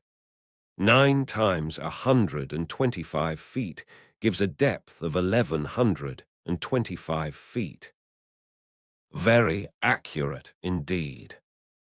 Well, by my observation, we are at 10,000 feet below the level of the sea. Is that possible? Yes, or figures are of no use. The professor's calculations were quite correct. We had already attained a depth of 6,000 feet beyond that hitherto reached by the foot of man, such as the mines of Kitzbühel in Tyrol and those of Wittenberg in Bohemia. The temperature, which ought to have been 81 degrees, 178 degrees far, was scarcely 15 degrees, 59 degrees far. Here was cause for reflection. Chapter 19. Geological Studies in situ. Next day, Tuesday, June 30, at 6 a.m., the descent began again. We were still following the gallery of lava, a real natural staircase, and as gently sloping as those inclined planes which in some old houses are still found instead of flights of steps. And so we went on until 12.17, the precise moment when we overtook Hans, who had stopped. "Ah, here we are," exclaimed my uncle, "at the very end of the chimney." I looked around me. We were standing at the intersection of 2 roads, both dark and narrow. Which were we to take? This was a difficulty. Still my uncle refused to admit an appearance of hesitation, either before me or the guide. He pointed out the eastern tunnel, and we were soon all 3 in it. Besides, there would have been interminable hesitation before this choice of roads, for since there was no indication whatever to guide our choice, we were obliged to trust to chance. The slope of this gallery was scarcely perceptible, and its sections very unequal. Sometimes we passed a series of arches succeeding each other like the majestic arcades of a Gothic cathedral. Here the architects of the Middle Ages might have found studies for every form of the sacred art, which sprang from the development of the pointed arch. A mile farther we had to bow our heads under corniced elliptic arches in the Romanesque style, and massive pillars standing out from the wall bent under the spring of the vault that rested heavily upon them. In other places, this magnificence gave way to narrow channels between low structures which looked like beavers' huts, and we had to creep along through extremely narrow passages. The heat was perfectly bearable. Involuntarily, I began to think of its heat when the lava thrown out by Snæfell was boiling and working through this now silent road. I imagined the torrents of fire hurled back at every angle in the gallery, and the accumulation of intensely heated vapors in the midst of this confined channel. I only hope, thought I, that this so-called extinct volcano won't take a fancy in his old age to begin his sports again. I abstained from communicating these fears to Professor Lidenbrock. He would never have understood them at all. He had but one idea forward. He walked, he slid, he scrambled, he tumbled, with a persistency which one could not but admire. By 6 in the evening, after a not very fatiguing walk, we had gone 2 leagues south, but scarcely a quarter of a mile down. My uncle said it was time to go to sleep. We ate without talking and went to sleep without reflection. Our arrangements for the night were very simple. A railway rug each, into which we rolled ourselves, was our sole covering. We had neither cold nor intrusive visits to fear. Travellers who penetrate into the wilds of Central Africa and into the pathless forests of the New World are obliged to watch over each other by night. But we enjoyed absolute safety and utter seclusion. No savages or wild beasts infested these silent depths. Next morning we awoke fresh and in good spirits. The road was resumed. As the day before, we followed the path of the lava. It was impossible to tell what rocks we were passing. The tunnel, instead of tending lower, approached more and more nearly to a horizontal direction. I even fancied a slight rise. But about 10, this upward tendency became so evident, and therefore so fatiguing, that I was obliged to slacken my pace. "Well, Axel," demanded the professor impatiently. "Well, I cannot stand it any longer," I replied. "What, after 3 hours walk over such easy ground?" "It may be easy, but it is tiring all the same." "What, when we have nothing to do but keep going down?" "Going up, if you please." "Going up," said my uncle with a shrug. "No doubt, for the last half-hour the inclines have gone the other way, and at this rate we shall soon arrive upon the level soil of Iceland." The professor nodded slowly and uneasily like a man that declines to be convinced. I tried to resume the conversation. He answered not a word and gave the signal for a start. I saw that his silence was nothing but ill humor. Still I had courageously shouldered my burden again and was rapidly following Hans, whom my uncle preceded. I was anxious not to be left behind. My greatest care was not to lose sight of my companions. I shuddered at the thought of being lost in the mazes of this vast subterranean labyrinth. Besides, if the ascending road did become steeper, I was comforted with the thought that it was bringing us nearer to the surface. There was hope in this. Every step confirmed me in it, and I was rejoicing at the thought of meeting my little Graben again. By midday there was a change in the appearance of this wall of the gallery. I noticed it by a diminution of the amount of light reflected from the sides. Solid rock was appearing in the place of the lava coating. The mass was composed of inclined and sometimes vertical strata. We were passing through rocks of the transition or Silurian system. "It is evident," I cried. "The marine deposits formed in the second period, these shales, limestones, and sandstones. We are turning away from the primary granite. We are just as if we were people of Hamburg going to Lübeck by way of Hanover." I had better have kept my observations to myself, but my geological instinct was stronger than my prudence, and Uncle Lidenbrock heard my exclamation. "What's that you are saying?" he asked. "See," I said, pointing to the varied series of sandstones and limestones, and the first indication of slate. Well, we are at the period when the first plants and animals appeared. Do you think so? Look close and examine. I obliged the professor to move his lamp over the walls of the gallery. I expected some signs of astonishment, but he spoke not a word and went on. Had he understood me or not? Did he refuse to admit, out of self-love as an uncle and a philosopher, that he had mistaken his way when he chose the eastern tunnel? Or was he determined to examine this passage to its farthest extremity?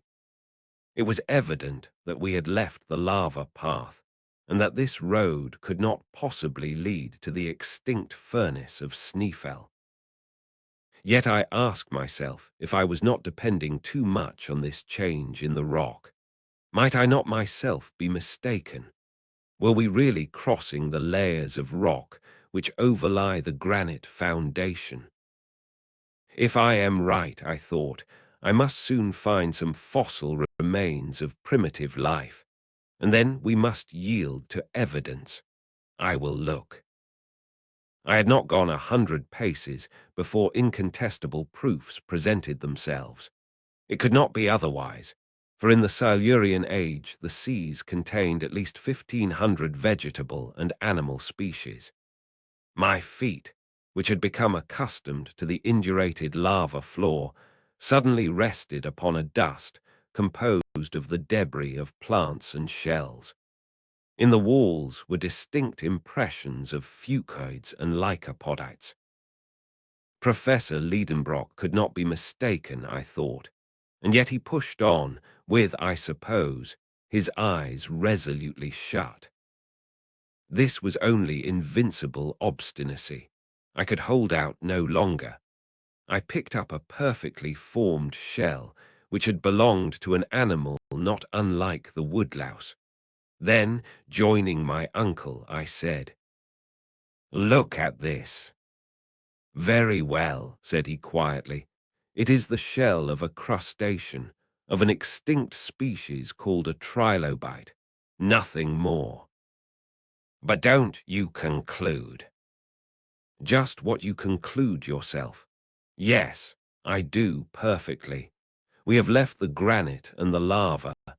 It is possible that I may be mistaken, but I cannot be sure of that until I have reached the very end of this gallery. You are right in doing this, my uncle, and I should quite approve of your determination if there were not a danger threatening us nearer and nearer." "What danger?" "The want of water." "Well, Axel, we will put ourselves upon rations." Chapter 20.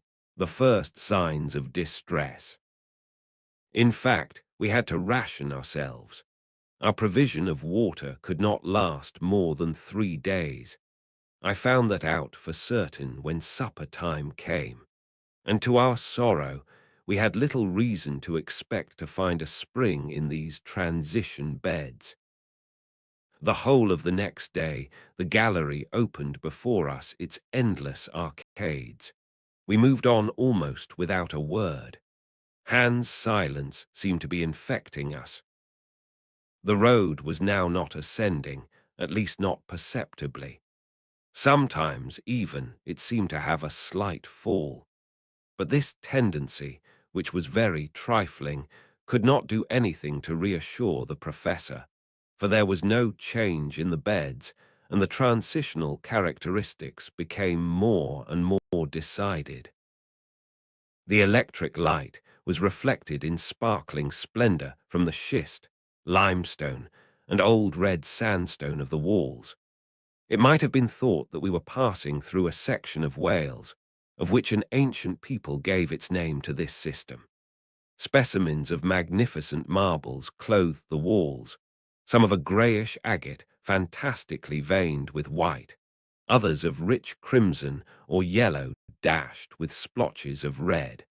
Then came dark cherry-colored marbles relieved by the lighter tints of limestone. The greater part of these bore impressions of primitive organisms. Creation had evidently advanced since the day before. Instead of rudimentary trilobites, I noticed remains of a more perfect order of beings, amongst others ganoid fishes and some of those sauroids in which paleontologists have discovered the earliest reptile forms. The Devonian seas were peopled by animals of these species and deposited them by thousands in the rocks of the newer formation. It was evident that we were ascending that scale of animal life in which man fills the highest place, but Professor Lidenbrock seemed not to notice it. He was awaiting one of two events, either the appearance of a vertical well opening before his feet, down which our descent might be resumed, or that of some obstacle which should effectually turn us back on our own footsteps. But evening came, and neither wish was gratified. On Friday, after a night during which I felt pangs of thirst, our little troop again plunged into the winding passages of the gallery. After 10 hours walking, I observed a singular deadening of the reflection of our lamps from the side walls. The marble, the schist, the limestone, and the sandstone were giving way to a dark and lustreless lining. At one moment, the tunnel becoming very narrow, I leaned against the wall. When I removed my hand, it was black. I looked nearer and found we were in a coal formation. "A coal mine," I cried. "A mine without miners," my uncle replied. "Who knows?" I asked.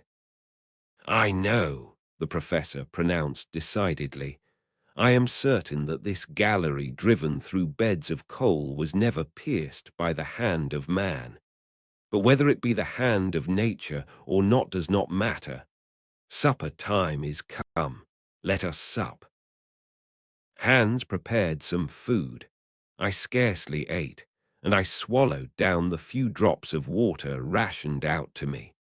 One flask half full was all we had left to slake the thirst of 3 men. After their meal, my 2 companions laid themselves down upon their rugs and found in sleep a solace for their fatigue. But I could not sleep, and I counted every hour until morning. On Saturday at 6, we started afresh. In 20 minutes we reached a vast open space. I then knew that the hand of man had not hollowed out this mine. The vaults would have been shored up, and as it was, they seemed to be held up by a miracle of equilibrium. This cavern was about 100 feet wide and 150 in height. A large mass had been rent asunder by a subterranean disturbance. Yielding to some vast power from below, it had broken asunder, leaving this great hollow into which human beings were now penetrating for the first time. The whole history of the Carboniferous period was written upon these gloomy walls, and a geologist might with ease trace all its diverse phases. The beds of coal were separated by strata of sandstone or compact clays, and appeared crushed under the weight of overlying strata. At the age of the world which preceded the secondary period, the earth was clothed with immense vegetable forms, the product of the double influence of tropical heat and constant moisture. A vapory atmosphere surrounded the earth, still veiling the direct rays of the sun. Thence arises the conclusion that the high temperature then existing was due to some other source than the heat of the sun. Perhaps even the orb of day may not have been ready yet to play the splendid part he now acts. There were no climates as yet, and a torrid heat, equal from pole to equator, was spread over the whole surface of the globe. Whence this heat? Was it from the interior of the earth? Notwithstanding the theories of Professor Lidenbrock, a violent heat did at that time brood within the body of the spheroid. Its action was felt to the very last coats of the terrestrial crust. The plants, unacquainted with the beneficent influences of the sun, yielded neither flowers nor scent, but their roots drew vigorous life from the burning soil of the early days of this planet. There were but few trees. Herbaceous plants alone existed. There were tall grasses, ferns, lycopods, besides sigillaria, astrophylites, now scarce plants, but then the species might be counted by thousands. The coal measures owe their origin to this period of profuse vegetation. The yet elastic and yielding crust of the earth obeyed the fluid forces beneath. Thence innumerable fissures and depressions. The plants, sunk underneath the waters, formed by degrees into vast accumulated masses. Then came the chemical action of nature. In the depths of the seas, the vegetable accumulations first became peat. Then, acted upon by generated gases and the heat of fermentation, they underwent a process of complete mineralization. Thus were formed those immense coalfields, which nevertheless are not inexhaustible, and which 3 centuries at the present accelerated rate of consumption will exhaust unless the industrial world will devise a remedy. These reflections came into my mind whilst I was contemplating the mineral wealth stored up in this portion of the globe. These, no doubt, I thought, will never be discovered. The working of such deep mines would involve too large an outlay, and where would be the use as long as coal is yet spread far and wide near the surface? Such as my eyes behold these virgin stores, such they will be when this world comes to an end. But still we marched on, and I alone was forgetting the length of the way by losing myself in the midst of geological contemplations. The temperature remained what it had been during our passage through the lava and schists. Only my sense of smell was forcibly affected by an odor of protocarburet of hydrogen. I immediately recognized in this gallery the presence of a considerable quantity of the dangerous gas called by miners firedamp, the explosion of which has often occasioned such dreadful catastrophes. Happily, our light was from Ruhmkorff's ingenious apparatus. If unfortunately we had explored this gallery with torches, a terrible explosion would have put an end to travelling and travellers at one stroke. This excursion through the coal mine lasted till night. My uncle scarcely could restrain his impatience at the horizontal road. The darkness, always deep 20 yards before us, prevented us from estimating the length of the gallery, and I was beginning to think it must be endless, when suddenly at 6 o'clock a wall very unexpectedly stood before us. Right or left, top or bottom, there was no road farther. We were at the end of a blind alley. "Very well, it's all right," cried my uncle. "Now, at any rate, we shall know what we are about. We are not in Saknussemm's road, and all we have to do is to go back. Let us take a night's rest, and in 3 days we shall get to the fork in the road." "Yes," said I, "if we have any strength left." "Why not?" "Because tomorrow we shall have no water." "Nor courage either?" asked my uncle severely. I dared make no answer. Chapter 21.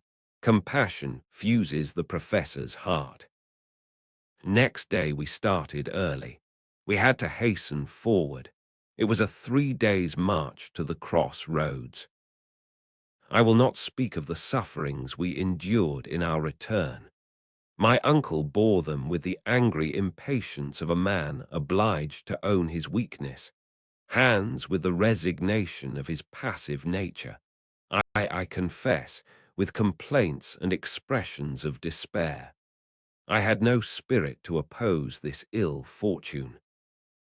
As I had foretold, the water failed entirely by the end of the first day's retrograde march.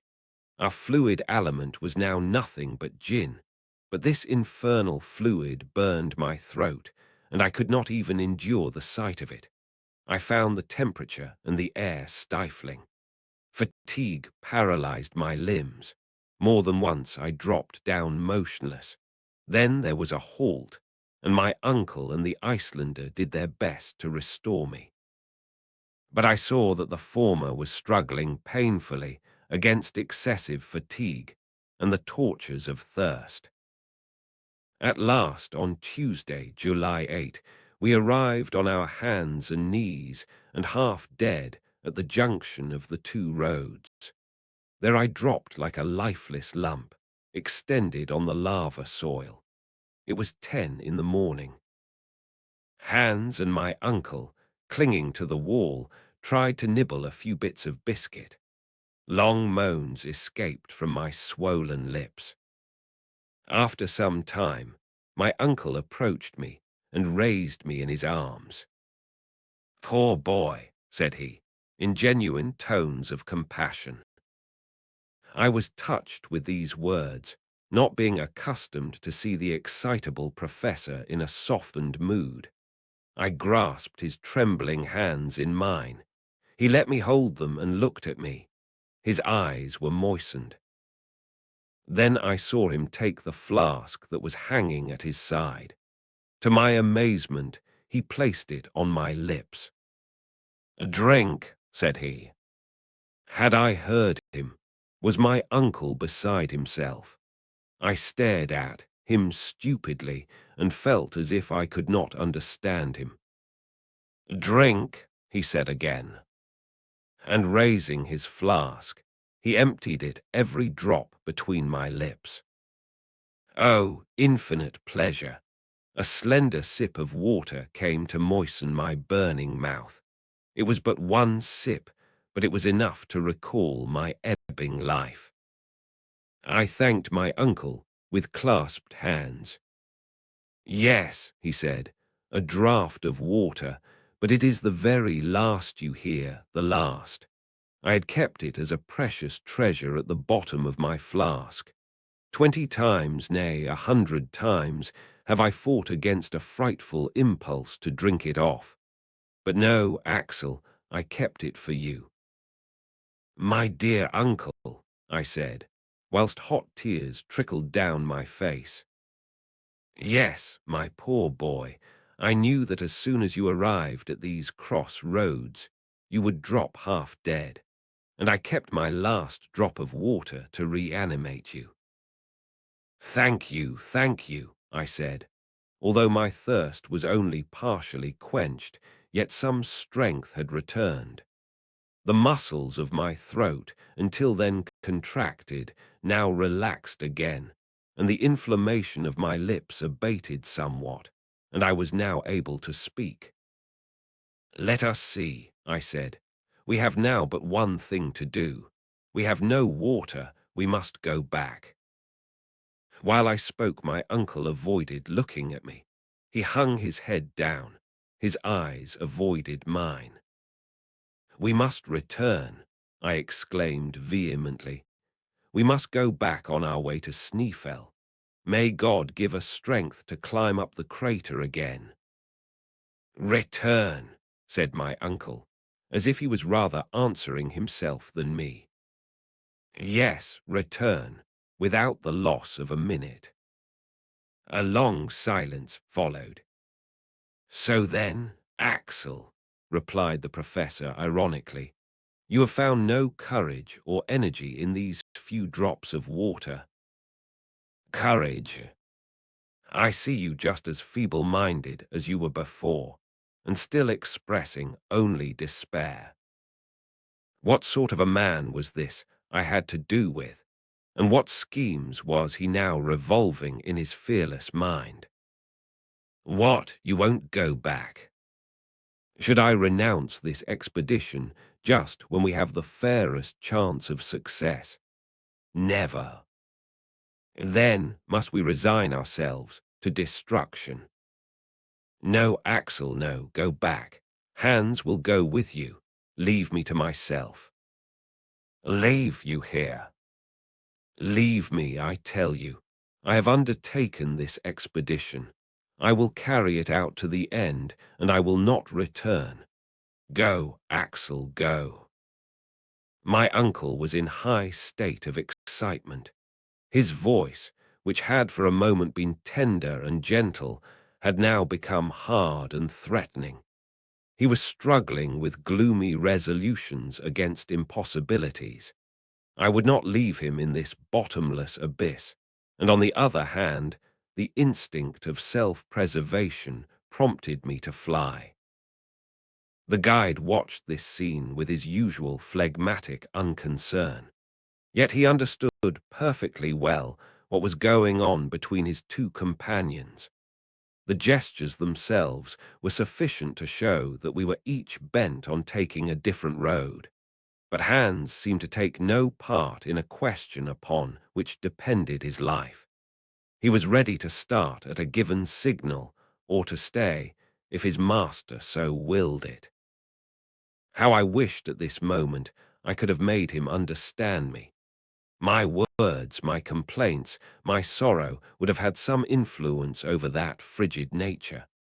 Those dangers which our guide could not understand, I could have demonstrated and proved to him. Together, we might have overruled the obstinate professor. If it were needed, we might perhaps have compelled him to regain the heights of Snæfell. I drew near to Hans. I placed my hand upon his. He made no movement. My parted lips sufficiently revealed my sufferings.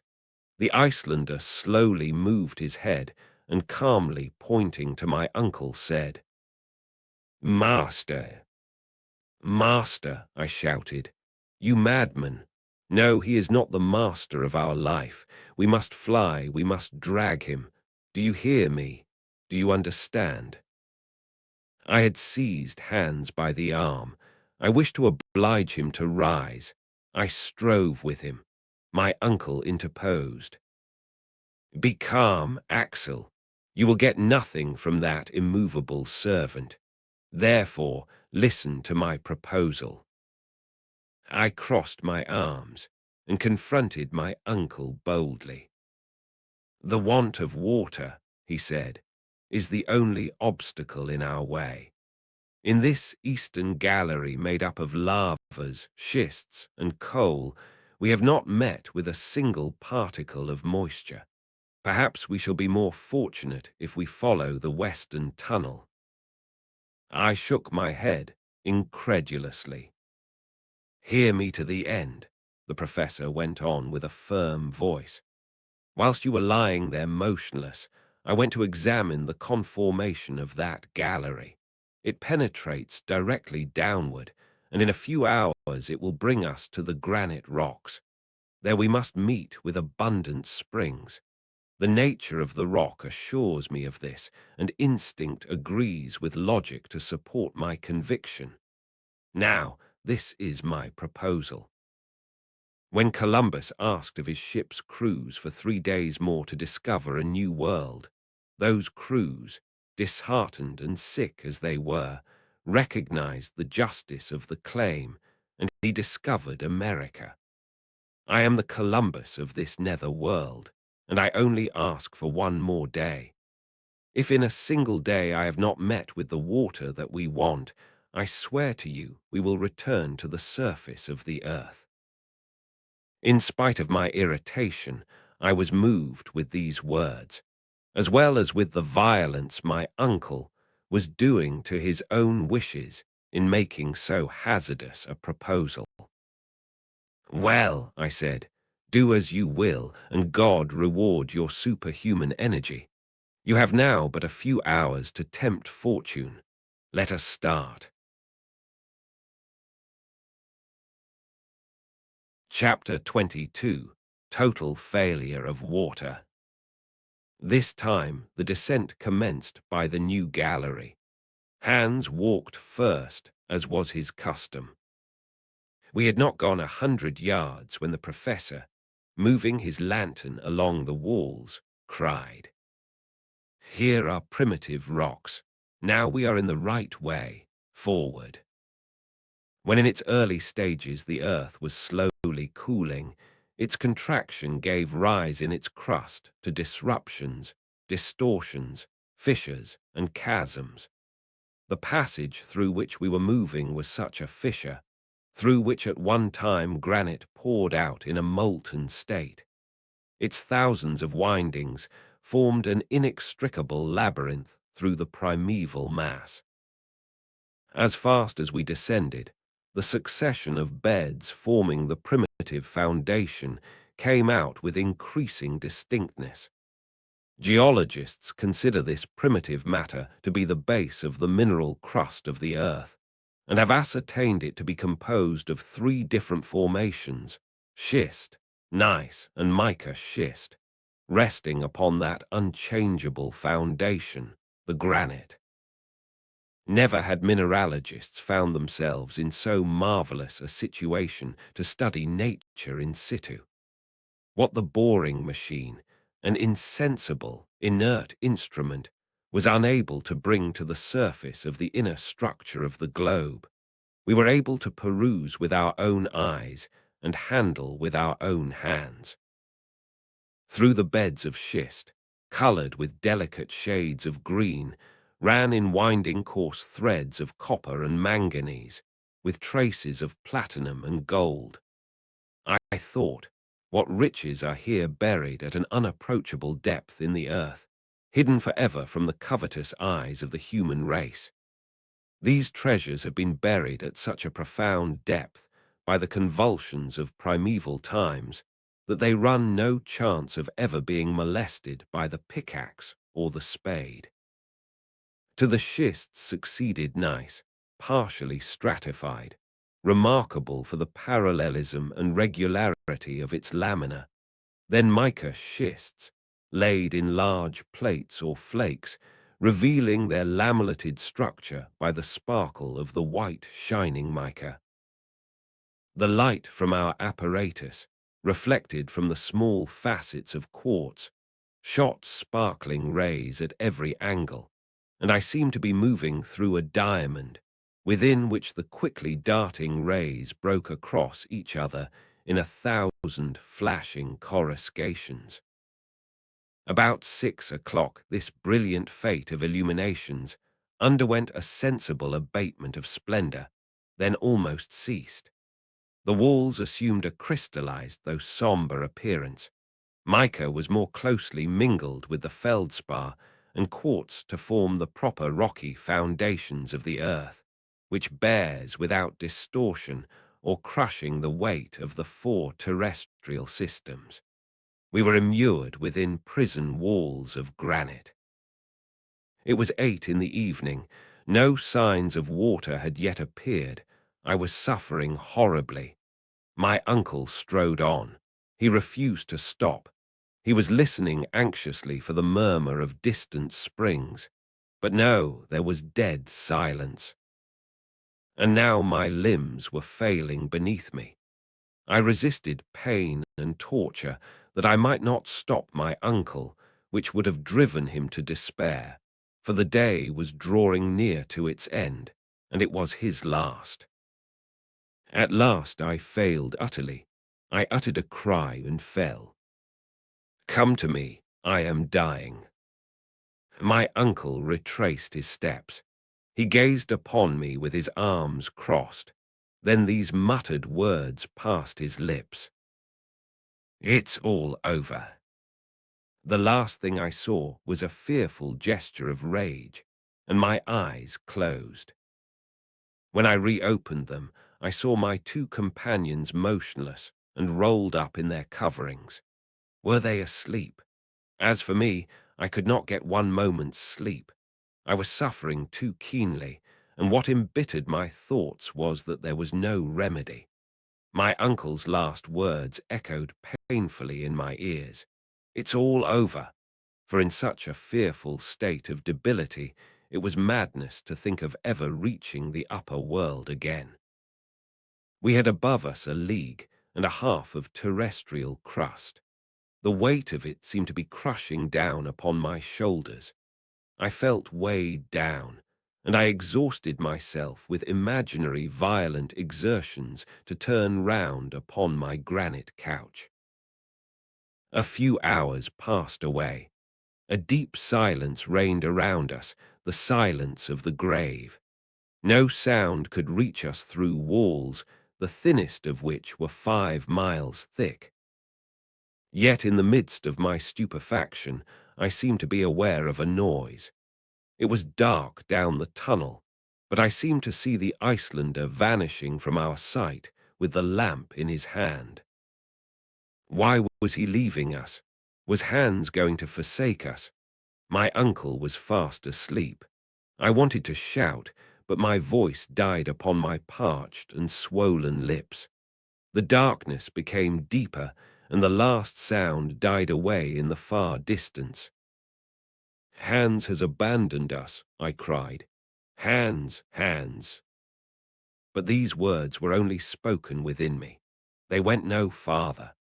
Yet after the first moment of terror, I felt ashamed of suspecting a man of such extraordinary faithfulness. Instead of ascending, he was descending the gallery. An evil design would have taken him up, not down. This reflection restored me to calmness, and I turned to other thoughts. None but some weighty motive could have induced so quiet a man to forfeit his sleep. Was he on a journey of discovery? Had he, during the silence of the night, caught a sound, a murmuring of something in the distance, which had failed to affect my hearing?